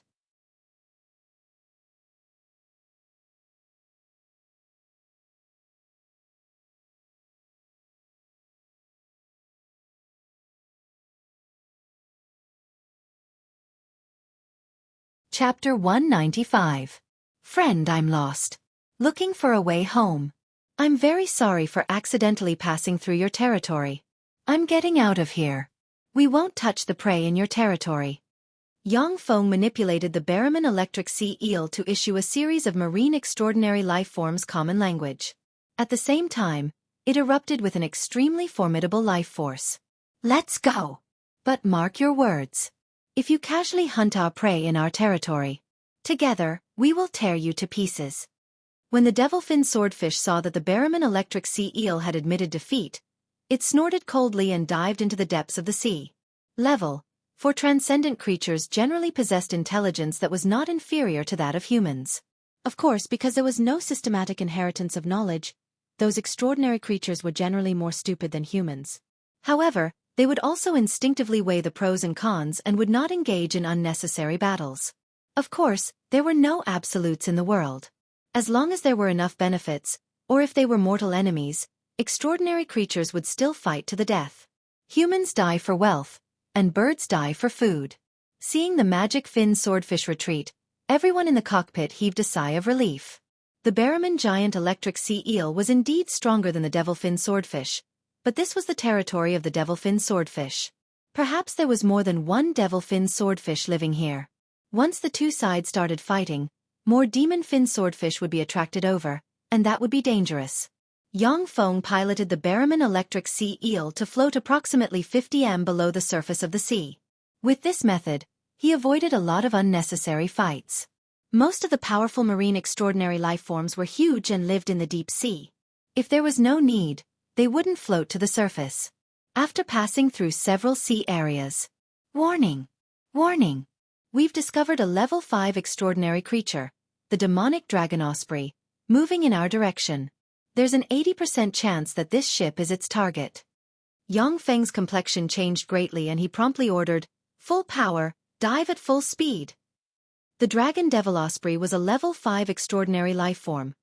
Its battle prowess was comparable to that of a human starry sky warlock.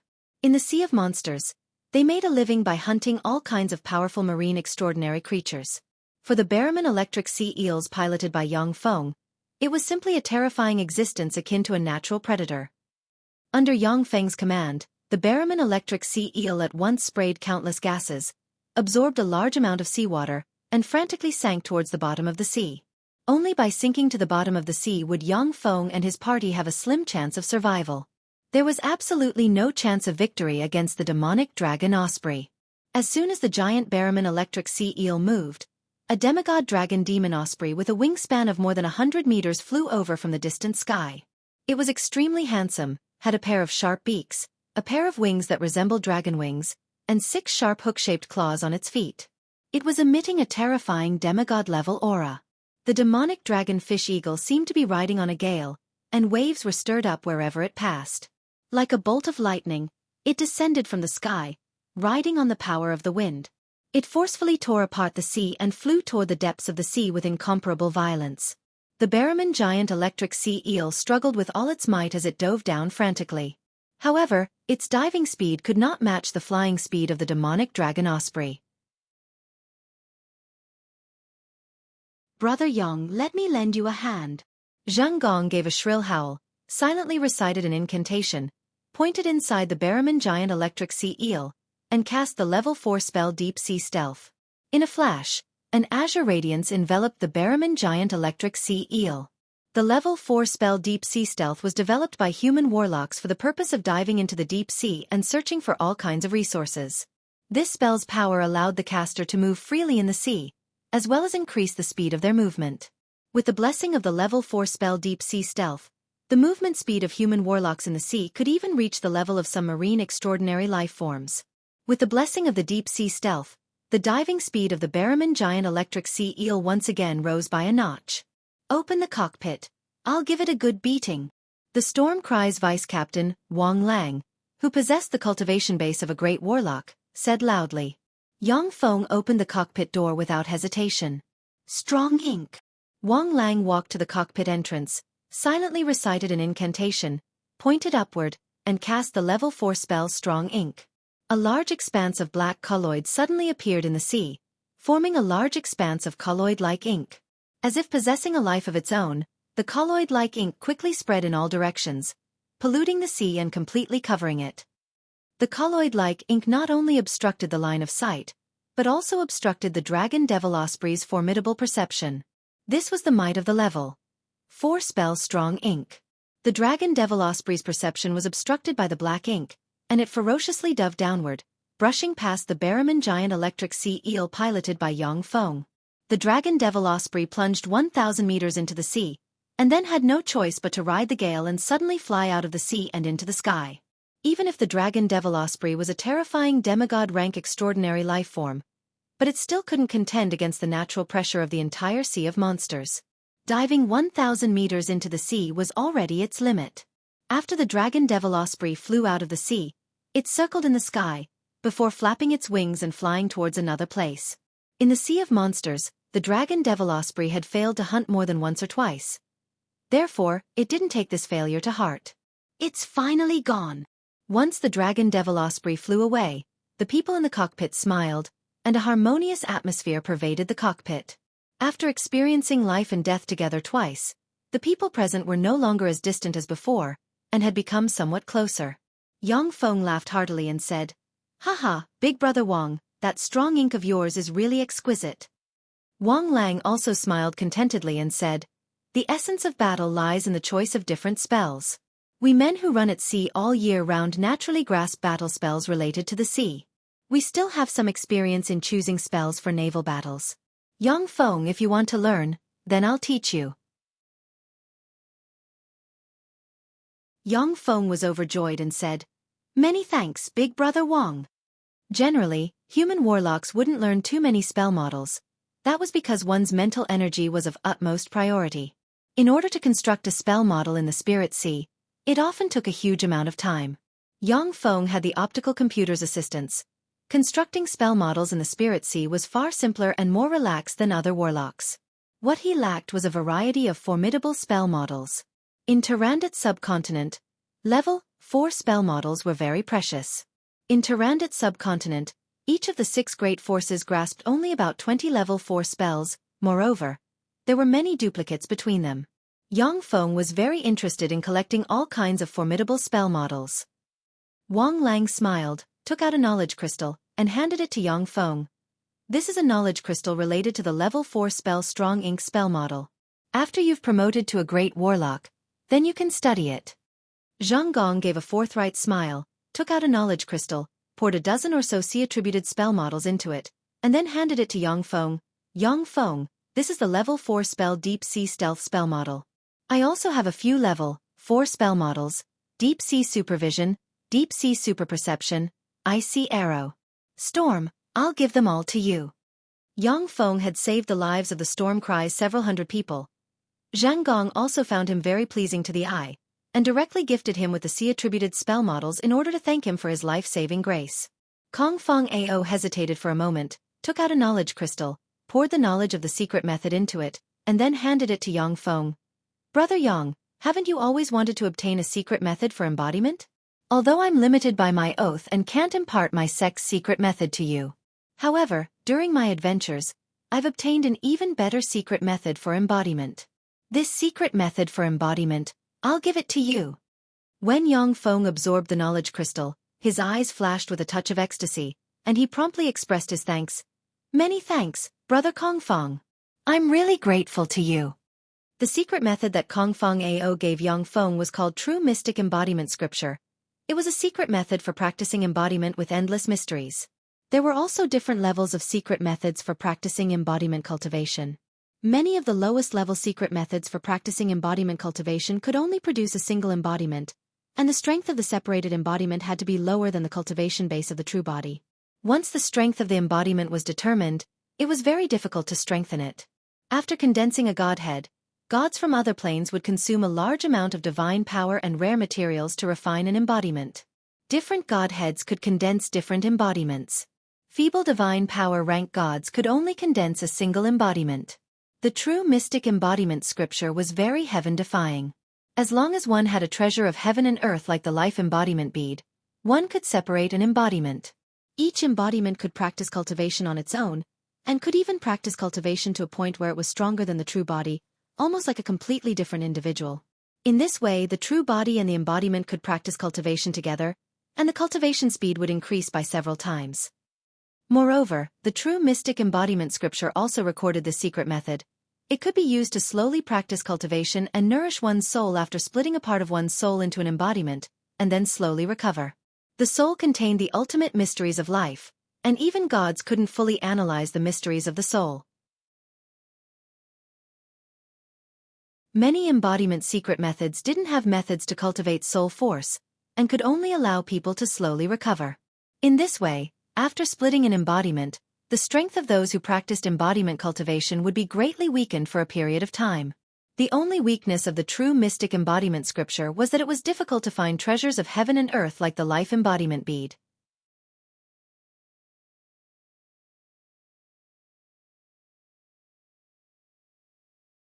Chapter 196. Although Kong Fong Ao and Yang Feng were congenial, but they hadn't known each other for long, so he naturally couldn't give such a precious secret method to Yang Feng. This time, Yang Feng saved Kong Fong Ao's life, and then after going through life and death together, he chose to give this secret method to Yang Feng. Many thanks, brother Kong Fong. This is my gift to you. It's just a small token of my respect. Please accept it. Yang Feng threw a dimensional badge to Kong Fong Ao. Inside the dimensional badge was a level 4 extraordinary life form rank fire lion and a level 4 extraordinary life form rank ice field demonic snake. Kong Fong Ao received the dimensional badge, glanced at it, and exclaimed in admiration, "Brother Yang, your uncle's alchemy is really amazing. To be able to refine such a secret treasure with such a huge space. Even in the Great Cloud Dynasty, such an alchemist would be regarded as a very amazing alchemist." Yang Feng smiled slightly, and didn't continue the topic. A few days later, Yang Feng manipulated the Barraman electric sea eel to cross a few more seas, and a majestic harbor appeared before his eyes. The Hague port was a large port located in the Hague city. It was a large transshipment port. Large armed merchant ships were anchored in the Hague port, many of which were much larger than the D-grade armed merchant ship that Zhang Gong and the others were piloting. There were many subcontinents around the main continent, and the armed merchant ships went to the various subcontinents to carry out sea trade. Although the subcontinents were far from as prosperous as the main continent, but each subcontinent had its own specialty. Through sea trade, those specialty products could be transported to the main continent for sale, and huge profits could be made. When the Barraman electric sea eel approached within 50 kilometers of the port of The Hague, 3 frightening starry sky warlock rank fluctuations suddenly erupted, and a series of scanning spells engulfed the area. "I am the Phoenix Cry Merchant Group's Captain Zheng Gong. This is my identity card. We were attacked by a formidable existence in the Sea of Monsters. We can only ride alchemical golems to the Hague port." Zheng Gong jumped out of the Barraman electric sea eel's cockpit, took out a jade card, and raised it high. The jade card blossomed with rays of light, intertwining with the scanning ripples. "It's indeed the Phoenix Cry Merchant Group's Zheng Gong. Take your men and enter the Hague port in an orderly manner." A faint voice sounded in the sky, and the formidable spirit fluctuations that locked onto Yang Feng and the others immediately disappeared. Zheng Gong said, "Yang Feng, you've just arrived at the Great Cloud Dynasty, so you'd better get an identity jade card. With that identity jade token, it will be more convenient for you to do many things. Otherwise, even if he were to stay in the hotel, he would encounter trouble. I still have some influence in the Hague port. You can stay here for a day or two. I will help you arrange these things properly."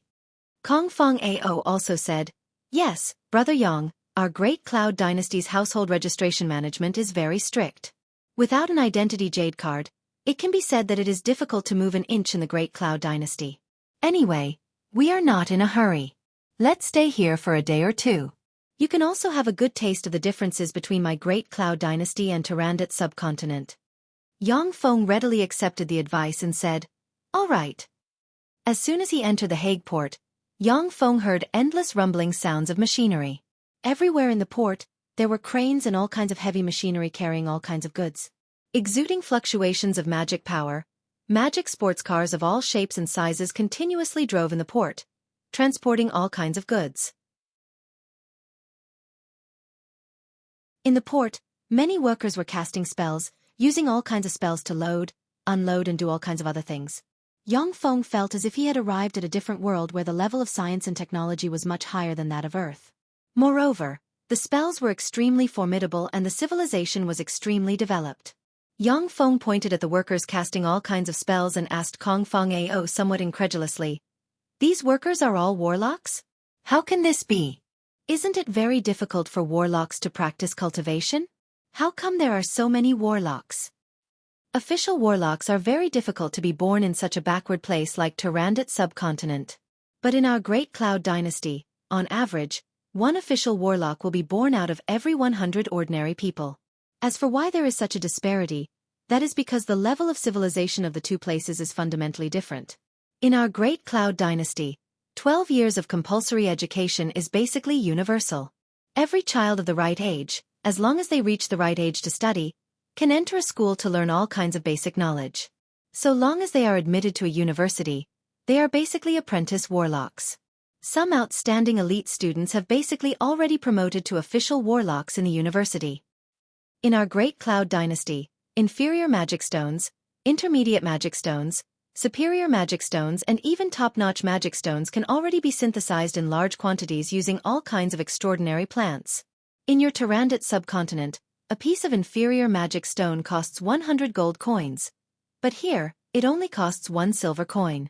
The exchange rate between magic stones is basically 100 to 1. As long as you have enough inferior magic stones, you can casually exchange them for top-notch magic stones. In our Great Cloud Dynasty, ordinary aristocratic children will use top-notch magic stones to practice cultivation at around the level 1 warlock rank. Once they reach the Great Warlock rank, they will use inferior magic crystals that surpass top-notch magic stones to practice cultivation. Even the most ordinary junior high school students can also use inferior magic stones to practice cultivation. Level 1 to level 4 spell models can be bought in warlock shops. Moreover, our Great Cloud Dynasty's spell models are simplified and optimized versions that have gone through countless geniuses. They can make it even easier for people to practice cultivation. Although a lot of the 8 Great Warlock Dynasties' knowledge has been lost in the wars of the previous dynasties. However, most of it has been basically passed down. Our Great Cloud Dynasty is one of the most powerful human warlock dynasties. If we didn't even have this bit of ability, then we would have already been destroyed by those powerful beings from other planes. Kong Fong Ao's words revealed the pride of being a citizen of the Great Cloud Dynasty.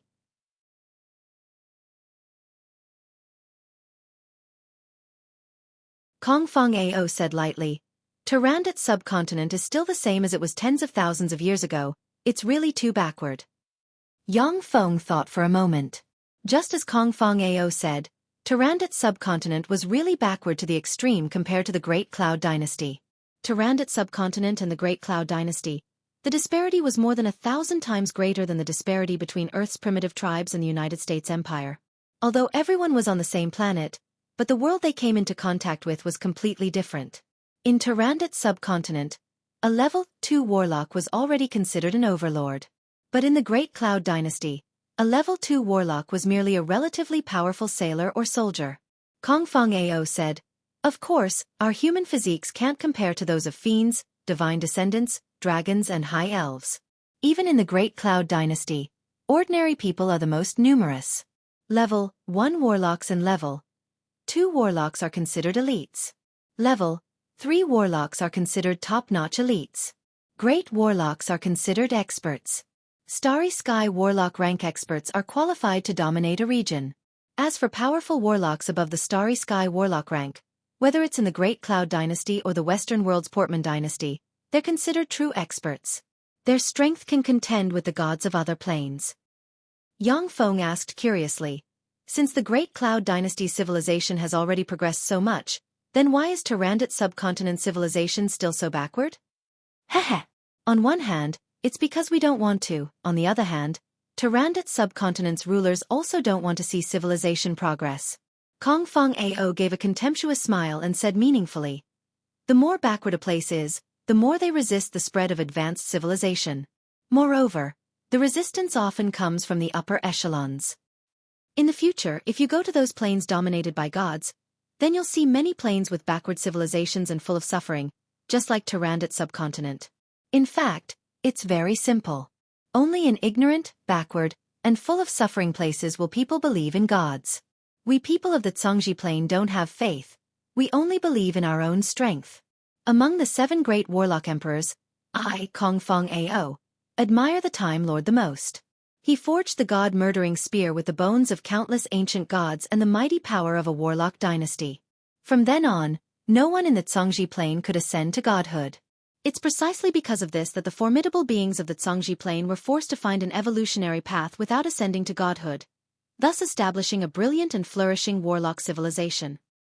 At that time, If the Time Lord had chosen to become a god, then with his terrifying strength, I'm afraid that the entire Zhongji plain would have slowly transformed into his divine country. All of us would have become the slaves of gods, the lambs of gods, and become backward and ignorant. We would only believe in him and live for the sake of believing in him. After listening to Kong Fong Ao, Yang Feng understood why Tyrandot subcontinent was so backward. Previously, all of Tyrandot subcontinent's knowledge and power were in the hands of the 6 great warlock groups as well as the large and small warlock groups attached to them. The warlocks of those warlock groups were existences that stood above the masses. If a civilization like that of the Great Cloud Dynasty were to spread, then their monopoly of superior knowledge would be broken, and their status as superior beings would cease to exist. Therefore, they unconsciously resisted the influence of the continent's civilization. As for the Great Cloud Dynasty, they were also happy to see Tyrandot subcontinent continue to be ignorant, so that they could make huge profits through sea trade. Yang Feng asked curiously, Level 1 to Level 4 spell models can be bought in the warlock shops. Then what about Level 4 spell models and knowledge? Kong Fong Ao said, the might of Level 4 spell models and knowledge is too formidable, and they're basically in the hands of the major forces. You can choose to join a sect or directly join the Imperial Court and serve the Imperial Court. According to your contributions, you can obtain different secret methods and a variety of formidable spell models.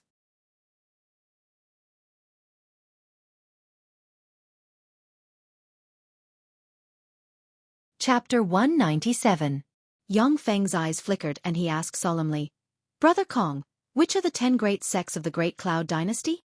Kong Fong Ao coughed lightly and said, the 10 great sects of the Great Cloud Dynasty are the Tai Yi sect, the Saint Lotus sect, the Saint Demon sect, the Battle Demon sect, the Bright Moon School, the Star River sect, the Corpse Demon sect, the Puppet sect, the Beast God School, and the Myriad Snow Gate. However, Brother Yang, with your natural talent, I'm afraid you won't be able to enter a single one of the 10 great sects. Yang Feng said, no way, I'm still a level 2 warlock.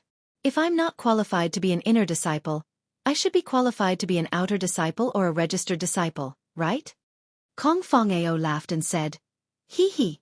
My Great Cloud Dynasty has a boundless territory and a population of trillions.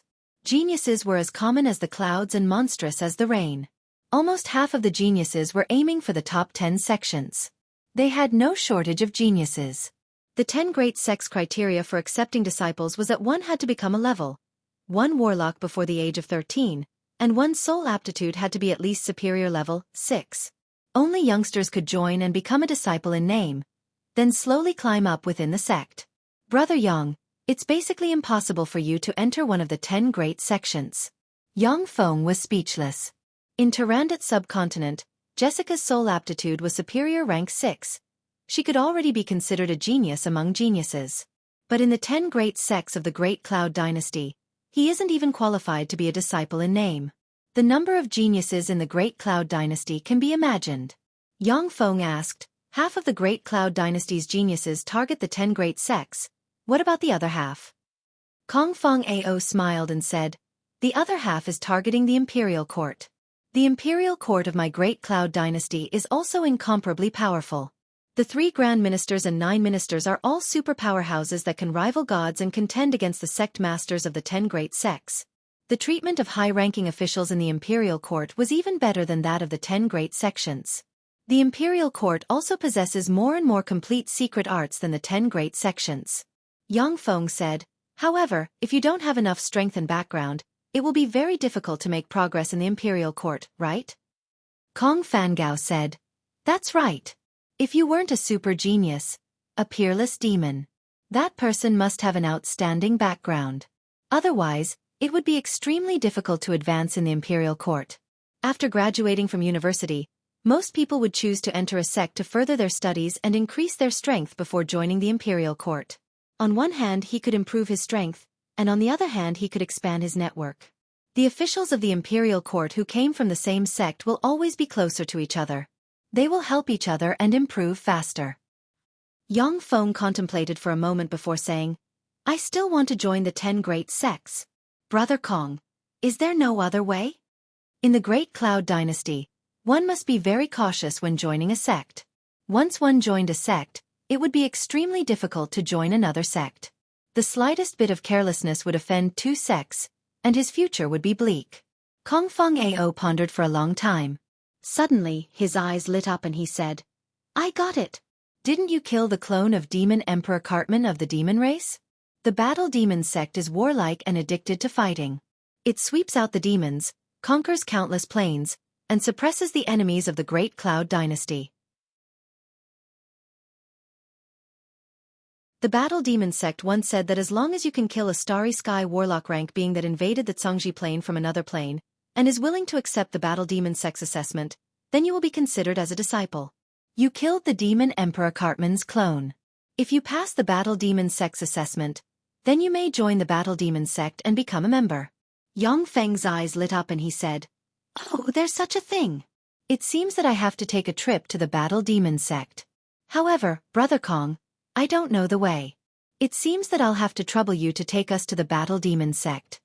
If a person like Yang Feng, who came from a small place like the Tyrannid subcontinent, were to rashly join the Great Cloud Dynasty's imperial court, then he would only be able to become an ordinary patrolman. He wouldn't even be able to become an official.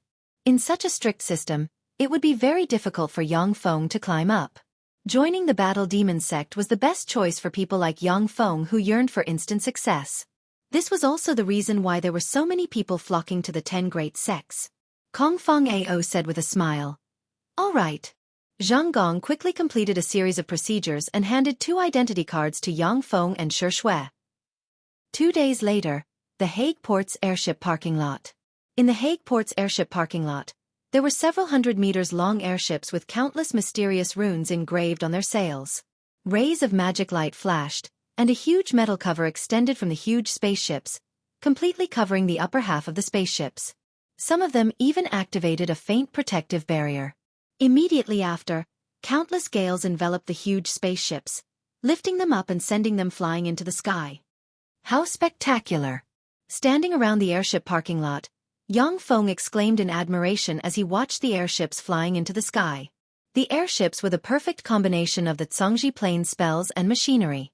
Shi Shui asked curiously, "Big Brother Kong, why do some of the airships have metal covers, while others don't?"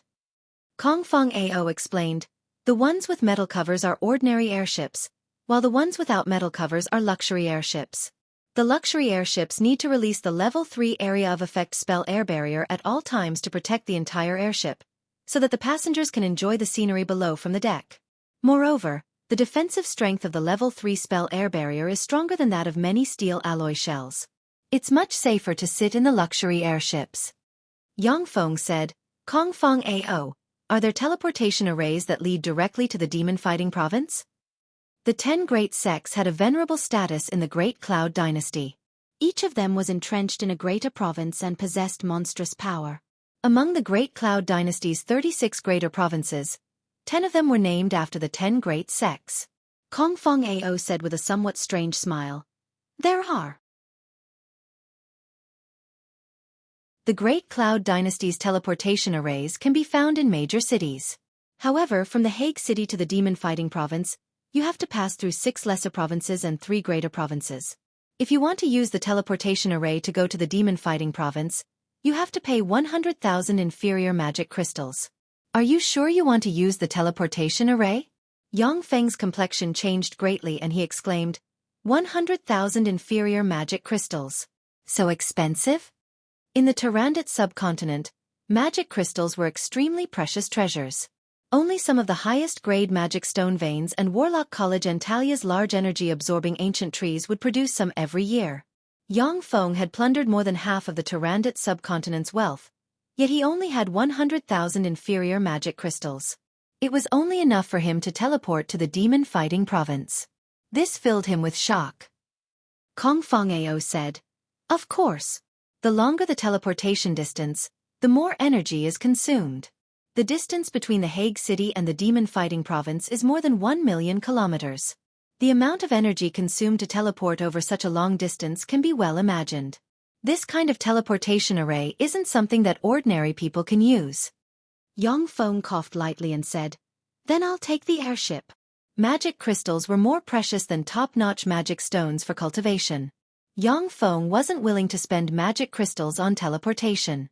Originally, Yang Feng had plundered more than half of the Tarandit subcontinent's wealth and thought that even if he wasn't the richest in the world, he was still a millionaire. However, when he arrived at the Great Cloud Dynasty, he truly understood that he was at most a little wealthy. There was still a terrifying gap between him and the truly wealthy. After buying the tickets, Yang Feng and his party boarded a luxurious airship. Magic radiances flickered, and the luxurious airship immediately rose into the air and flew towards the horizon. Standing on the deck of the luxurious airship, Yang Feng leaned against the railing and looked down, appreciating the scenery below. The speed of the luxurious airship far surpassed the speed of sound. However, there wasn't a trace of wind on the deck, nor was there any noise. The flight was extremely smooth, making people feel as if they were on land. Yang Feng looked at the scenery below and mused, the Great Cloud Dynasty is really high-end. Its level of technology is who knows how many streets ahead of Earth's. The Tarandit subcontinent simply can't compare to it. The technological content of the luxurious airship far surpassed that of the various planes on Earth. Its safety factor was also far greater than that of the various planes on Earth. If this luxurious airship appeared on Earth, then all major airline companies would go bankrupt. 1 month later. We have arrived at the demon-fighting province. Passengers, please disembark in an orderly manner. In a spacious and splendidly decorated airship parking lot, Yang Feng alighted from the luxurious airship and heaved a long sigh of relief. After flying for a whole month, Yang Feng felt extremely stifled. Now that he alighted from the airship, he heaved a long sigh of relief. Kong Feng Ao said with a slight smile, "Let's go. We'll take the gravity-free suspended light trolley. This trolley is relatively fast. We can reach the demon-fighting sect in about 30 minutes. The ticket price isn't expensive either. Each person is a top-notch magic stone." Yang Feng's face twitched slightly and he sighed inwardly. A ticket price of a top-notch magic stone. The Great Cloud Dynasty really has a lot of nouveau riches. In the Tarandit subcontinent, for the sake of a top-notch magic stone, great warlock rank experts would fight openly and covertly. Level 3 warlocks would treasure a piece of it. In the Great Cloud Dynasty, a ticket cost a top-notch magic stone. The exorbitant cost was simply appalling. Under Kong Feng Ao's lead, Yang Feng and his party left the airship parking lot and went outside. The outside world was filled with high-rise buildings, extremely spacious streets, and all kinds of top-notch sports cars could be seen everywhere. The people wore a wide variety of fashionable and beautiful clothes, not losing out to those of Earth in the slightest. In addition to the sports cars on the ground, there were also transparent tracks about 50 meters in the sky. On those transparent tracks, there were wheel-less sports cars flickering with magic radiance. When Kong Feng Ao saw Yang Feng's gaze fall on the hover sports cars, he explained, "Those are gravity-free hover sports cars. They are currently the most advanced magic sports cars of the Great Cloud Dynasty. These sports cars use top-notch magic stones as their power source. They don't produce any exhaust, the sound of the engine is small, and their speed is much faster than that of traditional magic sports cars. Their emergence has greatly alleviated the traffic pressure in the urban area. However, some people are of low quality and always like to throw things high up in the sky. Managing them is a bit of a headache." Yang Feng said, "The Great Cloud Dynasty's alchemy level is really advanced." Kong Feng Ao said proudly, "That's only natural. The reason why the Great Cloud Dynasty is able to suppress countless planes is because of the formidable alchemy and the endless inheritance of knowledge." Yang Feng smiled slightly and didn't say much. Under Kong Feng Ao's lead, Yang Feng arrived at a subway station and stood next to a platform. Crackle, crackle. Amidst a series of crisp sounds, countless bolts of lightning flashed, and a white train suspended on the track with countless mysterious runes carved on it suddenly appeared on the platform. Kong Feng Ao was both proud and somewhat regretful. Gravity-free suspended optoelectronic vehicle. This is the most advanced magic train of the Great Cloud Dynasty.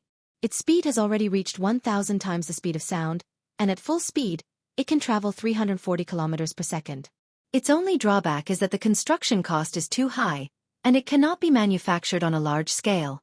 Ordinary people also find it difficult to afford the ticket price of a top-notch magic stone, and it is very difficult to popularize it throughout the country. Only some greater provinces have such gravity-free suspended optoelectronic vehicles. Yang Feng looked at the white train, and a touch of shock flashed past the abyss of his eyes. 1,000 times the speed of sound, that's too heaven-defying. After buying tickets and boarding the gravity-free suspended optoelectronic vehicle, Yang Feng and his party boarded the train. As soon as he entered the train, Yang Feng could feel a gentle force being released from the train and wrapping around his body.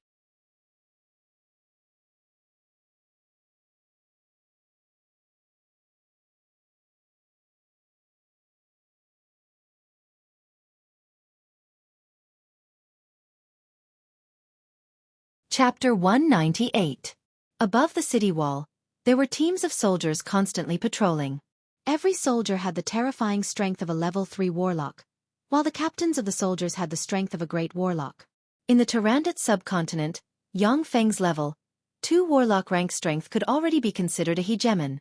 Yet in the demon fighting sect, it was difficult for him to even be an official soldier. This was the domineering and underlying strength of the Great Cloud Dynasty's 10 great sects. People from the Great Cloud Dynasty had a sense of confidence and pride wherever they went. That was because the Great Cloud Dynasty was extremely powerful, and they were proud of being a part of the Great Cloud Dynasty. Kong Fong Ao said, "This is the Demon Fighting City. The Demon Fighting Sect is an exchange window open to the public. Basically, the Demon Fighting Sect's disciples in name live here. Behind the Demon Fighting City is the Demon Fighting Mountain Range, where the Demon Fighting Sect's outer sect disciples and inner sect disciples live. Above the Demon Fighting Mountain Range is the Demon Fighting Floating Island. The Demon Fighting Floating Island is the core of the Demon Fighting Sect, where the true disciples and many great elders live." Yang Feng nodded slightly. After accepting the identity verification from Kong Fong Ao, they entered the Demon Fighting City. The Demon Fighting City was extremely bustling with people coming and going. It was even more crowded than the big cities on Earth such as Beijing and Shanghai. However, the layout of the Demon Fighting City was extremely scientific, and the streets were spacious. At the same time, there were countless floating flyovers intertwining in midair, forming a huge transportation network. Everyone walked within the huge transportation network, without the slightest feeling of congestion. Yang Feng was dazzled as he walked inside the Demon Fighting City. He only felt that it was a novelty. It was like Granny Lu entering the Grandview Garden. No matter how much he looked, he couldn't get enough of it. Everything here was different from the Tyrannid subcontinent. At the same time, the air inside the Demon Fighting City also contained extremely pure magic energy. The concentration of the magic energy wasn't the slightest bit inferior to the concentration of the magic energy in the Tyrannid subcontinent's 5-storied Warlock Tower's elemental pools. In the center of the Demon Fighting City, there stood a super-large purification tower, which exuded powerful purification fluctuations that neutralized the life magic energy unconsciously dispelled by the powerful warlocks and prevented the birth of freaks. Even ordinary people who weren't warlocks could live very well inside the purification tower. Under Kong Fong Ao's lead, Yang Feng and his party arrived before a towering, no less than 300-story tall silver building. In front of the silver building stood a huge sign, Fighting Demon Sect External Office. As soon as Yang Feng entered the building, he saw 4 12 to 13-year-old little boys and little girls, respectively, handling the school admission procedures on 4 counters in an orderly manner. When Yang Feng's group of 3 entered the building, they attracted gazes. Shi Shui's appearance was approximately 15 years old. Her temperament was clear and cold, and she was extremely beautiful. Instantly, everyone's gazes were drawn to her. Under Shi Shui's astonishing beauty, Yang Feng and Kong Fong Ao were reduced to supporting roles. A Demon Fighting Sect's outer sect disciple, who looked to be in his 20s, gave a slight smile and handed an identity jade card to a very beautiful and adorable little girl.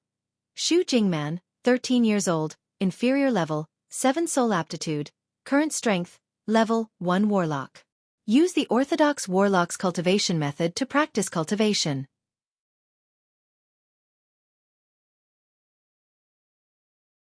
If you are qualified, you can become an in-name disciple of the Battle Demon Sect. This is your identity jade token. Come over tomorrow to receive guidance and choose a secret technique. The little girl said with a sweet smile. Thank you, Big Brother Ming. Ming Sheng said with a slight smile. You're welcome. That's because you met the requirements. That's why I was able to recruit you. If you didn't meet the requirements, then I couldn't do anything about it. Inferior level. 7 soul aptitude. Such a little girl's soul aptitude can be compared to Carolina's and Cheyenne's. The demon fighting sect really has as many geniuses as dogs, and experts are everywhere. After Yang Feng swept Xu Jingman and Ming Shang with a glance, he suddenly felt a great pressure. Although Ming Shang was only an outer sect disciple, but Yang Feng could already feel that the life force he emitted had already reached the pinnacle Great Warlock realm, and was infinitely close to the Starry Sky Warlock realm. It was the strength of Tyrandot subcontinent's overlord rank experts like Aldrich, Carolina, and Anthony. Xu Jingman walked to Shurshue's side, her big black and white eyes flashed with a touch of craftiness, and she said with a cute smile, "Big sister, my name is Xu Jingman.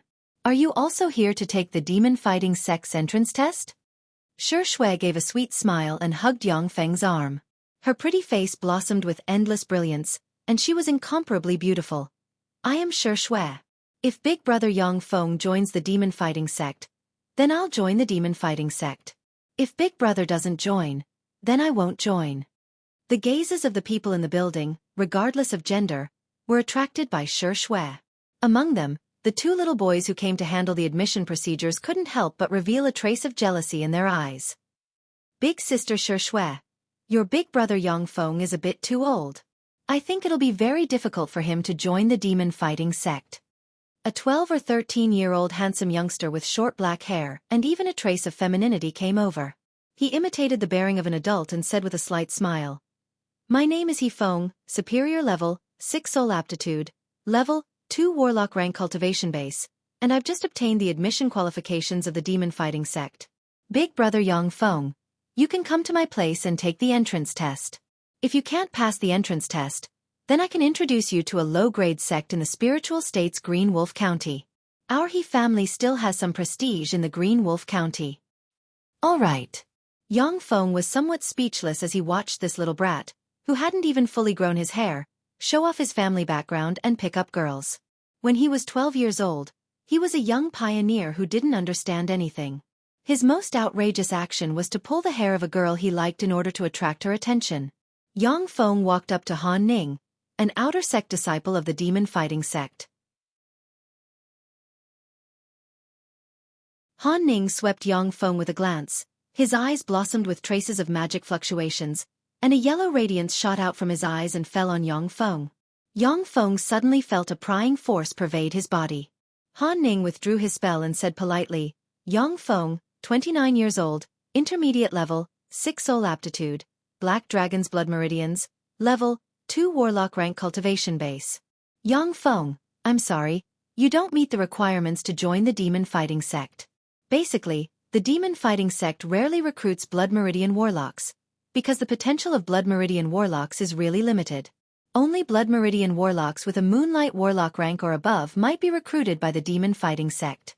The demon fighting sect isn't the most outstanding in researching the power of Blood Meridians, but rather the Beast God School and the Myriad Snow Gate. You should go to those two sects and give it a try. Yang Feng smiled bitterly inside. The Beast God School and the Myriad Snow Gate were indeed the two great sects with the most outstanding in researching the power of blood meridians in the Great Cloud Dynasty. However, as part of the 10 great sects, these two great sects had extremely high requirements for their disciples. Yang Feng had no chance of joining the two great sections. The two precocious boys also revealed looks of disdain. Xu Jingman and the other outstanding little girl also revealed looks of disappointment. It was easy for Blood Meridian warlocks to practice cultivation in the early stages, but later on, it would be very difficult to practice cultivation, as they would be shackled by the bloodline. If it was a formidable bloodline of the Moonlight warlock rank or above, they would still receive some attention. Black Dragon bloodline, at most, could only be practiced until the Great Warlock rank bloodline. In some small places of the Great Cloud Dynasty, but in the demon fighting sect and the other 10 great sects, it was synonymous with no potential. This is the clone of the demon Emperor Cartman that descended to the Tyrandot subcontinent from the Demonist plane and was killed by me. I heard that the demon fighting sect specially recruits heroes who are willing to kill foreign enemies of other races for the Great Cloud Dynasty. As long as you kill a Starry Sky warlock rank freak that invaded the Zhongji plane from another plane, you'll get a chance to join the demon fighting sect. Since I killed the demon Emperor Cartman, I should be given a chance to take the assessment, right? Yang Feng took out a box and opened it, revealing the severed head of the demon Emperor Cartman's clone. A remnant demigod rank and extremely ferocious might immediately pervaded the area. Under the remnant might of the severed head of the demon Emperor Cartman's clone, He Feng and the little boy called Wang Shuang had their complexions change greatly, and they couldn't help but take a dozen steps back. The pretty complexions of Xu Jingman and the other girl called Wang Yi also changed, and they retreated again and again, their beautiful eyes flashing with a touch of fear. He Feng and the other three were indeed peerless geniuses with outstanding talent. But they were too young, and had always been practicing at home, rarely going out to fight. That was why they were frightened by the severed head of the demon Emperor Cartman's clone. Xu Jingman's pretty complexion changed, and her beautiful eyes flashed with a touch of fear. He could actually kill such a freak. That's really terrifying. Han Ning was first startled, then his gaze congealed and his expression became solemn. Suddenly, a terrifying pinnacle great warlock rank life force converged, and he stared at Yang Feng and said while stressing each syllable, "You killed it? That's impossible, right? Yang Feng, you have to know that there's a price to pay for playing tricks on the demon-fighting sex people. It's still not too late to take back your words. Otherwise, once I cast a spell and discover that you lied to me, then I might even take action and kill you here." The Demonist Plains Demon Emperor rank experts were formidable beings that could contend against gods. His clone also possessed Starry Sky Warlock rank strength. Han Ning wasn't a match for his clone, so he didn't believe that Yang Feng killed him with his own hands. The other three demon-fighting sect's outer sect disciples also revealed unkind gazes and stared coldly at Yang Feng. Although they had always appeared very kind, but they had the arrogance of the demon-fighting sect's disciples in their hearts. If someone dared to play tricks on them, then they wouldn't mind getting rid of that person. Even if they made a scene in the sect would only praise them, and wouldn't scold them. Even in the Great Cloud Dynasty where laws were strict, colossi like the 10 great sects still had a lot of privileges. This was the real reason why countless geniuses flocked to join the 10 great sects. No one would dare to behave atrociously in a place like the demon-fighting sect, otherwise, only death would await them. This was also a great difference from Earth. In essence, the Zhongji Plain was still a plain where the strong preyed on the weak.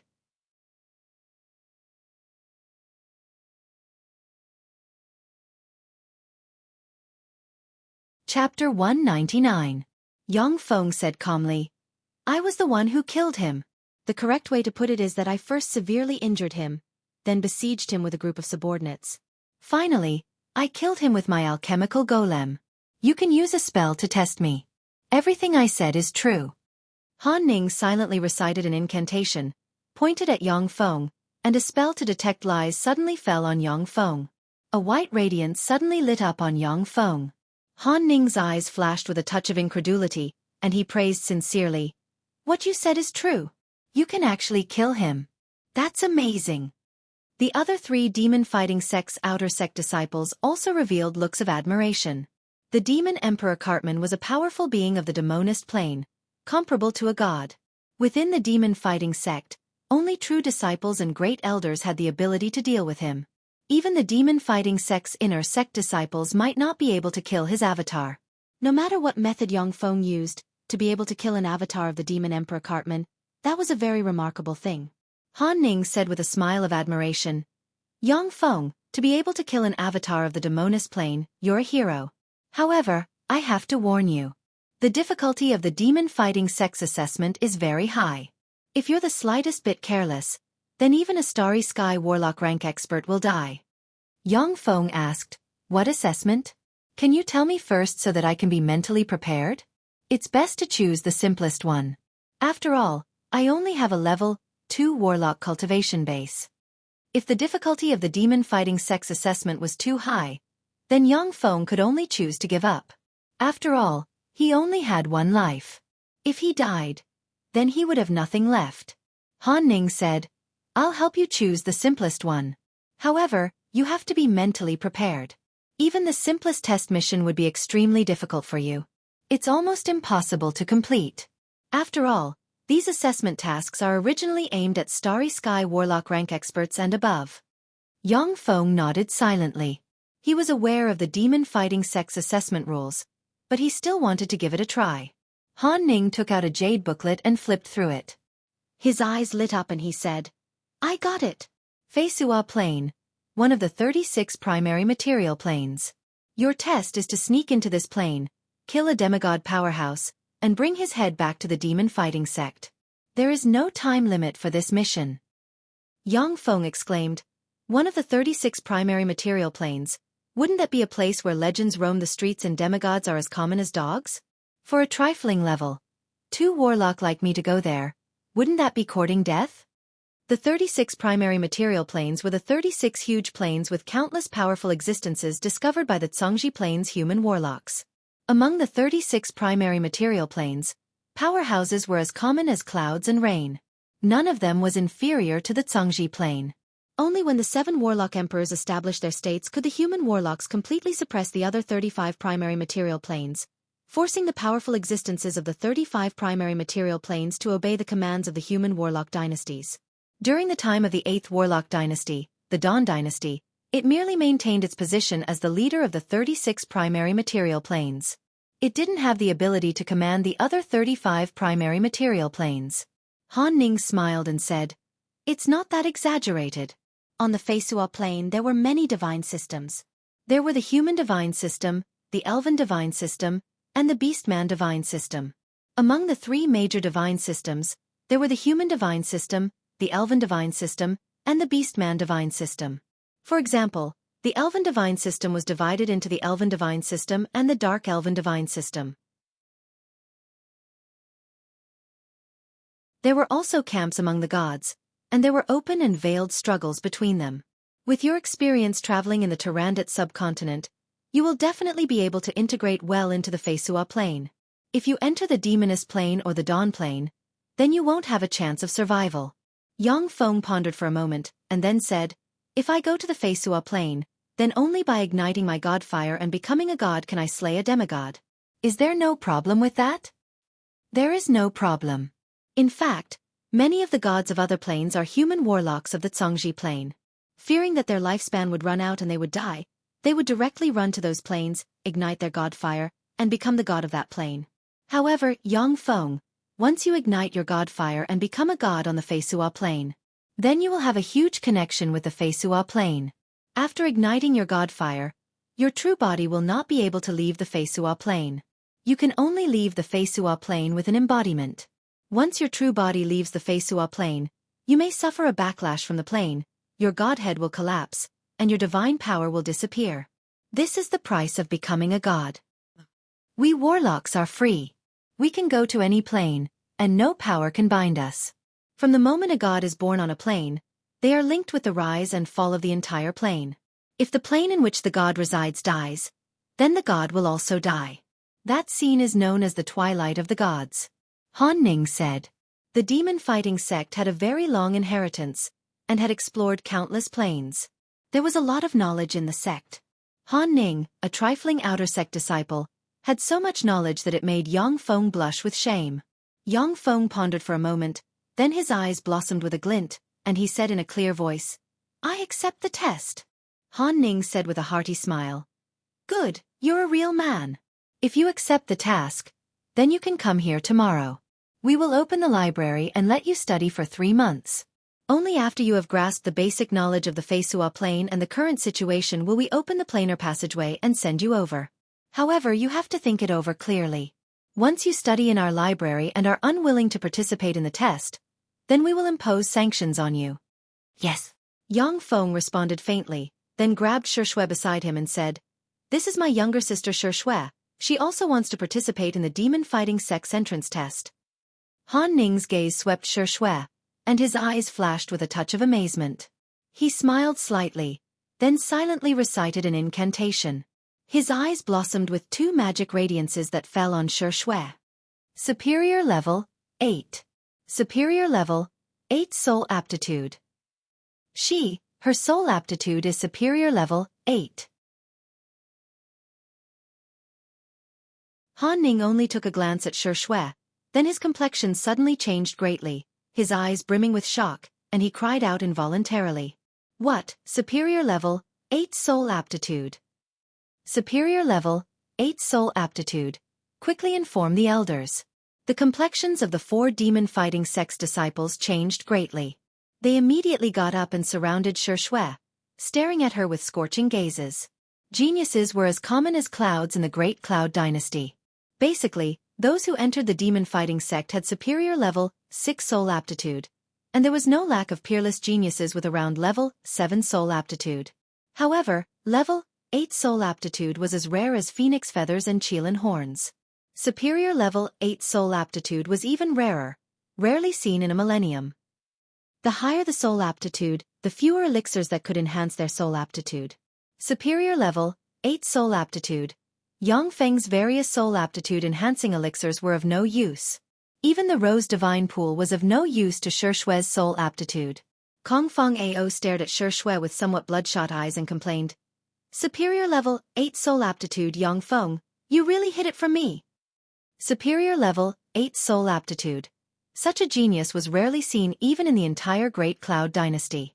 When Kong Feng Ao thought of such a genius hanging around him, he felt as if he was in a dream. Yang Feng said with a smile. Heh, you didn't ask me. Where's the person with superior level 8 soul aptitude? With a flicker of magic radiance, an old man dressed in a blue robe appeared in the hall, exuding incredibly formidable fluctuations of power, as if a god walking in the secular world. Yang Feng's complexion changed slightly. He could vaguely feel that the terrifying power exuded by the old man dressed in a blue robe could even contend with the power he sensed from the goddess Lolth. An extremely beautiful young woman dressed in a red warrior's attire, looking like a flame, strangely appeared beside Shi Shui. She swept Shi Shui with a glance and said with great satisfaction, "Little girl, are you the one with superior level 8 soul aptitude? Not bad, to possess the strength of a level 3 warlock at such a young age. Truly remarkable. I'm Yu Wuxian, one of the great elders of the demon fighting sect. Little girl, how about becoming my personal disciple?" As soon as she said that, the 4 outer sect disciples of the demon fighting sect immediately revealed envious expressions. Yu Wuxian was one of the great elders of the demon fighting sect, her strength tyrannical. To be accepted by her as a personal disciple was something that even true disciples of the demon fighting sect yearned for, let alone outer sect disciples of the demon fighting sect. The old man dressed in a blue robe frowned and said, "Yu Wuxian, shouldn't there be a first come, first served basis for everything? I came first, so this disciple should be mine." Ordinary geniuses were fine. Superior level 8 soul aptitude was simply a freak among freaks. Even in the entire Great Cloud dynasty, it was a rare genius that appeared once in a millennium. Yu Wuxian said coldly, "Chao Iha, I'm taking this disciple. She's a little girl. You're an old man, taking a little girl as your disciple, don't you feel ashamed?" Huang Iha was also one of the great elders of the demon fighting sect. His strength was tyrannical, comparable to that of a god. Unmoved, Huang Iha said with a faint smile, "On the path to eternal life, there's only master and disciple, there's no distinction between men and women. I won't give up." Yu Wuxian was silent for a moment, and then said, "You and I are equal in strength and status. It's better to let this little girl choose her own master. What do you think?" Huang Iha said decisively. "All right." Yu Wuxian asked directly, "Little girl, between him and me, which one do you want to be your master?" Huang Iha replied, "Little girl, if you choose me as your master, then I'll definitely teach you everything I know.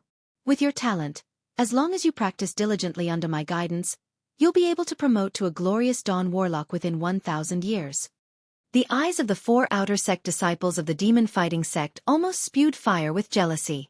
They were all geniuses with superior level 6 soul aptitude, but it was already very difficult for them to promote to the Great Warlock realm, let alone promote to the Starry Sky Warlock realm. As for the Moonlight Warlock realm, they didn't even dare to think about it. As for the Glorious Dawn Warlock realm, even in the Great Cloud dynasty, they were pinnacle experts with lofty status and strength comparable to gods.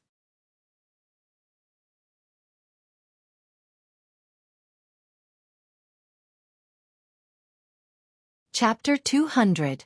Yu Wuxian said with a proud smile, "Whatever old bastard Chao can promise you, I can promise you everything. As long as you become my personal disciple, the Glorious Dawn Warlock rank won't be a problem."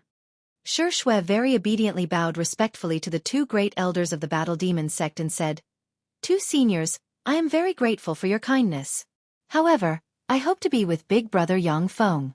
As for choosing a master, I'll choose whoever Big Brother Yang Feng wants me to choose." Huang Iha frowned and said, "Yang Feng? Who's that?" Han Ning promptly pointed at Yang Feng and said, "Great Elder, this is Shue's big brother Yang Feng." Blood Meridian Warlock? Black Dragon's Blood Meridian? His potential is too low.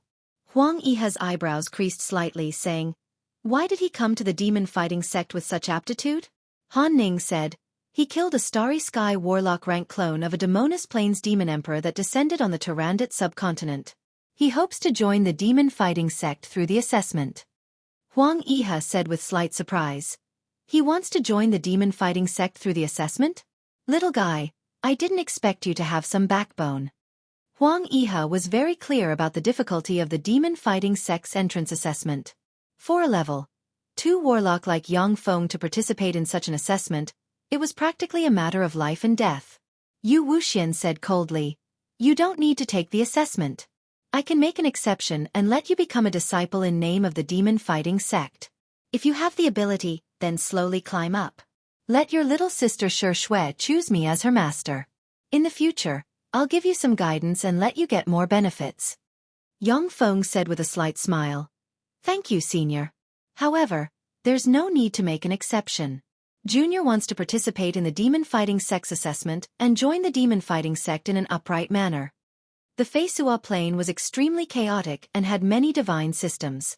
Such a plain was the best place to fish in troubled waters. On the Feisua Plain, Yang Feng's clone and Shizu robots would be of great use. Yu Wuxian was slightly surprised and said with a faint smile, "You have backbone. I misjudged you. I originally thought that you wanted to borrow your little sister's talent to join the demon fighting sect. Not bad, kid. I'm starting to like you a little. As long as you can complete the fighting demon sect's assessment this time, I can directly guarantee that you will become an inner disciple of my fighting demon sect." Huang Yihe grinned. Hee, interesting. Yang Feng, if you can complete the demon fighting sect's assessment, I'll accept you as a personal disciple."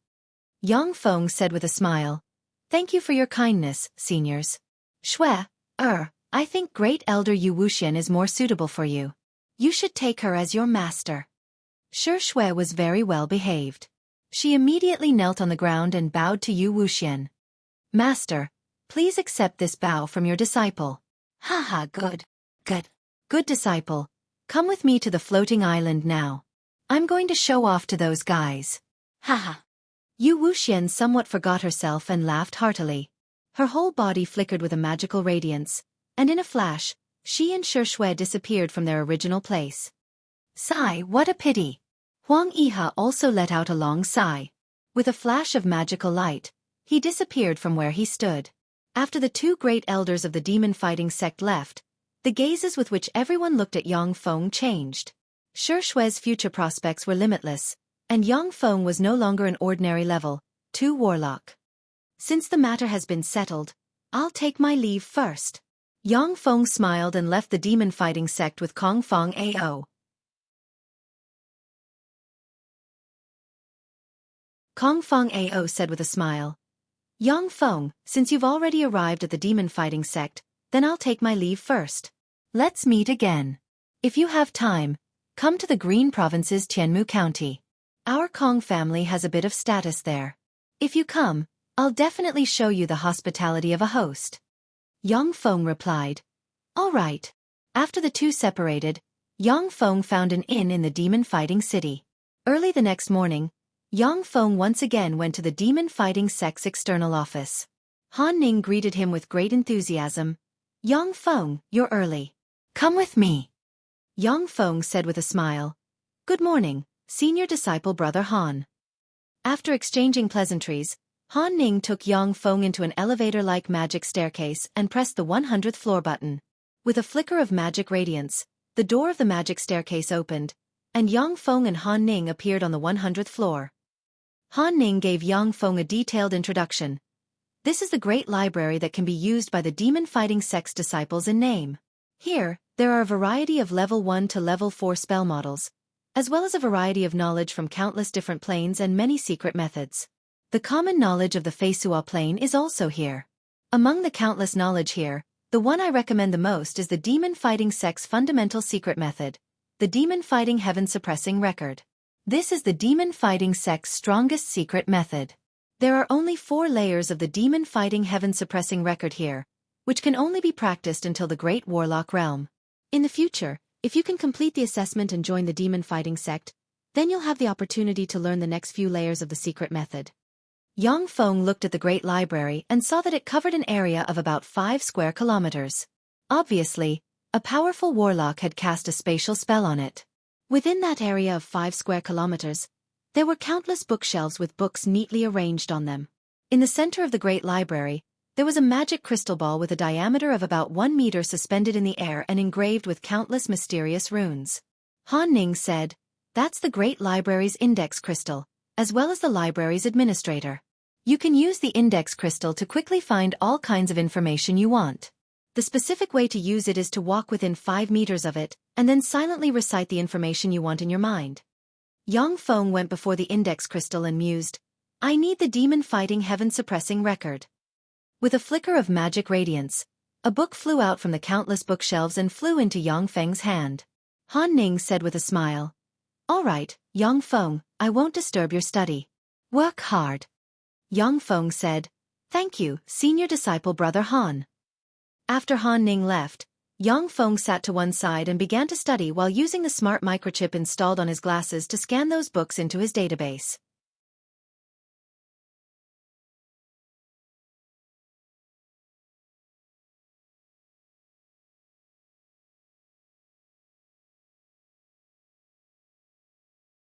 Moreover, the wealth he collected in the Tyrandat subcontinent was enough for him to recultivate and easily evolve into an official warlock. Moreover, the knowledge grasped by the embodiment was equivalent to the knowledge grasped by Yang Feng's true body. Thus, it was equivalent to having 2 people practicing cultivation and learning at the same time, which was simply heaven-defying. It was precisely because of this that a treasure like the life embodiment bead was so precious, priceless, and could only be encountered but not sought.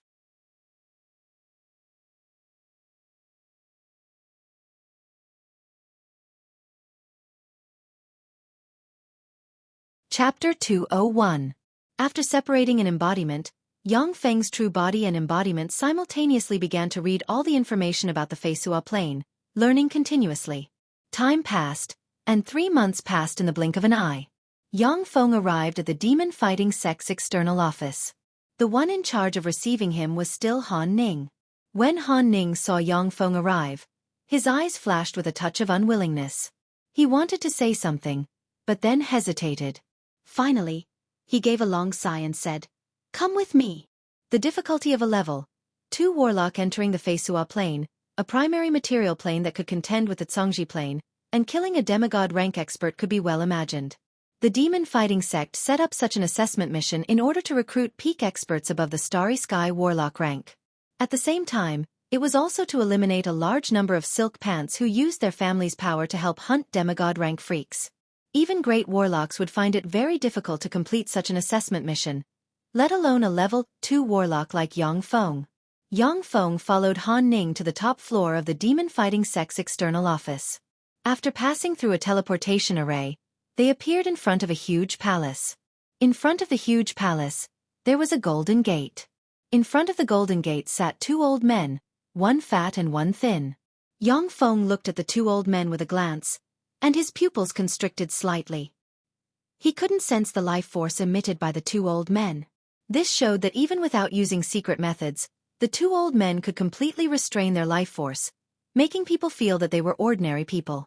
Han Ning said respectfully to the 2 old men, "Elder Luo Zhang, Elder Luo Ming, this is Yang Feng. He wants to go to the Feisua plane to participate in the assessment." The thin old man didn't open his eyes. The fat old man opened his eyes, and 2 divine lights shot out of his eyes and swept Yang Feng. A feeling of being seen through instantly pervaded Yang Feng's body. The fat old man threw a gray jade card to Yang Feng and said lightly, "This is a return jade card. After completing the mission, crush this jade card, and we'll find a way to pick you up.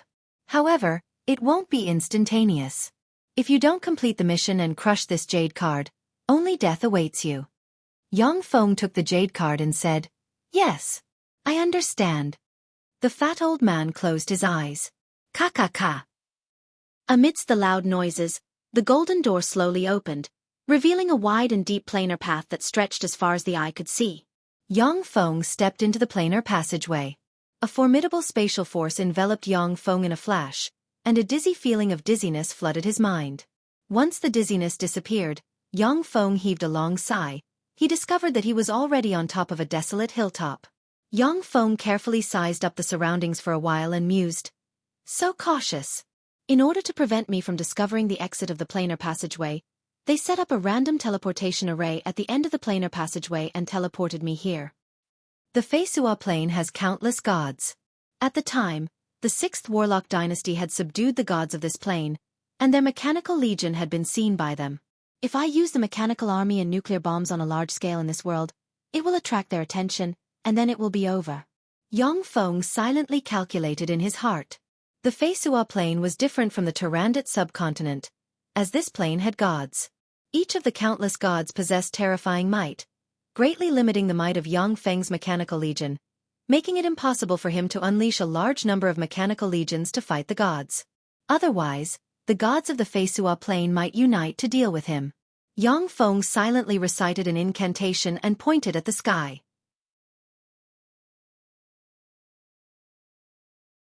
A magic radiance flickered, and a huge eye formed in the sky, observing the area within a radius of dozens of kilometers.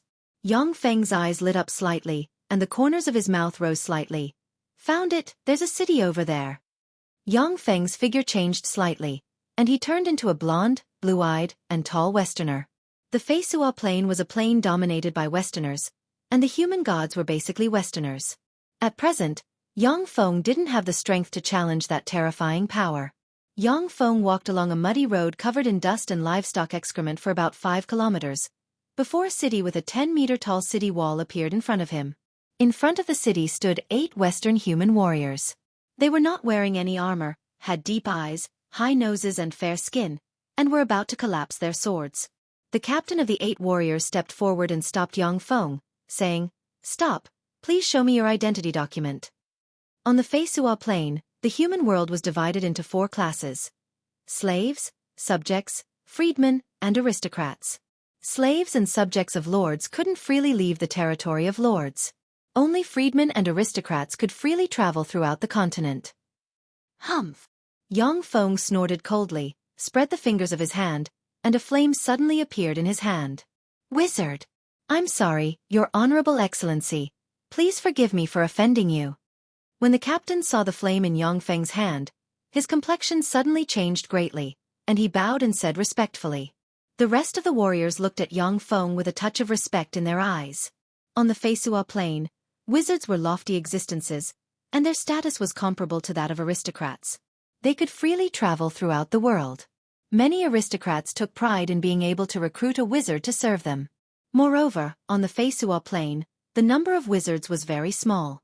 Out of 100,000 people, there might not even be one wizard. This is my power, my own power. Yang Feng looked at the 8 respectful warriors, and a touch of pleasure welled up inside him. On the Turandot subcontinent, relying on the tremendous power of the Shizu Mechanical Legion, Yang Feng defeated countless powerful enemies, and finally unified the entire Turandot subcontinent and became its king. However, he was very clear that it was mainly by relying on the power of the Mechanical Legion that he achieved that step.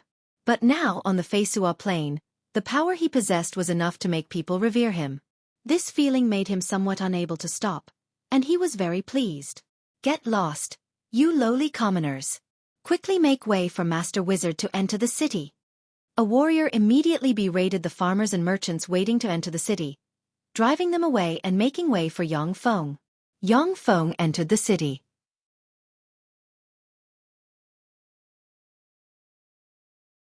In the city, the roads were extremely muddy, livestock's excrement could be seen everywhere, and there was a lot of dust.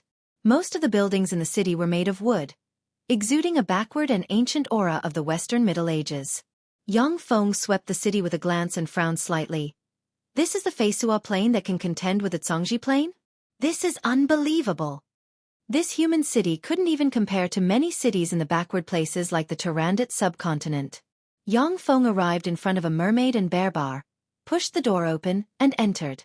As soon as he entered the bar, Yang Feng saw burly mercenaries gulping down alcohol and eating meat, while uttering vulgar words and flirting with the waitresses in the bar. Yang Feng went to the bartender who was mixing drinks in front of the counter, and with a light flick, a gold coin drew a beautiful parabola and fell in front of the bartender. Yang Feng said, "I want to go to the Reject City, so I need an experienced and reputable mercenary group to escort me. Tell me, what's a reasonable price to hire such a mercenary group?" The bartender smiled and put away the gold coin. "It depends on the number of people you hire. From the Wood Speech City to the Reject City, it's about 10 days' journey. The journey isn't too dangerous, and paying 3 silver coins per person per day is already enough. Of course, the more reputable and stronger mercenary groups, the higher the price." The common currency of the Feisua Plain was gold coins. 1 gold coin equals 10 silver coins equals 1,000 copper coins. "Hey, young man, hire our bear strength mercenary group. Our mercenary group has 10 good lads, each of whom is a seasoned mercenary." A burly man with a bear-like build and a big beard strode towards Yang Feng and said with a hearty laugh, "For each of us, you only need to pay 5 silver coins per day." A middle-aged man with a thin figure and a gloomy temperament between his eyebrows came over and said with a smile towards Yang Feng, "Hello, I'm Lek, the leader of the Storm Wolves mercenary group. Our Storm Wolves mercenary group has 13 members. For each of us, you only need to pay 2 silver coins per day, and you'll be able to get the services of the 13 members of the Storm Wolves mercenary group to safely escort you to the Reject City." A beautiful woman with a height of 1.8 meters, wheat-colored skin and regular facial features, who was much taller than many men, strode towards Yang Feng and said, "Mister, please hire our White Lily mercenary group. Our White Lily mercenary group only has 5 people, but it's the mercenary group with the best reputation in the Wood Speech City. There's no record of us going back on our word. For each of us, you only need to pay 8 silver coins per day, and we'll do our best to protect you." Lek's face stiffened. As if a viper, he stared at the beautiful woman with a tall figure and said coldly, "Katie, what's the meaning of this?" Katie said with a cold smile, "What do I mean? You're well aware of it." Yang Feng had read a lot of information about the Feisua Plain and knew that there were all sorts of people among mercenaries. Many mercenaries would normally do normal business, but would secretly kill their employers. If choosing a mercenary group wasn't suitable, then it would definitely be courting death. Yang Feng said with a slight smile, "There's no need to fight over it. I think that beautiful women are better. The White Lily mercenary group is fine." Once he said that, the leader of the Bear Strength mercenary group gave Yang Feng a somewhat odd look, then gave a chuckle, turned around, and returned to his mercenary group. The bartender also gave Yang Feng a somewhat odd look, but remained silent. Lek gave a cold smile and said meaningfully, "Good, good, good. You're on your own."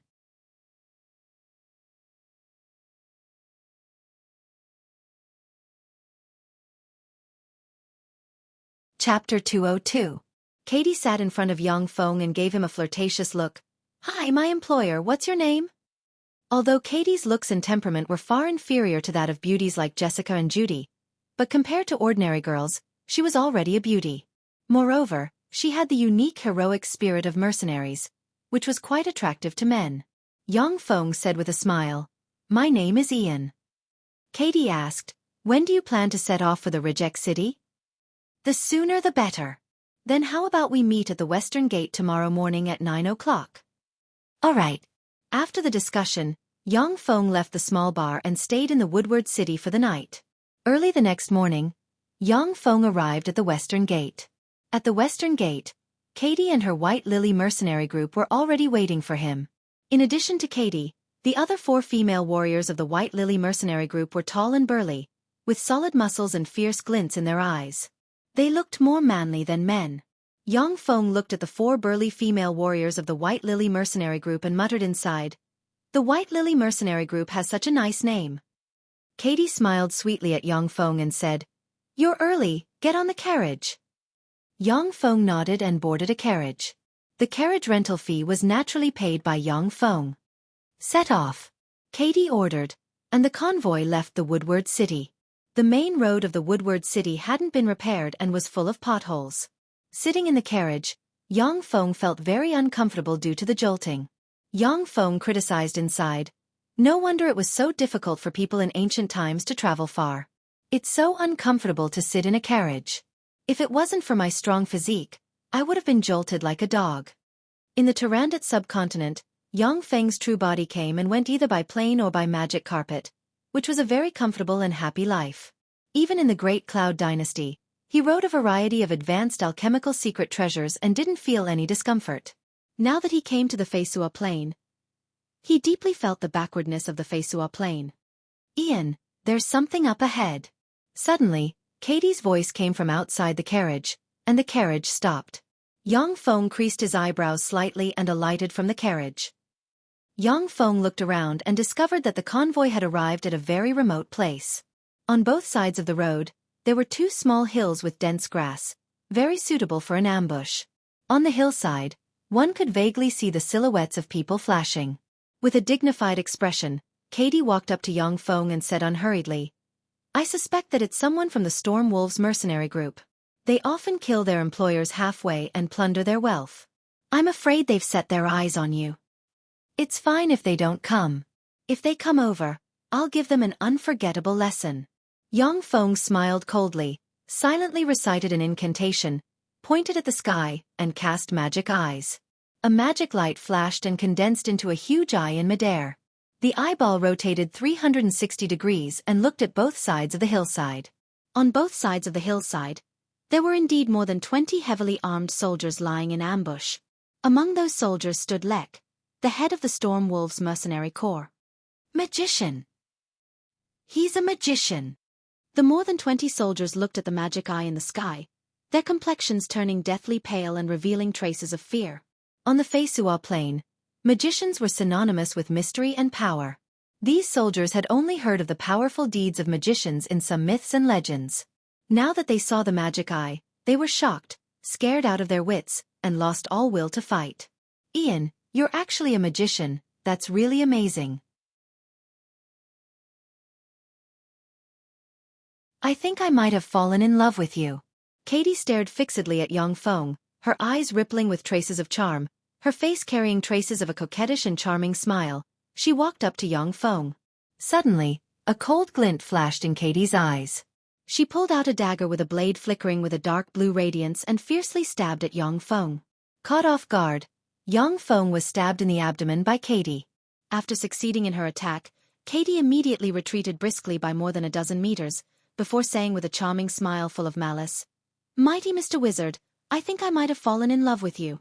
However, I'm not in love with you, but rather with your wealth, ha ha ha." The magic eye in the sky collapsed in a flash. "Why?" Yang Feng covered his abdomen with both hands, his expression pained, and said while gnashing his teeth. Lek, the head of the Storm Wolves mercenary corps, laughed wildly, and took his subordinates down from the hillside. "Idiot, that's because our Storm Wolves mercenary corps and the White Lily mercenary corps are in cahoots. A fat sheep like you is our favorite target. Lord Wizard, the romantic encounter in the bar wasn't bad, right? In fact, in the bar, the people with the best reputation are that stupid bear's mercenary corps. Apart from his mercenary corps, the rest are just hungry wolves like us." Katie interrupted. "Enough with the nonsense, kill him. The means of wizards are too strange and powerful. Don't give him any chances. Shoot him." On the Feisua Plain, bows and arrows were controlled weapons. Apart from people in the army who could equip a large number of bows and arrows, ordinary mercenaries rarely could afford to use bows and arrows. However, there were 5 archers in the Storm Wolves mercenary corps. Lek barked, "Fire!" The 5 archers immediately drew their bows and shot 5 arrows, as if shooting stars, towards Yang Feng. At the moment when the 5 arrows were about to hit Yang Feng, a powerful warping force field suddenly appeared and shook slightly, and the 5 arrows were strangely deflected. Seeing such a strange scene, Lek and Katie's complexions at once became extremely pale, and their eyes flashed with a touch of an unknown premonition. "You weren't stabbed?" Katie said in a somewhat trembling voice. Yang Feng stood up, looked at the holes in his clothes and said faintly, "No, I was still somewhat careless. I was stabbed by an ordinary person like you. Unfortunately, the gap in strength between us is too great, and I don't have a legend rank weapon. It's basically impossible to assassinate me." Yang Feng wore the legend rank secret treasure white elephant armor, the legend rank secret treasure heart of azure, and the legend rank defensive ring sacred light protection. Under the protection of the 3 legend rank secret treasures, only a legend rank assassin with a legend rank dagger would be able to assassinate him in an instant. Katie's complexion paled, Her expression was one of remorse and sorrow, and tears streamed down from her eyes. She knelt on the ground and knelt towards Yang Feng. "I'm sorry, he forced me to do this. Lord Wizard, it was this man who forced me to do this. I beg you, spare my life. I didn't want to, he forced me to do this." Lek's eyes flashed with a touch of an ominous glint, and he bellowed, "Tui! Cheap whore! Everyone, let's kill him. We have more than 20 people, no matter how strong this wizard is, we can definitely kill him." The eyes of the more than 20 mercenaries flashed with a touch of an ominous glint, and under Lek's lead, they rushed at Yang Feng. Yang Feng smiled faintly and flicked his hand, and a seed fell on the ground. With a flash of magic radiance, the seed quickly grew, extended more than 30 barbed rottans, and wrapped around the more than 20 mercenaries. The extremely sharp barbs stabbed into their bodies, making them wail in pain. Even the leader of the Storm Wolves mercenary group, Lek, was tightly entangled by the rattan within a single move and let out an incomparably mournful shriek. The complexions of Katie and the 4 female warriors of the White Lily mercenary group, who were more manly than men, were very pale, and their eyes flashed with a touch of fear. This extraordinary power was far beyond their imagination. "It would be a pity to waste such a precious elixir on you, but I'm short on manpower. I'll reluctantly use it on you." Yang Feng took out a large box of liquid metal nano-robot elixir and said somewhat regretfully. Before coming to the Feisua plain this time, Yang Feng had made sufficient preparations, bringing 30,000 vials of liquid metal nano-robot elixir. In the Tyrandot subcontinent, liquid metal nano-robot elixir was only a benefit for the upper echelons. After a vial of liquid metal nano-robot elixir was injected into one's body, one could maintain eternal youth by relying on the nanomachines.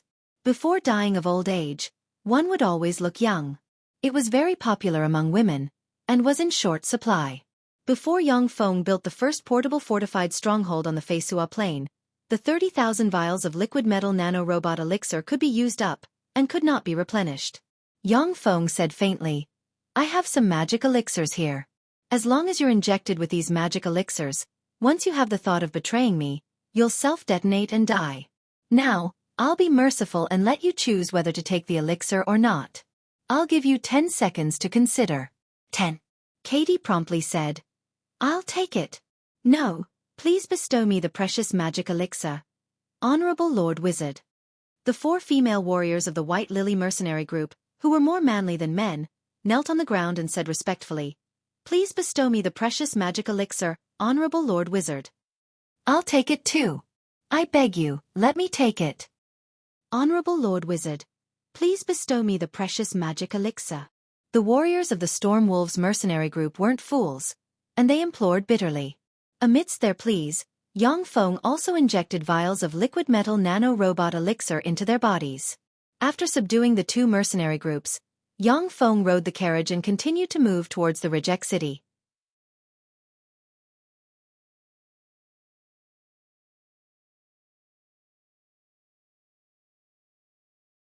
Chapter 203. The Rijek city was located at the border of the Beastman Empire, the Elven Empire, and the Human Morance Empire. It was a large city belonging to the Morance Empire. With a population of nearly 1 million, the Rijek city was very prosperous. It was the extremely sinful slave trade that supported the Rijek city's prosperous economy. The Beastman Empire, the Elven Empire, and the Morance Empire waged war all year round. The defeated would be reduced to slaves and brought to the Rijek city by slave merchants. At the same time, sinful human slave hunters often appeared in the Beastman Empire and the Elven Empire, capturing beastmen and elves for sale. The Rijek city was the largest slave trading city in the Morance Empire. The city wall is only a dozen meters tall. It's really weak. Yang Feng looked at the city wall that was only a dozen meters tall and sighed inside. In the Great Cloud Dynasty, the city walls of various cities were at least 100 meters tall and were covered with warlock towers. The defenses were extremely strict. The city wall of the Rijek city, the largest slave trading city of the Morance Empire, was only a dozen meters tall. If Yang Feng drove the Mechanical Legion, then he would be able to seize the Rijek city's city wall with a single charge. "Stop. Please show me your identification." When Yang Feng and his party arrived at the gate of the Rijek city, several warriors came over. Yang Feng spread the fingers of his hand and a scorching fireball appeared in his hand. The complexions of the warriors changed and they said respectfully, "So it's the Honorable Sir Wizard, we've been impolite. Please come in." A warrior promptly drove away the commoners at the gate, making way for Yang Feng and the others to enter the city. A warrior gave them a glance, then left his post and quickly walked into the city. In the Rijek city, in a luxurious room, a fat man with a pair of small eyes, yet a shrewd glint, narrowed his eyes and asked the warrior, "What? You said that a wizard without a magic badge came to the Rijek city?" The warrior said, "That's right, Master Jim. I saw it with my own eyes. There were more than 20 mercenaries beside the mage.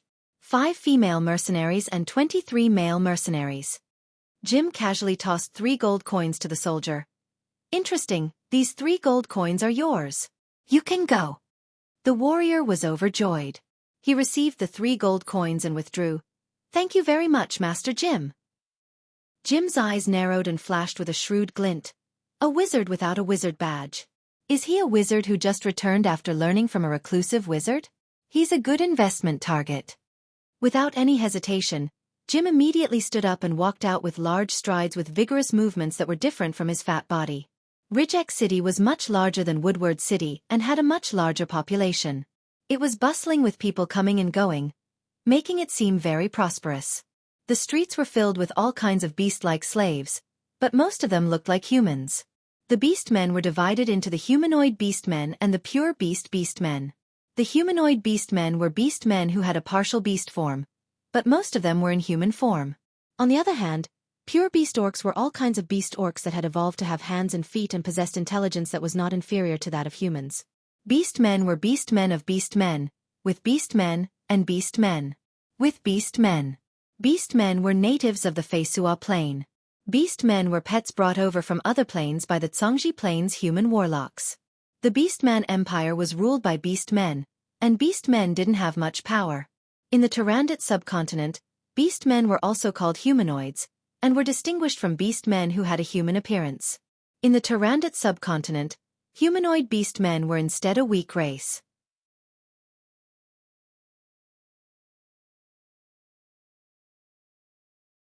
That was because the humanoid beast-men in the Tyrandot subcontinent were pets brought over from the Feisua Plain by the ancient warlocks. Yang Feng looked at the streets full of humanoid beast-men and had a very novel feeling. Shortly after Yang Feng walked in the Rijek city, Jim came to greet him with a dozen guards. Jim revealed a refreshing smile on his face and said, "Hello, Honorable Sir Wizard. I am Jim, the manager of the Rijek City branch of the Rose Merchant Group. The Rose Merchant Group has the best supply in the entire Rijek City. We can even get you the most sought-after fox girls among the elves and beast men. They are definitely purebred elves and beastman foxes, and not those mixed-blood half-elves and half-blood beast men. Would you like our services?" Purebred elves and purebred beastman foxes were the most beautiful women. Protected by the Beastman Empire and the Elven Empire, it was very difficult to get hold of them. On the other hand, half-elves, half-humans, and half-beastmen weren't protected by the Orc Empire or the Elven Empire. Many of the slave merchants in the Rijek city were very black-hearted, and sold half-blood beastmen and half-blood beastmen as genuine purebred elves and purebred beastmen to make a huge profit. Yang Feng said with a light smile, "My name is Ian. I think I'll need your services." With a full set of legend rank secret treasures and the level 4 extraordinary life form rank mechanical battle beast stored inside the dimensional badge, unless it was a demigod rank expert, no one could kill Yang Feng's embodiment. Jim said with a smile, "In that case, Honorable Sir Ian, please come with me." Yang Feng said carelessly as he walked, "Slaves need to eat and drink. Can you buy a lot of food?" Jim's plump face beamed like a flower. "You've asked the right person. The Rose Merchant Group is one of the 10 largest merchant groups in the Morince Empire. Only we can easily buy food for hundreds or thousands of people." Yang Feng asked, "Is it transportation?" Jim said with some vigilance, "To where?" The Beastman Empire had always been short of food. Every year, they had to smuggle large amounts of food from the Morince Empire. The Morince Empire had always cracked down on smuggling. Jim had no choice but to be vigilant. Yang Feng said lightly, "The Red Earth Wasteland. I want to build a city in the Red Earth Wasteland." The Red Earth Wasteland. That's no problem. What? You want to build a city in the Red Earth Wasteland? Jim was suddenly taken aback, saying, Sir Ian, the Red Earth Wasteland is extremely barren. It has no special products or minerals, only some dirty goblin bandits, bugbears, and other lowly races. It's of no value at all.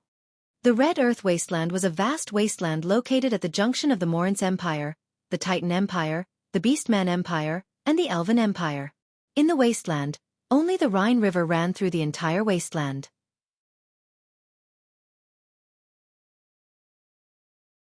Apart from the vicinity of the Rhine River, the rest of the wasteland was dry and had little rain.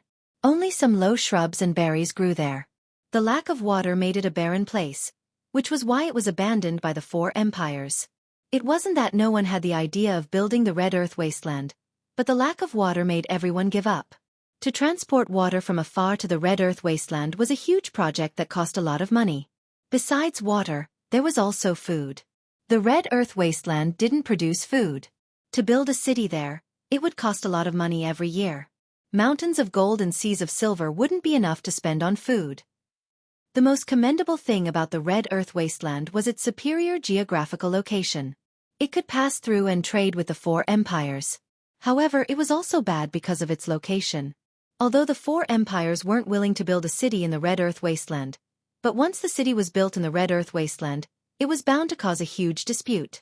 Such a place of little value couldn't attract the attention of the powerful forces. Yang Feng said with a faint smile, I'm rich, so I'm happy. Legend has it that wizards are some strange people. Now it seems that it's true. Jim criticized inwardly, yet he was even more respectful towards Yang Feng. A rich and willful nouveau riche like Yang Feng was definitely a favorite client of slave merchants like Jim. Katie's eyes were bloodshot and full of remorse. If she had known that Yang Feng was a rich and willful nouveau riche, she would have shown off her flirtatiousness and thrown herself at him. Jim led Yang Feng to a huge slave market. Inside the huge slave market, naked and haggard-looking beast men, half-blood beast men, half-blood elves, humans, and all sorts of other slaves could be seen everywhere. Many people were standing there, judging the slaves and picking the ones they liked. When Yang Feng saw this scene, his eyebrows creased slightly. He, who was born on Earth, was still slightly unaccustomed to such a scene. However, he was very rational and quickly threw the unaccustomed feeling to the back of his mind. Jim said, Sir Ian, what kind of slaves do you want? Beauties? Warriors? Housekeepers? Or scholars, blacksmiths, and the like?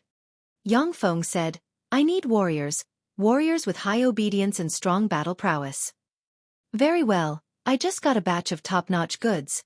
You'll definitely like them.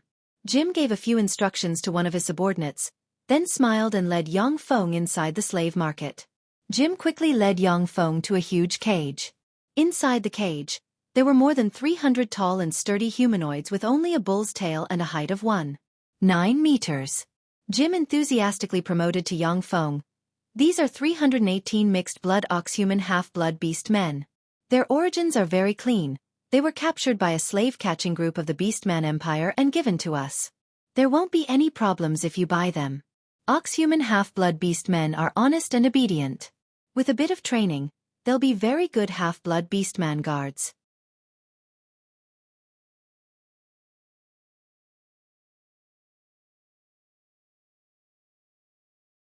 Chapter 204. Yang Feng asked, How much? Jim said straightforwardly, 30 gold coins per person, 318 people, I'll count it as 9,000 gold coins. A burly oxman half-blood beastman in his 30s got up, knelt in front of Yang Feng, and implored with tears in his eyes. Sir, if you want to buy us, then we're willing to sell us to you. I beseech you to be merciful and buy our family as well. If you can buy our family, I, Babu, swear in the name of my ancestors that I am willing to lead my clan to serve you, even to the point of death. The 317 oxman half-blood beast men also came over, knelt on the ground, and kowtowed to Yang Feng until their foreheads bled. Half-beastmen did not have the protection of gods, so their status was extremely low. Neither the humans nor the orcs saw them as their own kind. They hunted them wantonly and traded them like goods. Yang Feng asked, how much for their entire family? Jim smiled and said, their families are basically all old, weak, women, and children. Only a few pretty virgins are worth a bit of money. If we sell them separately, we should be able to sell them for around 2,100 gold coins. If you want to buy them, Master Ian, 2,000 gold coins will do. Yang Feng said lightly. I'll buy them all. After I'm done choosing, we'll pay together. Jim smiled and said, Yes. Yang Feng suddenly pointed to a huge cage next to him and asked, How much are those people? Inside the huge cage that Yang Feng pointed at, there were 200 burly human men. He could be considered to have rich experience in Turandot subcontinent. With a glance, he could tell that those 200 burly men were definitely from the army. Moreover, they were the kind of elite army. However, the eyes of those 200 burly humans were lifeless and dispirited. Their spirit, energy, and vitality had already been reduced by more than half. Jim glanced at the 200 burly men and said, Those are the most elite imperial guards of the Amon Principality. It was not long ago that the king of the Amon Principality refused the proposal of the Duke of Iser. Duke Iser used his private army to destroy the Amon Principality. These 200 human slaves were the most elite imperial guards of the Amon Principality. Their strength was not bad. The leader of the imperial guards, Clive, even had the cultivation of a sky knight. However, their do chi had been crippled, and 3 fingers had been cut off from each of their hands. They were already a group of trash. He's only suitable to be the male pet slave of the noblewomen. He's not the powerful warrior you need. Yang Feng walked up to the 200 elite royal guards of the Amon Principality and said lightly, My name is Ian, I am a wizard. I want to ask you, do you want to continue living as a male pet, or do you want to be a warrior and fight for me, have the dignity of a warrior and live as a warrior? When they heard Yang Feng's words, a glimmer of light ignited in the eyes of the 200 human burly men in the cage. The burly human Clive raised his eyes, stared at Yang Feng and said solemnly, Our cultivation bases have been crippled, and 3 of the fingers on each of our hands have been cut off. We can no longer hold swords. Honorable Sir Magician, what do you want us to do to fight for you? The light in the eyes of the 200 burly men immediately dimmed. With their current strength, any ordinary person could defeat them.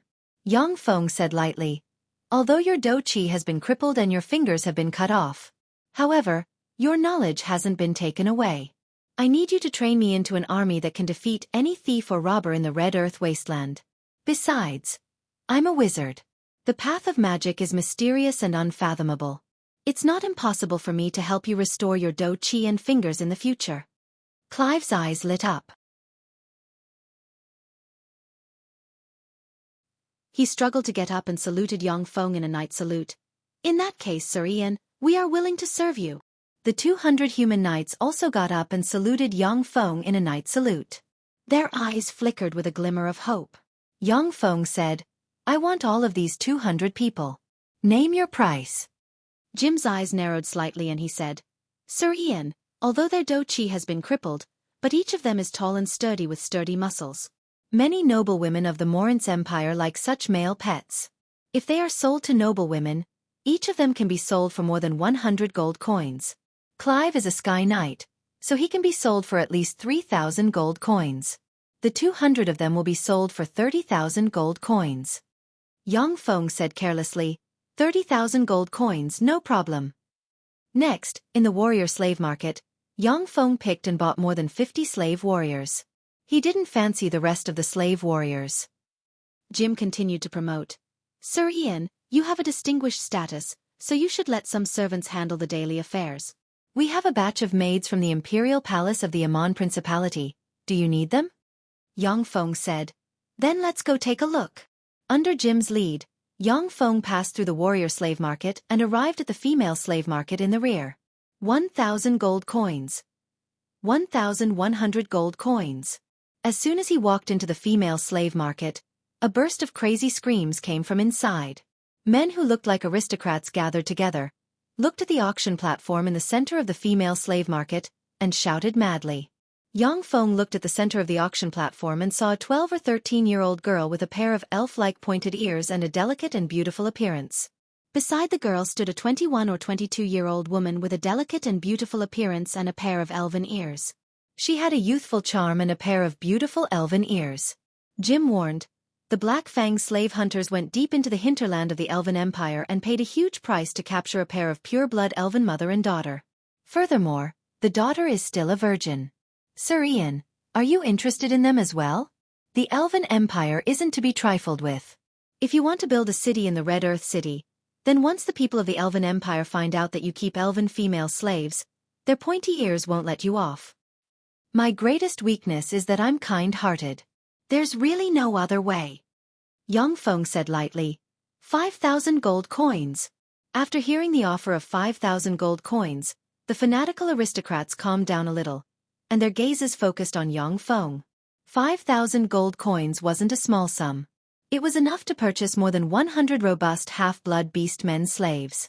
Some ordinary half-blood beastman virgins were sold for no more than 5 to 10 gold coins. 10,000 gold coins. A young man with deep eyes, a tall stature, puffy eyes, and an appearance of excessive alcohol consumption, dressed in aristocratic attire, swept Yang Feng with a cold glance and threatened eerily. Baron Gerald of the Abet family has taken a fancy to this pair of mother and daughter. Who wants to compete with me? When the young man with an appearance of excessive alcohol consumption issued a threat, the aristocrats frowned and remained silent, unwilling to bid. On the auction platform, the originally smiling slave master had a bitter and helpless look on his face. Jim's complexion changed slightly, and he immediately warned, Sir Ian, the Abet family is one of the greater aristocrats of the Morance Empire. The patriarch of the Abet family is an earl. The family's private army is very strong. The Morance Empire was so powerful that a duke dared to brazenly dispatch his private army to wipe out another principality. The greater aristocrats of this formidable empire were terrifyingly powerful, not the slightest bit inferior to the kings of some lesser principalities. 15,000 gold coins. Yang Feng nodded slightly to Jim, then swept Baron Gerald with a glance and said with a cold smile, This is an auction, where everything goes to the highest bidder. Baron Gerald, if you don't have the money, then shut up. A gloomy glint flashed past Baron Gerald's eyes. He swept Jim standing next to Yang Feng with a glance. His pupils constricted slightly, and he squeezed out a smile saying, Very well. What's your name, and which family are you from? Yang Feng said with a faint smile, I'm Ian, a wizard. Wizard? There's actually a Sir Wizard here. The complexions of the aristocrats changed, and their eyes flashed with a touch of fear and respect. Baron Gerald's complexion suddenly changed as well, and he squeezed out a smile saying, So it's the Honorable Sir Wizard. Since you like her, then I'll let you have her. Wizards had strange and unfathomable means and were extremely powerful. Killing someone silently was like playing around. The aristocrats weren't willing to offend such a terrifying existence for no reason. When Jim saw this scene, his eyes became slightly hot. As one of the leaders of the Rose Merchant Group, he had much more money than many aristocrats. But in the eyes of the aristocrats, he was still a lowly commoner. Only a powerful wizard like Yang Feng could make those arrogant aristocrats bow their heads. No one dared to bid, and Yang Feng easily bought the pair of mother and daughter elves. Jim stepped forward to negotiate with the slave owner, and agreed to settle the bill before Yang Feng left. Then, he took Yang Feng to his slave warehouse. Sir Ian, take a look. These are the top-notch goods from the Amon Principality. Each of them has been carefully selected, rigorously trained, and have aristocratic blood. They're basically virgins, and it wasn't easy for me to get my hands on a batch of top-notch goods. You should know how difficult it is to find such a virgin in the midst of chaos. Jim arrived in front of a cage, pointed at the huge cage, and said proudly. Yang Feng looked carefully at the cage, and saw that it wasn't as messy as the other cages. Instead, it looked very clean and didn't have a trace of stench. Instead, it was sprayed with a bit of perfume. There were some tables and chairs inside the cage, and 18 beautiful women dressed in maid attire with extraordinary temperaments sat neatly in front of the tables and chairs. It looked like a beautiful scenery. Yang Feng sighed silently. Every profession has its own master. Even slave merchants know how to package their goods. The neatly dressed maids might originally only be 7 to 8% beautiful, but after dressing like this, they looked 8 to 9% beautiful. These maids were much more pleasing to the eye than the unkempt, spiritless and naked female slaves. Yang Feng asked, How much for one? 400 gold coins for one. Jim quickly added, A virgin female slave isn't worth that much. But they come from the Amon Principality's imperial palace, have aristocratic blood, have extraordinary temperaments, and grasp a variety of service skills. Such maids are very popular with aristocrats. 400 gold coins for one is really not expensive. The cost I paid for them is extremely high, so the price can't be any lower. A tall and sexy woman with a long scar extending diagonally from the right side of her face and nearly splitting her cherry lips in half stood up, saluted Yang Feng and said softly, "Sir, I am Lena, the head maid of these maids. May I ask if you can buy all of us? As long as you buy us, we will do everything in our power to repay your kindness in the future." Yang Feng took a look at the cage, and saw that the maids inside the cage were looking at him with longing expressions, yet none of them interjected. Clearly, Lena had a very high status among the maids. Moreover, these beautiful human maids were well trained, and were many times better than those clumsy and unruly women. "All right, I'll buy them all," Yang Feng said straightforwardly. With a flick of his wrist, an inferior magic stone appeared in his hand. "Do you accept this gem?" Jim's eyes flashed with a glint of ecstasy, and he promptly said, "This is a magic energy stone. Accept. I'll pay 500 gold coins for each magic energy stone. What do you think?" "No, 600 gold coins for each. If you can sell them in large quantities, then the price can be negotiated." Magic stones, also known as magic energy stones on the Feisua Plain, were a very rare resource. At the time when the Cangji Plain's human warlocks dominated the Feisua Plain, they brought nearly all of the Feisua Plain's magic stones to the Cangji Plain, resulting in a shortage of magic stones on the Feisua Plain. As for the Feisua Plain's gods who lived high up in their divine countries, they could get their hands on magic crystals of a higher grade. Therefore, they didn't do anything about the shortage of magic stones on the Feisua Plain. The life magic energy contained within magic stones was not only beneficial to the cultivation of warlocks, it was also beneficial to the cultivation of knights, wizards, druids, assassins and many other different cultivation systems. On the Feisua Plain, magic stones were a very precious cultivation resource. Yang Feng sighed in his heart. Planar trade, the profits are nearly 10,000-fold. No wonder that Cangji Plain's human warlocks are so keen on exploring other planes. In the Great Cloud Dynasty, an inferior magic stone was only worth 1 silver coin, while on the Feisua Plain, an inferior magic stone could be exchanged for more than 600 gold coins. Transporting inferior magic stones to the Feisua Plain, and then bringing gold to the Cangji Plain, the profits were tens of thousands of times.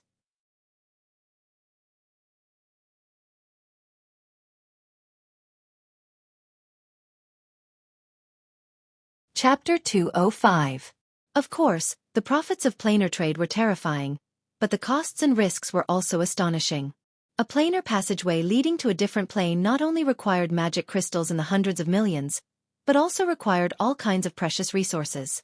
Only powerful warlocks at the Moonlight Warlock rank or above could establish a planar passageway. In the era of the 8 great warlock dynasties, planar passageways ran through countless planes, transporting troops through those planar passageways and suppressing many planes. After the 8th warlock dynasty, the major planes revolted and destroyed their planar passageways leading to the Cangji Plain. Once those planar passageways were discovered, they would face the risk of being destroyed. The planar passageways controlled by the major forces like the demon-fighting sect naturally wouldn't be used for such a trivial matter as magic stone smuggling. Yang Feng said in an overbearing manner, "I'll use these magic energy stones to pay the bill. How many magic energy stones are there in total? Give me a number." In order to quickly establish a foothold on the Feisua Plain, Yang Feng brought 2 billion inferior magic stones and 3 billion gold coins. A trifling few inferior magic stones were nothing to him. Jim said in a forthright manner, "Forthright, Sir Ian, you're really forthright. How about this? I'll calculate the price of a magic energy stone at 700 gold coins. The slaves you've purchased will cost you 72,365 gold coins. I'll erase the change and calculate it as 70,000 gold coins. You only need to pay me 100 magic energy stones." Yang Feng smiled faintly. Without saying much, he tossed a pouch containing 100 inferior magic stones into Jim's hand. In fact, on the Feisua Plain, an inferior magic stone was generally sold for more than 800 gold coins. If transported to some prosperous places and sold to major forces, it could even be sold for more than 1,000 gold coins. However, Jim did his best to curry favor with Yang Feng in order to make money. Yang Feng naturally wouldn't haggle over it. If you don't give them some benefits, Who will work hard for you? Jim beamed with joy and hurriedly grabbed the pouch. He had earned at least 50,000 gold coins from this transaction. Besides, selling magic stones would not only make him a fortune, but would also help him expand his network. Every wizard is a walking treasure trove with the wealth of a state. This sentence couldn't be more correct. Jim shook the pouch in his hand, listening to the sound of magic stones striking each other. His fat eyes narrowed, and he revealed a gratified smile. He rejoiced at his wise decision. Yang Feng said meaningfully, "Help me prepare 3 months' worth of food for 1,000 people, as well as the clothes, armor, and weapons needed by my slaves. As long as you do a good job, I'll even pay with magic energy stones." Jim became excited. His eyes seemed to have turned into the shape of magic stones, and he jumped up and said, Sir Ian, I will definitely arrange everything properly for you." Jim's influence in the Rijek city was indeed enormous. He quickly got a large courtyard and stuffed all the slaves bought by Yang Feng into it. Without demur, Yang Feng spent 50 magic stones to buy the courtyard that could accommodate more than 1,000 people. The slave trade in Rijek city was very prosperous. Those who bought slaves also needed a place for the slaves to live. Only then would they have large courtyards similar to prisons and cages. In a spacious room in the courtyard, Yang Feng was sitting on a big chair. In front of him stood 3 people, namely Babu, Clive, and Lena. Yang Feng opened a box, revealing 3 vials of liquid metal nano-robot elixir inside. He said lightly, "I'm a wizard, now it's time to prove your loyalty." There were 3 magic potions in the box. "I will inject them into your bodies. This way if I die you will die with me. If you have any thoughts of betrayal, this magic potion will also kill you. Pick them up." A person's heart was hard to fathom. Yang Feng didn't think that he had such great charisma to make these 3 slaves desperately follow him. In fact, it was not uncommon for slaves to turn on their owners in the Morin's Empire, so the price of slaves was not as high as people thought. "Yes, master." Lena picked up a vial of liquid metal nano-robot elixir without hesitation. When her hand touched the vial of liquid metal nano-robot elixir flew up and pricked her jade-white arm, injecting the colorless liquid metal nano-robot elixir into her body. When Babu and Clive saw this, without hesitation, they stepped forward and touched the vial of liquid metal nano-robot elixir. The 2 vials of elixir flew up, pierced their arms, and injected the elixir into their bodies. "Very good. I'm glad that you didn't make the wrong choice. Now, it's time to witness a miracle." Yang Feng smiled and snapped his fingers. Lena suddenly felt the scar on her face itch slightly, and countless heat surged. The extremely ugly scar seemed to be torn off inch by an invisible hand, revealing the snow-white and tender skin underneath. Without the extremely ugly scar, Lena suddenly changed from an ugly woman who would give people nightmares to a top beauty with a sexy figure and extraordinary temperament. Babu said in a low and muffled voice, "Your scar is gone." Lena was slightly startled and somewhat incredulous. "The scar is gone?" Yang Feng flicked his finger, and a mage hand grabbed a mirror and appeared in front of Lena at once. Lena looked at the pretty face in the mirror that she had personally destroyed restored to its original appearance. She was pleasantly surprised and full of complicated feelings. Is this the power of a wizard? It's amazing! When Clive saw this, his heart was filled with shock. Almost at the next moment, his hands heated up, and he felt a numbing itch where his fingers were broken. Finger bones with flesh and blood grew out in an extremely strange manner. Then, countless flesh and blood quickly covered his fingers, condensing into 6 new fingers. After the new fingers finished growing, Clive only felt a sharp pain in his body. The destroyed meridians linked up one by one, and countless hidden apertures were stimulated. His formidable life force was stimulated, and tyrannical chi gushed out in a flash. "Thank you, Master, for repairing my body and restoring my chi. Clive is willing to do everything in his power to serve you, Master." Clive's mood surged. He knelt in front of Yang Feng and performed a knight salute of loyalty to his lord, his voice full of passion. When Clive chose to rely on Yang Feng, he was only forced by the circumstances. There was no worse choice than to rely on Yang Feng. Now, he was truly convinced by Yang Feng. Using both kindness and power was the only way to rule.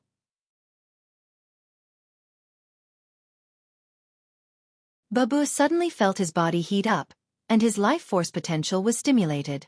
A tyrannical chi gushed out of his body, directly promoting him to a knight rank expert. Oxman half-blood beastman like Babu had a very good physique and was extremely suitable for cultivating chi. However, more than 90% of half-blood beastman tribes didn't have methods to cultivate chi. Only then did the liquid metal nano-robots stimulate his life force, allowing him to break through the barrier and promote to a knight rank expert. Chi.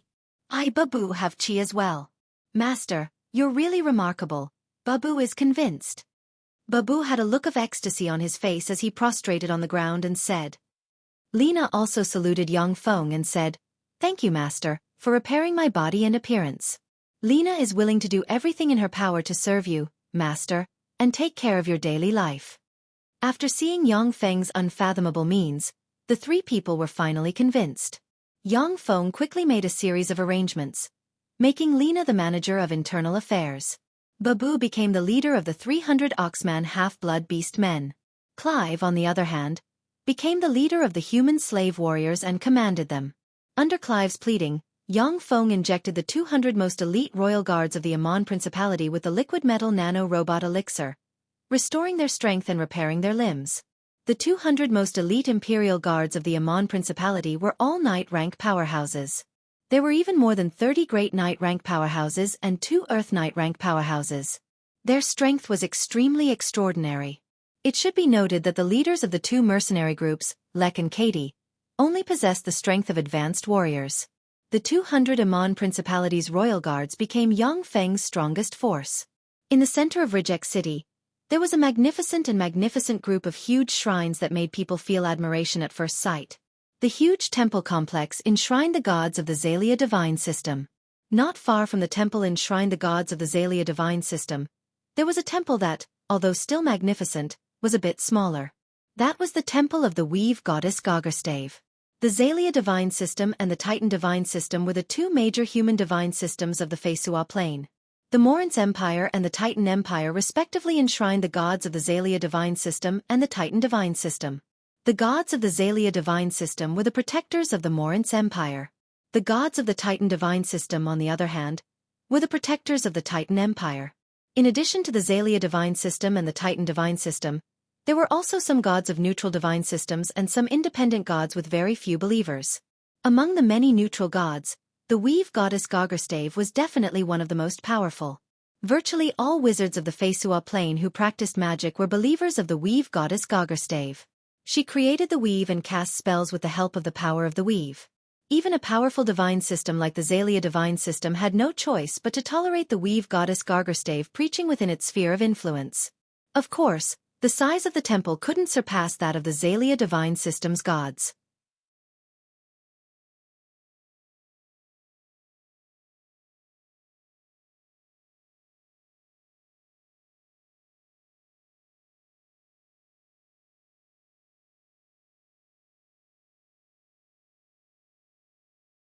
Yang Feng revealed his true purpose. The Red Earth Wasteland is very dangerous. I hope to buy some magic scrolls, divine spell scrolls, and holy water for self-defense. The weave goddess Gaugerstave was a god worshipped by countless wizards on this plane. The weave temple had the largest number of magic scrolls and divine spell scrolls. Yang Feng's strength as a level 2 warlock was already extremely tyrannical. But on the Feisua plain, no amount of preparation was excessive. Although his strength was extremely formidable, but his spirit force was limited after all. Those magic scrolls were very useful in enhancing his fighting prowess. The holy water in the temple also had the miraculous power to purify evil, strengthen one's constitution, and treat some common ailments and pains. On the Feisua plain, the holy water in the temple was equivalent to an all-purpose medicine. Of course, the holy water could only treat many ailments and pains. Those serious ailments still needed to be treated by a doctor. Edo said, 50 gold coins for level 0 magic scrolls, 3,000 gold coins for level 1 magic scrolls, 50 gold coins for level 0 magic scrolls, and 2,000 gold coins for level 1 magic scrolls. 1,000 gold coins for 1 liter of holy water. How much do you want? Yang Feng said overbearingly. I want as much as you have. Edo was startled and said, I have 300 magic scrolls for level 0 magic scrolls and 27 magic scrolls for level 1 magic scrolls. 400 magic scrolls, 100 magic scrolls, and 20 liters of holy water. That's a total of 336,000 gold coins. Yang Feng smiled slightly, flipped his hand, and a magic stone appeared in his hand. Can I pay with magic energy stones? Edo showed a trace of a smile and said, yes, for each magic energy stone, I can offset the payment of 600 gold coins. Yang Feng said, I also need a lot of food and weapons, preferably standard military weapons. Of course, money is not an issue. Edo's eyebrows creased slightly.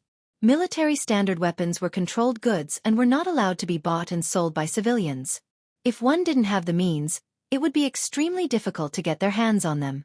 Edo pondered for a while before saying, no problem, but it will take 2 to 3 months before I can come across this place. The Weave Divine Order was one of the most powerful churches on the Feisua Plain. Even in the Morin's Empire controlled by the Zalia Divine System, it still had a huge hidden force.